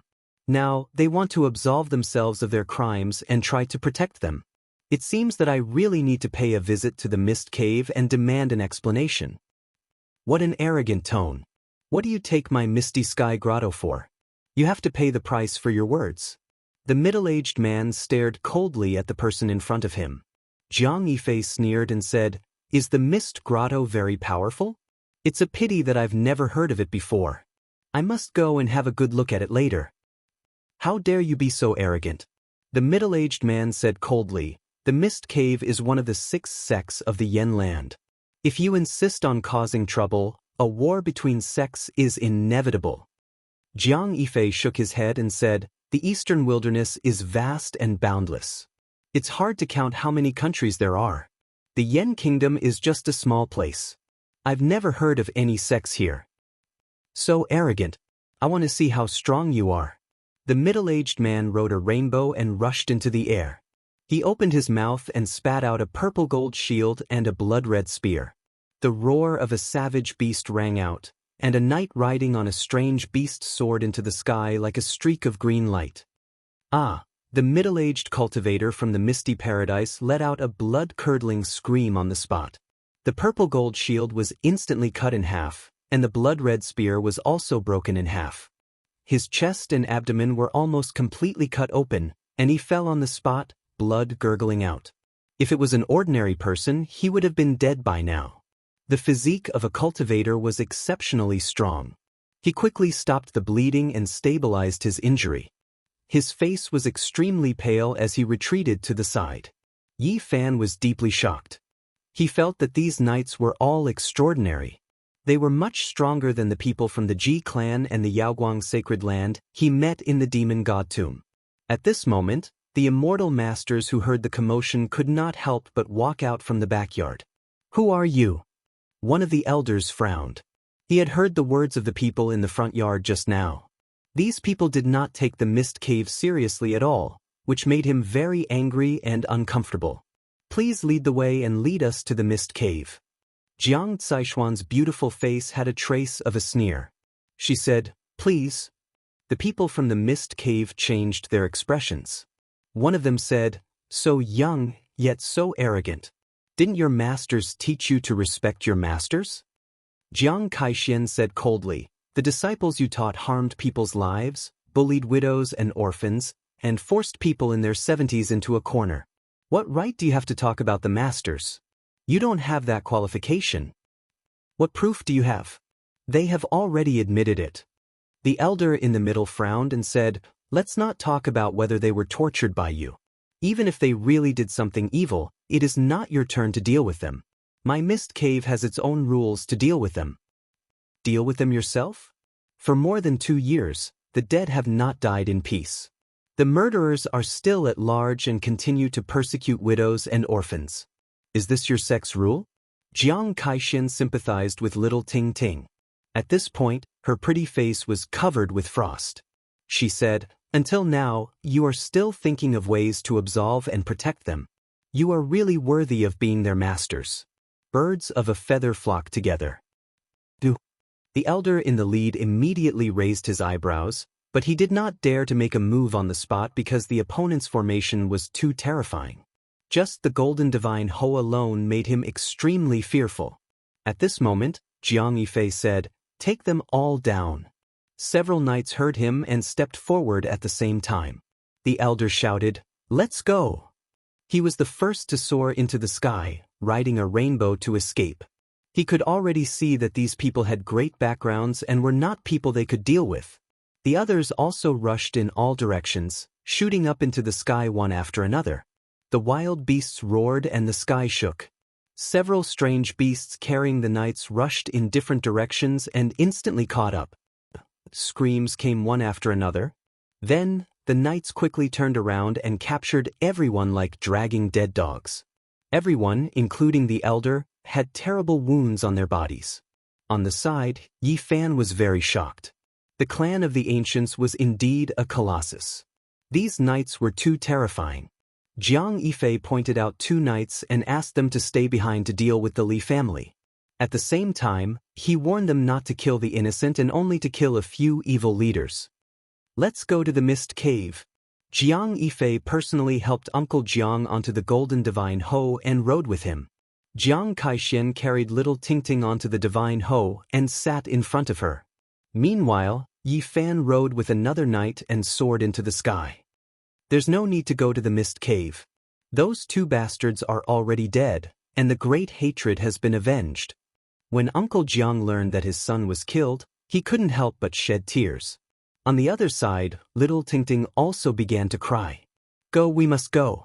Our Jiang family members are not people who can be killed just because they want to." Jiang Yifei's expression was calm, but his words were very powerful. Yi Fan sighed in his heart. He still had a long way to go. Compared to a colossus like the clan of the ancients, he was really too insignificant. The people in the small town were dumbfounded. After a long time, they burst into cheers. The malignant tumor of the town had finally been removed. In the face of life and death, the few captives of the mist cave had no choice but to yield and lead the way. More than a dozen strange beasts rode on the clouds and ran in the sky, making rumbling sounds as if thousands of horses were galloping and as if a tsunami was surging across the sky. At this moment, Yi Fan felt that someone was peeping at him. When he turned around, he found that it was the arrogant young man, Jiang Yichen. Seeing him looking at him, Jiang Yichen looked away and sneered. Yi Fan's heart suddenly moved. Why did he act like this? Could it be that he found out something? Soon, the crowd arrived at the mist cave. In front of them, there were green peaks and green valleys. The mist was misty, and the glow was faintly discernible. It was indeed in line with its name. "Who dares to break into the important place of our sect?" A loud shout came from the front. Bang, bang, bang. The captured captives were all thrown out. Suddenly, there was a cry of surprise from the front. "A great enemy is coming!" The mist cave was in chaos. In an instant, the mist soared into the sky. The Daoist patterns carved on the mountains and rivers exerted their power. Rays of blazing divine light rushed out and blocked the way of the crowd. "It's just Esu. Let me break it." At this time, the arrogant young man, Jiang Yichen, suddenly made a move. A purple gold gourd flew out of his body. It shone with purple light and quickly enlarged in the sky. Like a whale sucking in water, it sucked all the mist into the gourd's mouth. In the blink of an eye, the power of the Daoist patterns was suppressed. Then, the purple gold gourd pressed forward like a small mountain, flowing with a misty purple mist. Suddenly, there was a burst of exclamations. Many figures flew upside down and were sucked into the purple gold gourd. Yi Fan was shocked. He didn't expect the purple gold gourd to be so powerful. It easily broke the mountain-protecting Daoist patterns of the mist cave and sucked in many cultivators. It was really a bit scary. The heritage of the clan of the ancients is too strong. This is only a young man of 16 or 17 years old, but he has bestowed such a terrible treasure. Yi Fan muttered in his heart. There's no need to do this. Uncle Jiang kept trying to dissuade him. Jiang Yifei shook his head and said, Tingting's parents did not do evil, but they were persecuted.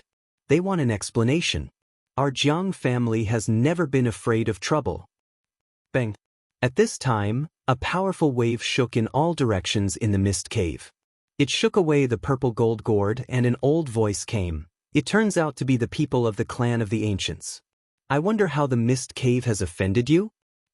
Chapter 85.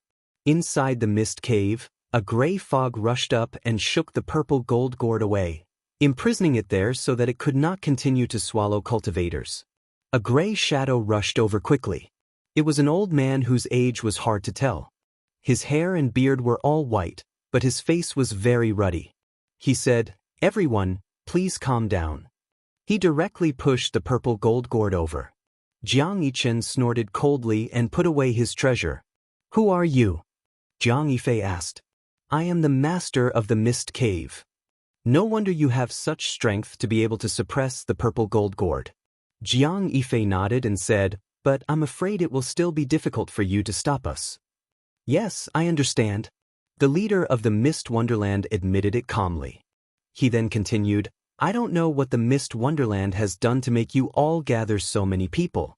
If it is a great crime, I am willing to disband the Mist Wonderland and let you deal with it. The old man in gray was very frank. In fact, he was forced to do so. If he really went against the clan of the remote antiquity, the mist cave would quickly be destroyed. The two were not on the same level at all. Once they became enemies, there was no suspense. Seeing that you are so open and aboveboard, I don't want to make a scene. Jiang Yifei was only 24 or 25 years old. The old man did not feel that it was rude to speak to the master of the mist cave in such a tone. Everything was because of the strength. Young master is wise. Please tell me why you are here to denounce me. 2 years ago, did a disciple with the surname Jiang die in the mist cave?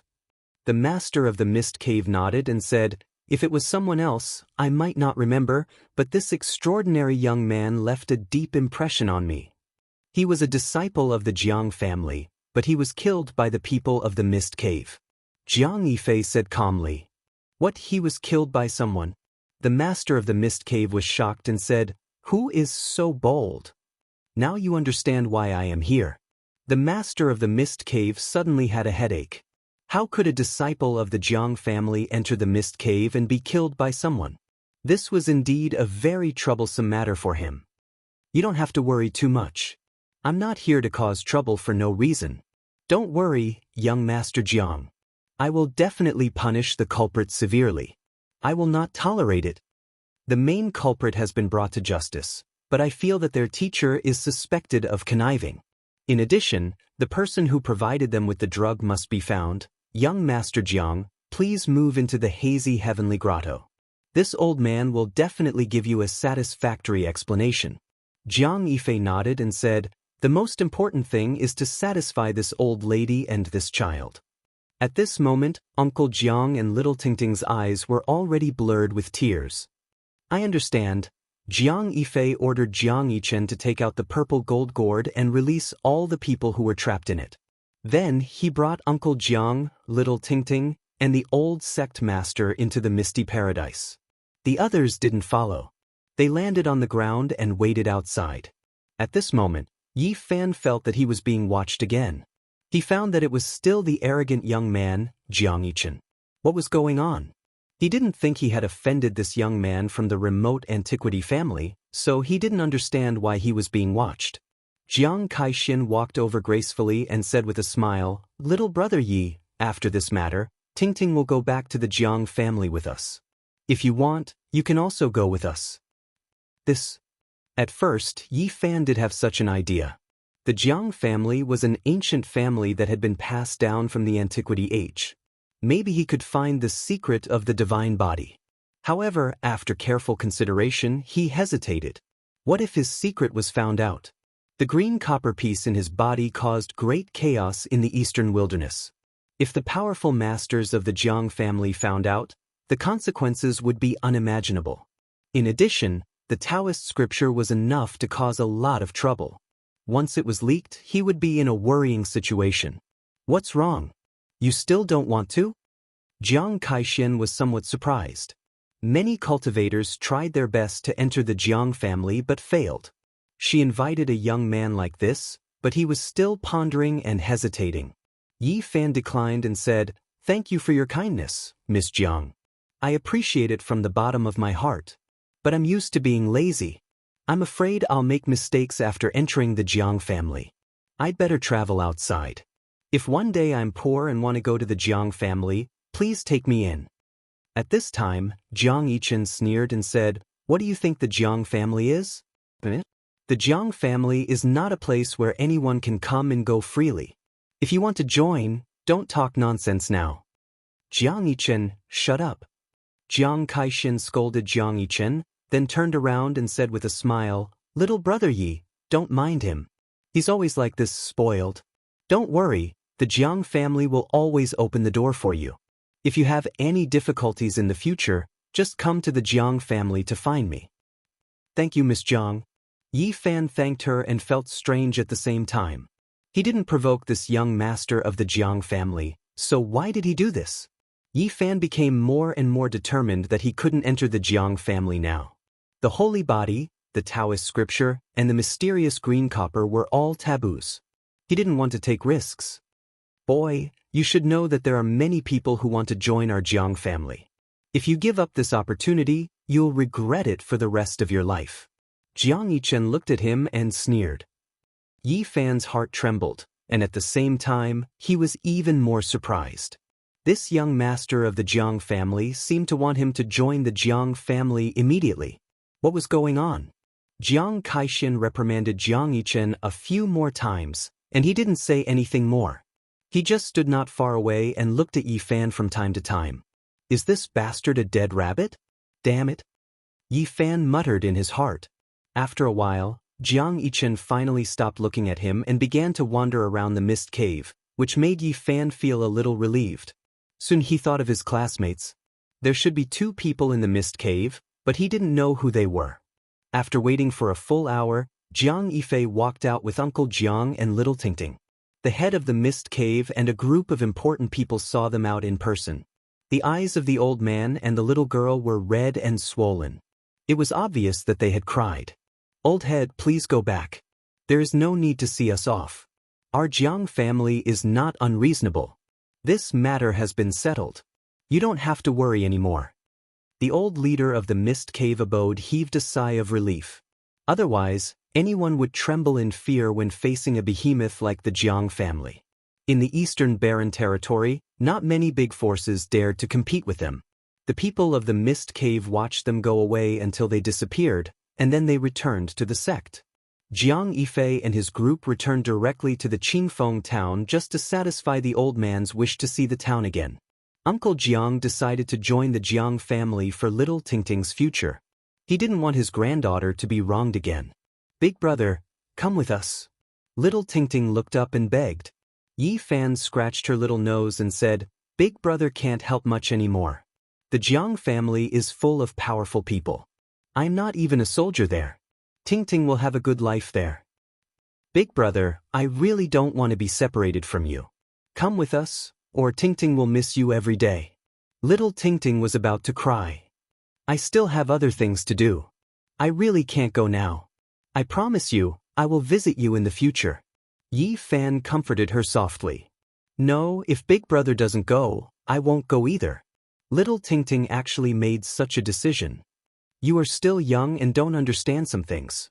You will understand when you grow up. Go to the Jiang family happily. Don't play around there. Learn cultivation from them.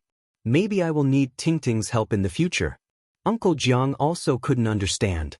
He really hoped that Yi Fan would go with them, but in the end he couldn't force him. When they parted outside Qingfeng town, little Tingting burst into tears. She hugged Yi Fan's leg and refused to let go. Her tears rolled down in pairs. Yi Fan wiped her tears and said, "Don't cry. Ting, remember what I said just now. We will meet again in the future."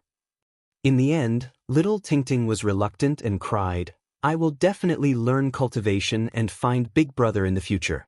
If anyone bullies Big Brother, Ting will beat them away." Yi Fan immediately smiled and said, "Go quickly. They are all waiting for you." At this moment, Yi Fan noticed that when Jiang Yichen, the young master of the Jiang family, looked at him, a cold light flashed in his eyes. This made his heart skip a beat. "Jiang Yichen, the way I look at you doesn't seem right." Jiang Kaixin suddenly said. "Sister Xian, why do you say that?"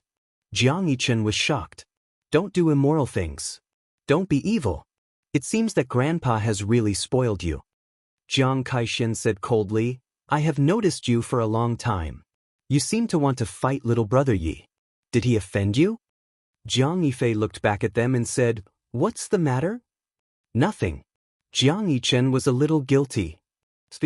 Although Jiang Yifei looked elegant, he seemed to be very prestigious. Jiang Yichen, who was from the same clan, was very afraid of him. "Speak." Jiang Yichen had to tell the truth. He said, "That boy has a precious treasure, and it is not an ordinary one. You all know that my mount's most peculiar aspect isn't its fighting prowess, but rather that it has a psychic jade horn that can sense divine objects. Today, it continuously flickered with 5-colored radiance, exceptionally bright and resplendent. His mount was a cyan beast that looked like a lion or tiger. The cyan beast's fur was very long and very clean. There was a jade horn on its head, which was crystal clear and emitted 5-colored light. It could sense the existence of rare treasures. I may be in trouble." Yi Fan saw the 3 people in the distance looking over. "What's wrong with the child?" Uncle Jiang asked. Little Ting also wiped away her tears and said, "Big Brother is in trouble. I will ask Sister Kaixin to help you." Yi Fan smiled bitterly. At this moment, Jiang Yichen was walking over with a sneer. Jiang Yifei and Jiang Kaixin also followed. "I am really curious. What kind of precious treasure do you have?" Yi Fan was suddenly shocked. He never thought that Jiang Yichen would say such a thing. Did he really find out something? Jiang Yifei said with a smile, "Little brother Yi, don't worry. We mean no harm. The Jiang family has many precious treasures. We will not covet your treasures." Jiang Kaixin reminded him, "Little brother Yi, you must be careful in the future." After listening to her explanation, Yi Fan understood the magic of the 5-colored beast. It could actually sense spirit treasures. This made him break out in a cold sweat. If the green copper piece and the scripture were exposed, the consequences would be unimaginable. "Fortunately, I did not agree to join the Jiang family," he said to himself. "Well, let's part ways here. Don't worry, I have already warned Jiang Yichen. He will not have any evil ideas again." Jiang Kaixin smiled. In the end, the group of people rode the beast and rose into the sky. Little Ting was crying very sadly. She kept waving her little hands until she disappeared into the sky. Yi Fan had a strong sense of crisis. He did not return to the town. Instead, he ran directly into the deep mountains. He felt that he had to leave this place as soon as possible. Chapter 86. Qingfeng Town was surrounded by mountains, towering ancient trees, and primitive forests. There were many strange beasts in the deep mountains, so ordinary people didn't dare to go deep. After living in Qingfeng Town for a period of time, Yi Fan found out that this endless mountain range was the outer region of the forbidden area of the ancient desolation. The Yen Kingdom was 2,000 miles from north to south and 3,000 miles from east to west. The forbidden area of the ancient desolation was located in the center of the country, surrounded by endless mountains. This primitive area had a circumference of more than 800 miles. The Spirit Ruin Grotto Heaven, the Mist Grotto Heaven, and the Jade Tripod Grotto Heaven all surrounded this primitive area. At this moment, Yi Fan plunged into the deep mountains and kept running in the dense forest. He couldn't wait to rush into the forbidden area of the ancient desolation. He felt that his life was in danger, so he wanted to get away from the town behind him. "I hope my premonition is wrong." After running for more than 2 hours and crossing countless mountains, he finally stopped to catch his breath in a mountainous area. Suddenly, he heard the roar of a wild beast. It was so loud that it was deafening. It was like a thunderclap piercing through the sky and surging over. It's from the direction of Qingfeng town. Yi Fan was like a spiritual ape. He quickly climbed up a cliff, lifted the vines, and entered a secret stone cave. He held his breath and suppressed his life force to the lowest. His body was cold and lifeless. Soon, he saw a strange beast covered in green scales in the sky through the vines. It carried a Jiang family knight and rushed over. They really came after me. Yi Fan's pupils shrank, and his heart was cold. He had seen how terrifying the Jiang family's knight was. If he was discovered, he would definitely die. After a while, the powerful knight rode the strange beast and rushed back. It kept circling around the mountain range and this area. He has locked this area. Did he discover me? Yi Fan's body was cold, and he felt that death was very close. At the same time, he was extremely angry. The other party must have come for the treasures on him. If he was discovered, he would definitely die. However, he didn't dare to be too excited. He didn't dare to move, and his life force fell to the freezing point. He hid in the stone cave like a piece of dead wood. After a full 4 hours, the green beast in the sky gradually disappeared into the horizon. However, Yi Fan did not dare to move.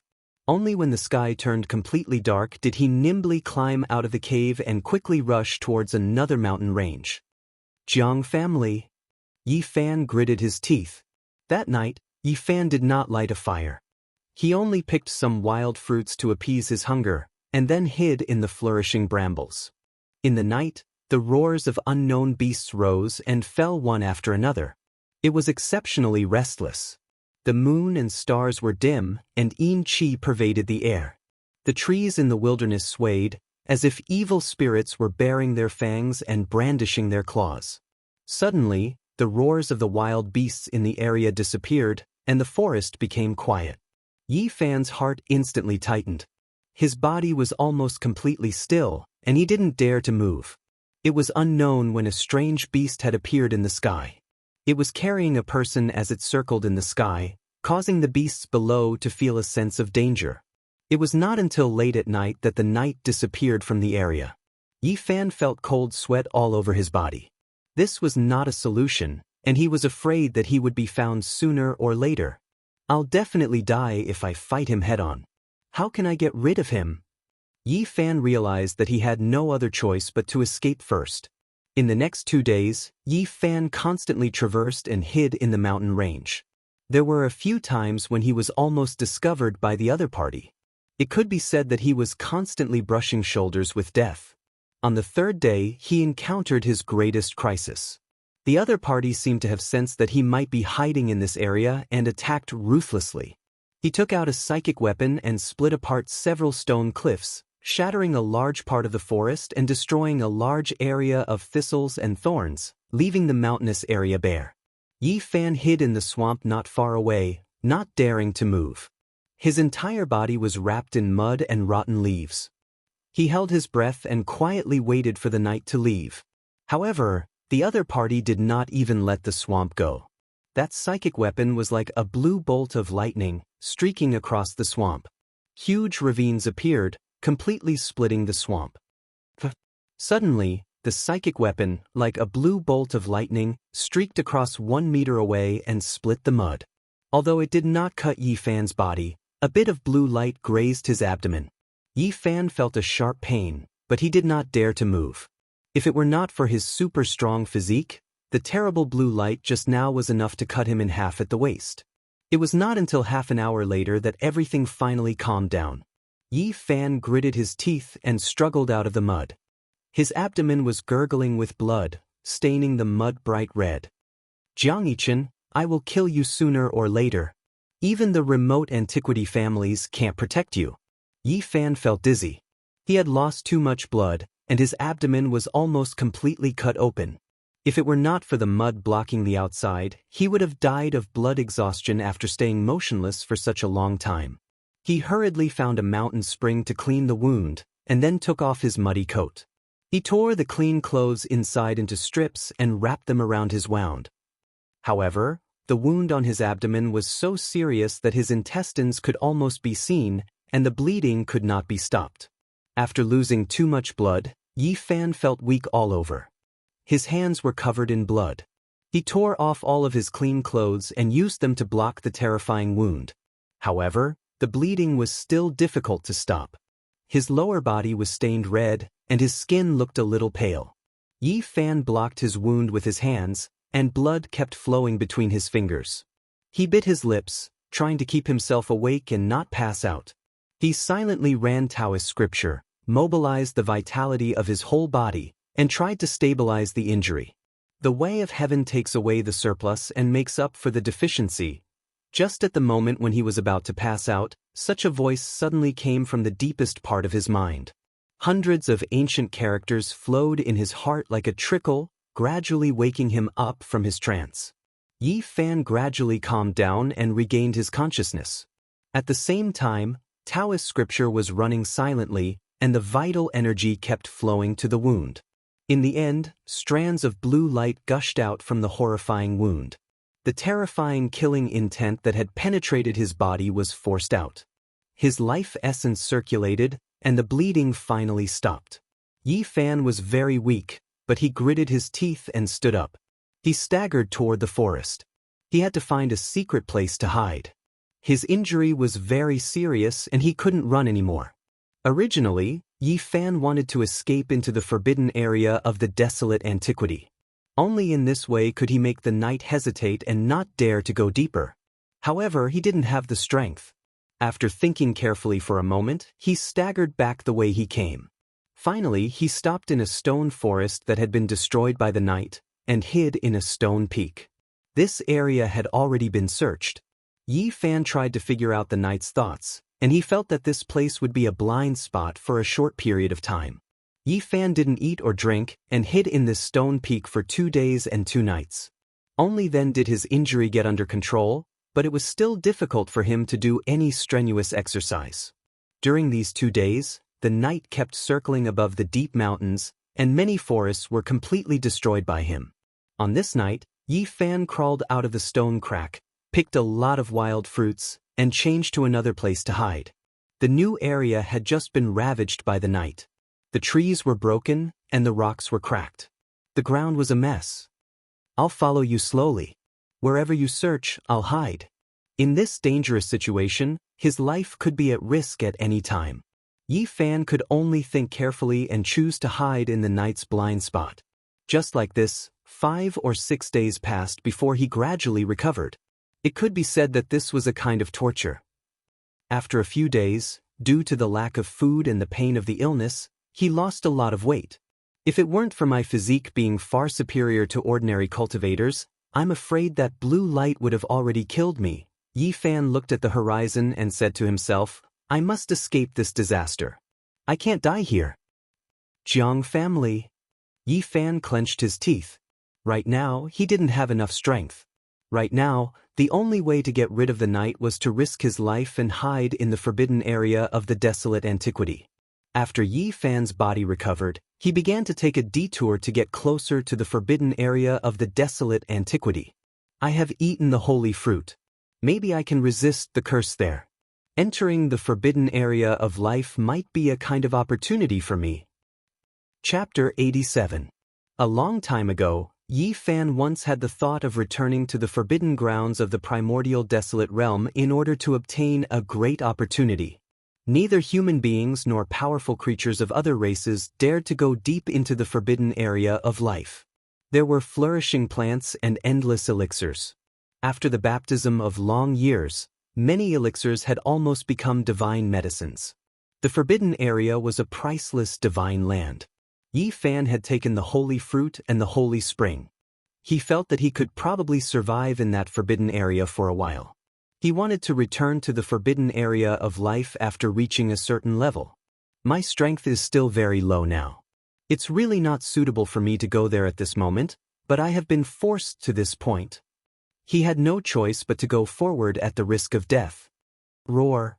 In the depths of the mountains, the roar of the wild beast shook the sky like thunder, and the leaves in the forest swirled in the air. Yi Fan's expression changed. He was still far from the forbidden area of the remote antiquity, but there were already extremely horrible exotic beasts in the outer area. It seemed that it would be very difficult to go through. However, if he didn't go forward, how could he get rid of the knight's pursuit? This put Yi Fan in a dilemma. Jiang Yichen, just you wait. Even if you are a disciple of the Jiang family, I will kill you in the future. Yi Fan had never hated a person so much. The other party coveted his treasures, was cruel and ruthless, and wanted to kill him. Suddenly Yi Fan felt danger. The knight seemed to be approaching again, so he hurriedly hid. A green figure appeared in the sky. The powerful knight of the Jiang family appeared once again. However, the strange beast he was riding on suddenly seemed to have been frightened. It rushed down desperately and landed on the ground, trembling. Not far away, Yi Fan saw all this clearly. He couldn't help but be surprised. How could such a powerful exotic beast be so scared? The knight was also very shocked. He turned into a wisp of light and hid in a pile of rocks. At this moment, the entire forest suddenly darkened. A violent gust of wind blew past, snapping many plants and casting a huge shadow on the ground. In the sky, a giant bird that blotted out the sun flew across the sky. Its entire body was shining with a golden light, as if it was cast from gold. Its body was so huge that it left people dumbfounded. It was like a golden cloud that rushed past, blocking out the sun and the sky. Golden-winged Peng. Yi Fan was deeply shocked. The legendary Peng's oppressive might made the entire mountain range quiet down in an instant. All of the beast roars disappeared, and only after it had gone far away did the forest return to normal. The knight from the Jiang family sat on the strange beast again and soared into the sky. Even someone as powerful as him could only dodge. Yi Fan was worried. If he continued to advance on foot, he did not know how many ferocious birds and beasts he would encounter. Could he really walk into the forbidden zone of life? There are 9 sacred mountains in the forbidden zone of the ancient desolate era. They are linked together to form an endless abyss. According to legend, each sacred mountain has a kind of sacred fruit and divine spring, and they are all different. Yi Fan used such words to motivate himself. I've only eaten a type of holy fruit and drunk a type of divine spring, and I've already undergone a complete transformation. If I were to ascend the other 8 sacred mountains. Although he was constantly encouraging himself, he still felt apprehensive in his heart. He felt that if he continued to advance, he would most likely be doomed. Only a day had passed, and Yi Fan's thoughts were shattered. He found 3 powerful knights in a row. They had already sealed off the path ahead, and they were circling above the primitive mountain range. They really want to kill me. They actually sent so many powerful knights. Roar. In the distance, a deafening roar of a beast could be heard. The 3 powerful knights in the sky instantly fled. Following that, Yi Fan discovered a wild beast with 9 snake heads soaring through the clouds, appearing high up in the sky. It was as big as a small mountain, and it gave off an extremely terrifying pressure. It was surrounded by a lot of black fog, and its huge body was faintly discernible. It looked like a qilin, but it had 9 huge snake heads, and it looked especially ferocious. With a loud roar, it directly scared away the 3 powerful knights of the Jiang family. The vague pressure it emitted made people's hearts palpitate. Yi Fan's heart immediately sank. He had not even gotten close to the forbidden zone of the ancient desolate era, and all kinds of terrifying strange beasts had already appeared one after another. He did not know what he would encounter if he continued to advance. If he could not fly, it was simply impossible to pass through this primitive mountain range on foot. No wonder the Jiang family's knights only sealed off the path in certain areas. Yi Fan sneaked carefully for another day and found that the relatively safe areas were all sealed off by the 3 powerful knights. It was impossible to pass through. I am guessing their thoughts, and they are also thinking about my escape route. They are sure that I will get close to the forbidden zone of the ancient desolate era to get rid of them. Yi Fan hid in a dense forest. After careful consideration, he felt that he could not go any further, or he would die. If I can't fly, I can't get close to the forbidden zone of life. Yi Fan went far away without looking back. He returned along the original road. He wanted to escape from this primitive mountain forest and hide in the vast crowd while the knights did not react. When Yi Fan escaped to the edge of the mountain range, he suddenly found a powerful knight riding a beast with shiny black scales hovering over the mountain forest. The fifth powerful knight. Yi Fan looked at the sky in a daze and said to himself, "Are they all sent by Jiang Yichen?" They brought a total of more than a dozen knights, and now they sent 5 of them at once. Did Jiang Yifei and Jiang Kaixin not notice? It is impossible that they did not notice. Could it be that they acquiesced? Or should I say, the 2 of them also sent people? Yi Fan felt a chill in his heart. Jiang Yifei, dressed in snow-white clothes, was elegant and elegant. He was as handsome as jade and could be described as otherworldly. Jiang Kaixin was graceful and beautiful. Although she seemed a little arrogant, she was very sympathetic to little Tingting, which left a good impression on Yi Fan. But now Yi Fan couldn't tell. He didn't know what role the 2 of them played in this matter. He did not know if it was as bad as he guessed. Human nature was very complicated and difficult to explain. I hope it has nothing to do with them. Otherwise, I really don't know whether it is a blessing or a curse for little Tingting to live in such a complicated family. Yi Fan was a little worried about little Tingting and Uncle Jiang. On this night, Yi Fan secretly returned to Uncle Jiang's small restaurant. At this moment, he could even see 2 strange beasts circling in the mountains outside the town. However, the most dangerous place was also the safest place. He relaxed and rested peacefully for the night. It was not until the second night arrived that Yi Fan sneaked out of the town and fled into the distance. 3 days later, when Yi Fan was camping in the wilderness, he saw a strange beast carrying a Jiang family knight rush past him and fly into the distance. This shocked him. The other party had caught up so quickly, which made it difficult for him to understand. How did they find the clues? The clan of the ancients is too scary. If I can't enter that forbidden zone, how can I get rid of them? Yi Fan was worried. In the end, Yi Fan entered a huge city in the Yen Kingdom. He felt that perhaps only the vast sea of people could hide him. This was the second largest city in the Yen Kingdom apart from the capital. It had a population of more than 1 million, and it was extremely prosperous. The streets were wide and filled with endless streams of people. There were many shops on both sides of the street, and the sound of people hawking their wares could be heard. Yi Fan had been on the run for the past few days and was extremely exhausted.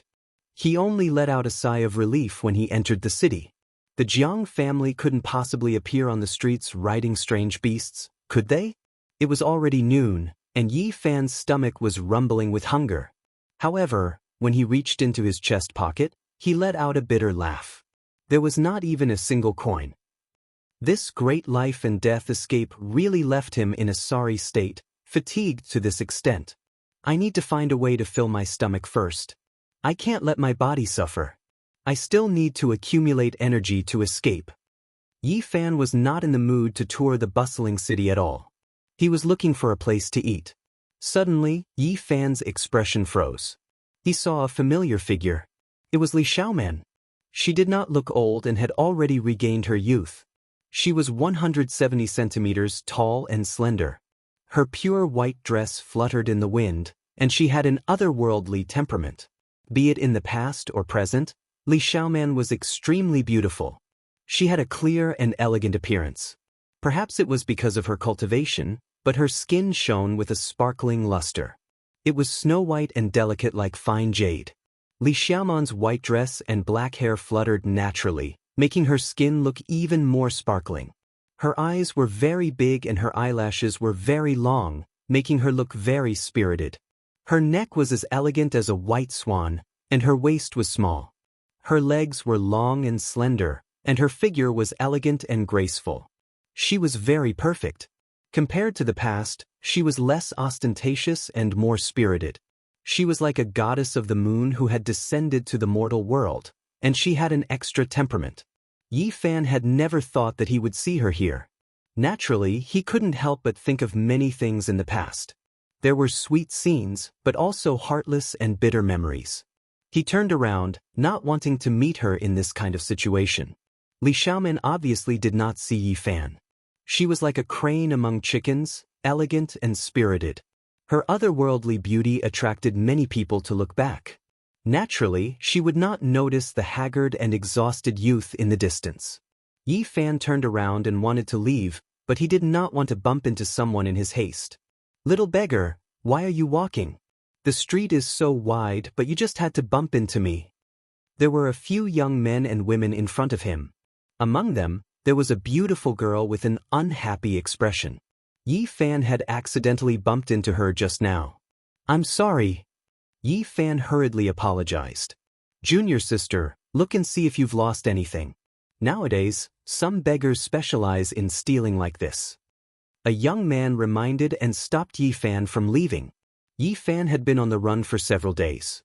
His clothes were dirty and torn, and his face was full of dirt. He indeed looked like a little beggar. "Senior brother, senior sister." At this moment, Li Xiaoman walked over. Although there were many people on the street, everyone saw that she was so beautiful and couldn't help but open a path for her. She quickly came close. "Let him go. I didn't lose anything." The girl who was bumped into just now frowned. Yi Fan wanted to turn around and leave, but Li Xiaoman was already in front of him and happened to see him. "It's you." Yi Fan stopped in his tracks. He did not expect to meet her in the end. "Junior sister, you know this little beggar?" The young men and women at the side all revealed surprised expressions. At this moment, Yi Fan's clothes were tattered, and his body was covered in dust. He looked haggard and extremely tired. After running for several days, he was both physically and mentally exhausted. In addition to his tattered clothes, he looked like someone at the bottom of society. Chapter 88. Usually, Li Xiaoman was elegant and beautiful. She was always calm and collected, but at this moment, she showed a shocked expression, which made the young men and women beside her curious. One of them couldn't help but ask again, "Junior sister, do you know this little beggar?" Li Xiaoman quickly regained her composure and nodded, "I do." "Sister Li, how do you know him?" One of the girls was puzzled. Yi Fan's clothes were ragged and his body was haggard. No matter how you looked at him, he was at the bottom of society. He was from a completely different world from them. "I came from the same place as him. We used to be neighbors." Li Xiaoman looked indifferent. When Yi Fan heard the word neighbor, he smiled faintly and only said, "Hello." He didn't say anything else. "So it's an old acquaintance. Your little neighbor is really impatient. The street is so wide, but he still accidentally bumped into me. Brother Yang thought he was going to steal something. But this young man is really pitiful. He has been reduced to a beggar at such a young age. Beggars nowadays steal while begging. Sister Li, you have to tell him not to take the wrong path." Cultivators and mortals were people of two different worlds. Especially the people at the bottom of the mortal world, beggars, it was even more difficult to have any interaction with them. When the young men and women talked, they didn't care that Yi Fan was next to them. "Brothers and sisters, do you have money on you?" Li Xiaoman took some money from the young men and women and gave it to Yi Fan. "Go change your clothes. Don't be a beggar. I believe you can support yourself." Sister Li is so kind. Yes, Sister Li is really compassionate. He is just a neighbor, but she gave him so much money. "Little beggar, you have to walk the right path in the future. Don't steal. Otherwise, you will be sorry to Sister Li." The young men and women next to them all spoke. Yi Fan's eyes were clear. He quietly looked at Li Xiaoman and didn't reach out to take the money. He said, "Thank you for your kindness, but I don't need this." A young man at the side immediately frowned and said, "I say, little beggar, what's wrong with you? Junior sister Li gave you clean money, but you don't want it. Do you really want to live by stealing?" Li Xiaoman's expression was tranquil, and her eyes were as calm as the surface of a lake. She handed the coin to Yi Fan and said, "Take it and be a normal person." Yi Fan ignored the people around him and pushed the coin back. "Don't worry, I can survive. I wish you a smooth journey on the path of cultivation." This little beggar really wants to save face and suffer. He's already reduced to begging, yet he's still so virtuous. Don't be so virtuous now. Just turn around and steal. The young men and women next to him were very dissatisfied. Li Xiaoman stared at Yi Fan and said in a calm voice, "These are helpful to you now, so don't reject them. Hurry up and accept them. Don't tell me you really want to beg for a living?" Yi Fan still did not take the coin. "Congratulations on regaining your youth." He sensed that Li Xiaoman was only at the bitter sea stage and could not be compared to him. But he did not know why she had regained her vitality. "Thank you, I was just lucky." Li Xiaoman did not insist and took the coin back. One of the young women smiled. This little beggar really knows a lot of things. He even knows that junior sister Li had lost her youthful vitality. It seems he really is an old acquaintance. He and I are just neighbors, we don't know each other very well. Perhaps after more than 10 years, it will be difficult to recognize him when we meet again. Li Xiaoman was very calm from beginning to end.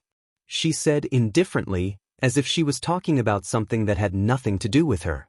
Although Yi Fan's face was covered with dirt, his smile was still very bright, revealing a mouthful of snow-white teeth.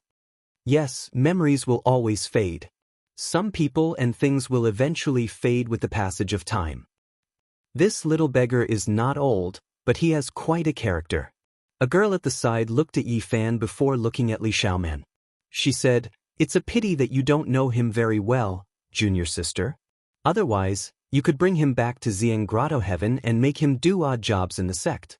It's better than him begging on the streets." A man nodded when he heard this. The sect is very strict when it comes to choosing people, you must know them thoroughly. Li Xiaoman was as calm as an ancient well, her expression incomparably calm. She said to Yi Fan, "Don't walk on the wrong path. Be an ordinary person, that is not necessarily a kind of happiness." Yi Fan smiled and did not say anything. He waved his hand and left in large strides. This little beggar gives people a very special feeling. The young men and women next to him unanimously evaluated. Yi Fan left in large strides, blending into the endless stream of people. After a quarter of an hour, he appeared in an antique shop, constantly bargaining with the boss. "Well, it's only 50 copper coins. One must be honest and not too greedy." "Young man, don't be so greedy. It's just a wooden box. How can it be worth 10 gold coins? This is a red sandalwood box. If you don't want it, I'll go to another shop." With that, Yi Fan turned and left. "Don't be in such a hurry, the price can be negotiated." The antique shop boss hurriedly stopped Yi Fan. Finally, Yi Fan was satisfied and left with 10 gold coins. It was already noon. He was hungry, but he did not want to eat and dash. In the end, he sold the red sandalwood box that contained the source, and used another ordinary wooden box that was only worth 1 copper coin to store the source. The Jiang family's night. When Yi Fan raised his head to look at the sky, he was immediately shocked. There was a strange beast circling in the sky above the huge city. Not long after, it flew into the distance. He felt very puzzled. He did not know how the other party could always find him. Yi Fan went up to a restaurant, ordered a table of dishes, and ate to his heart's content. He had not eaten a hot meal in the past few days of fleeing, so naturally, he was ravenous at this moment. After an hour, he finally stood up with satisfaction. The waiter had been waiting for a long time. Seeing that he was dressed in shabby clothes, like a beggar asking for food, he was afraid that he would quietly slip away after eating. Naturally, Yi Fan would not bicker with him. He threw down the money and turned to go downstairs. As soon as he arrived on the street, he was shocked. The Jiang family's knight had entered the city, riding on the strange beast, and just happened to disappear around the corner of the street. What's going on? Why can they always chase me? Although they can't lock onto me, they seem to be able to track the general direction. A trace of worry appeared on Yi Fan's face. He felt that things were not good. He could not stay in this city any longer, or something would definitely happen. He did not stop at all and directly left the city. Then, he flew away and plunged into the distant mountain forest. They are really persistent. How can I completely shake them off? Yi Fan traversed the mountains and passed through the endless mountain range. He only stopped when the sky turned dark. Just at this moment, Yi Fan felt that the spiritual energy in the depths of the mountain range was dense. It seemed to be many times denser than in other regions. When he traveled another few dozen kilometers, he revealed a shocked expression. He saw a large limestone with 4 ancient words carved on it. Purple Yang Cave Heaven. How did I end up here? Yi Fan discovered that he had actually arrived at the Purple Yang Cave Heaven. This was the sect that Li Xiaomen was in. This blessed land was not very far from the city he had just been in. It was necessary to mention here that this book would definitely have a love story, and there would definitely be descriptions of different female characters.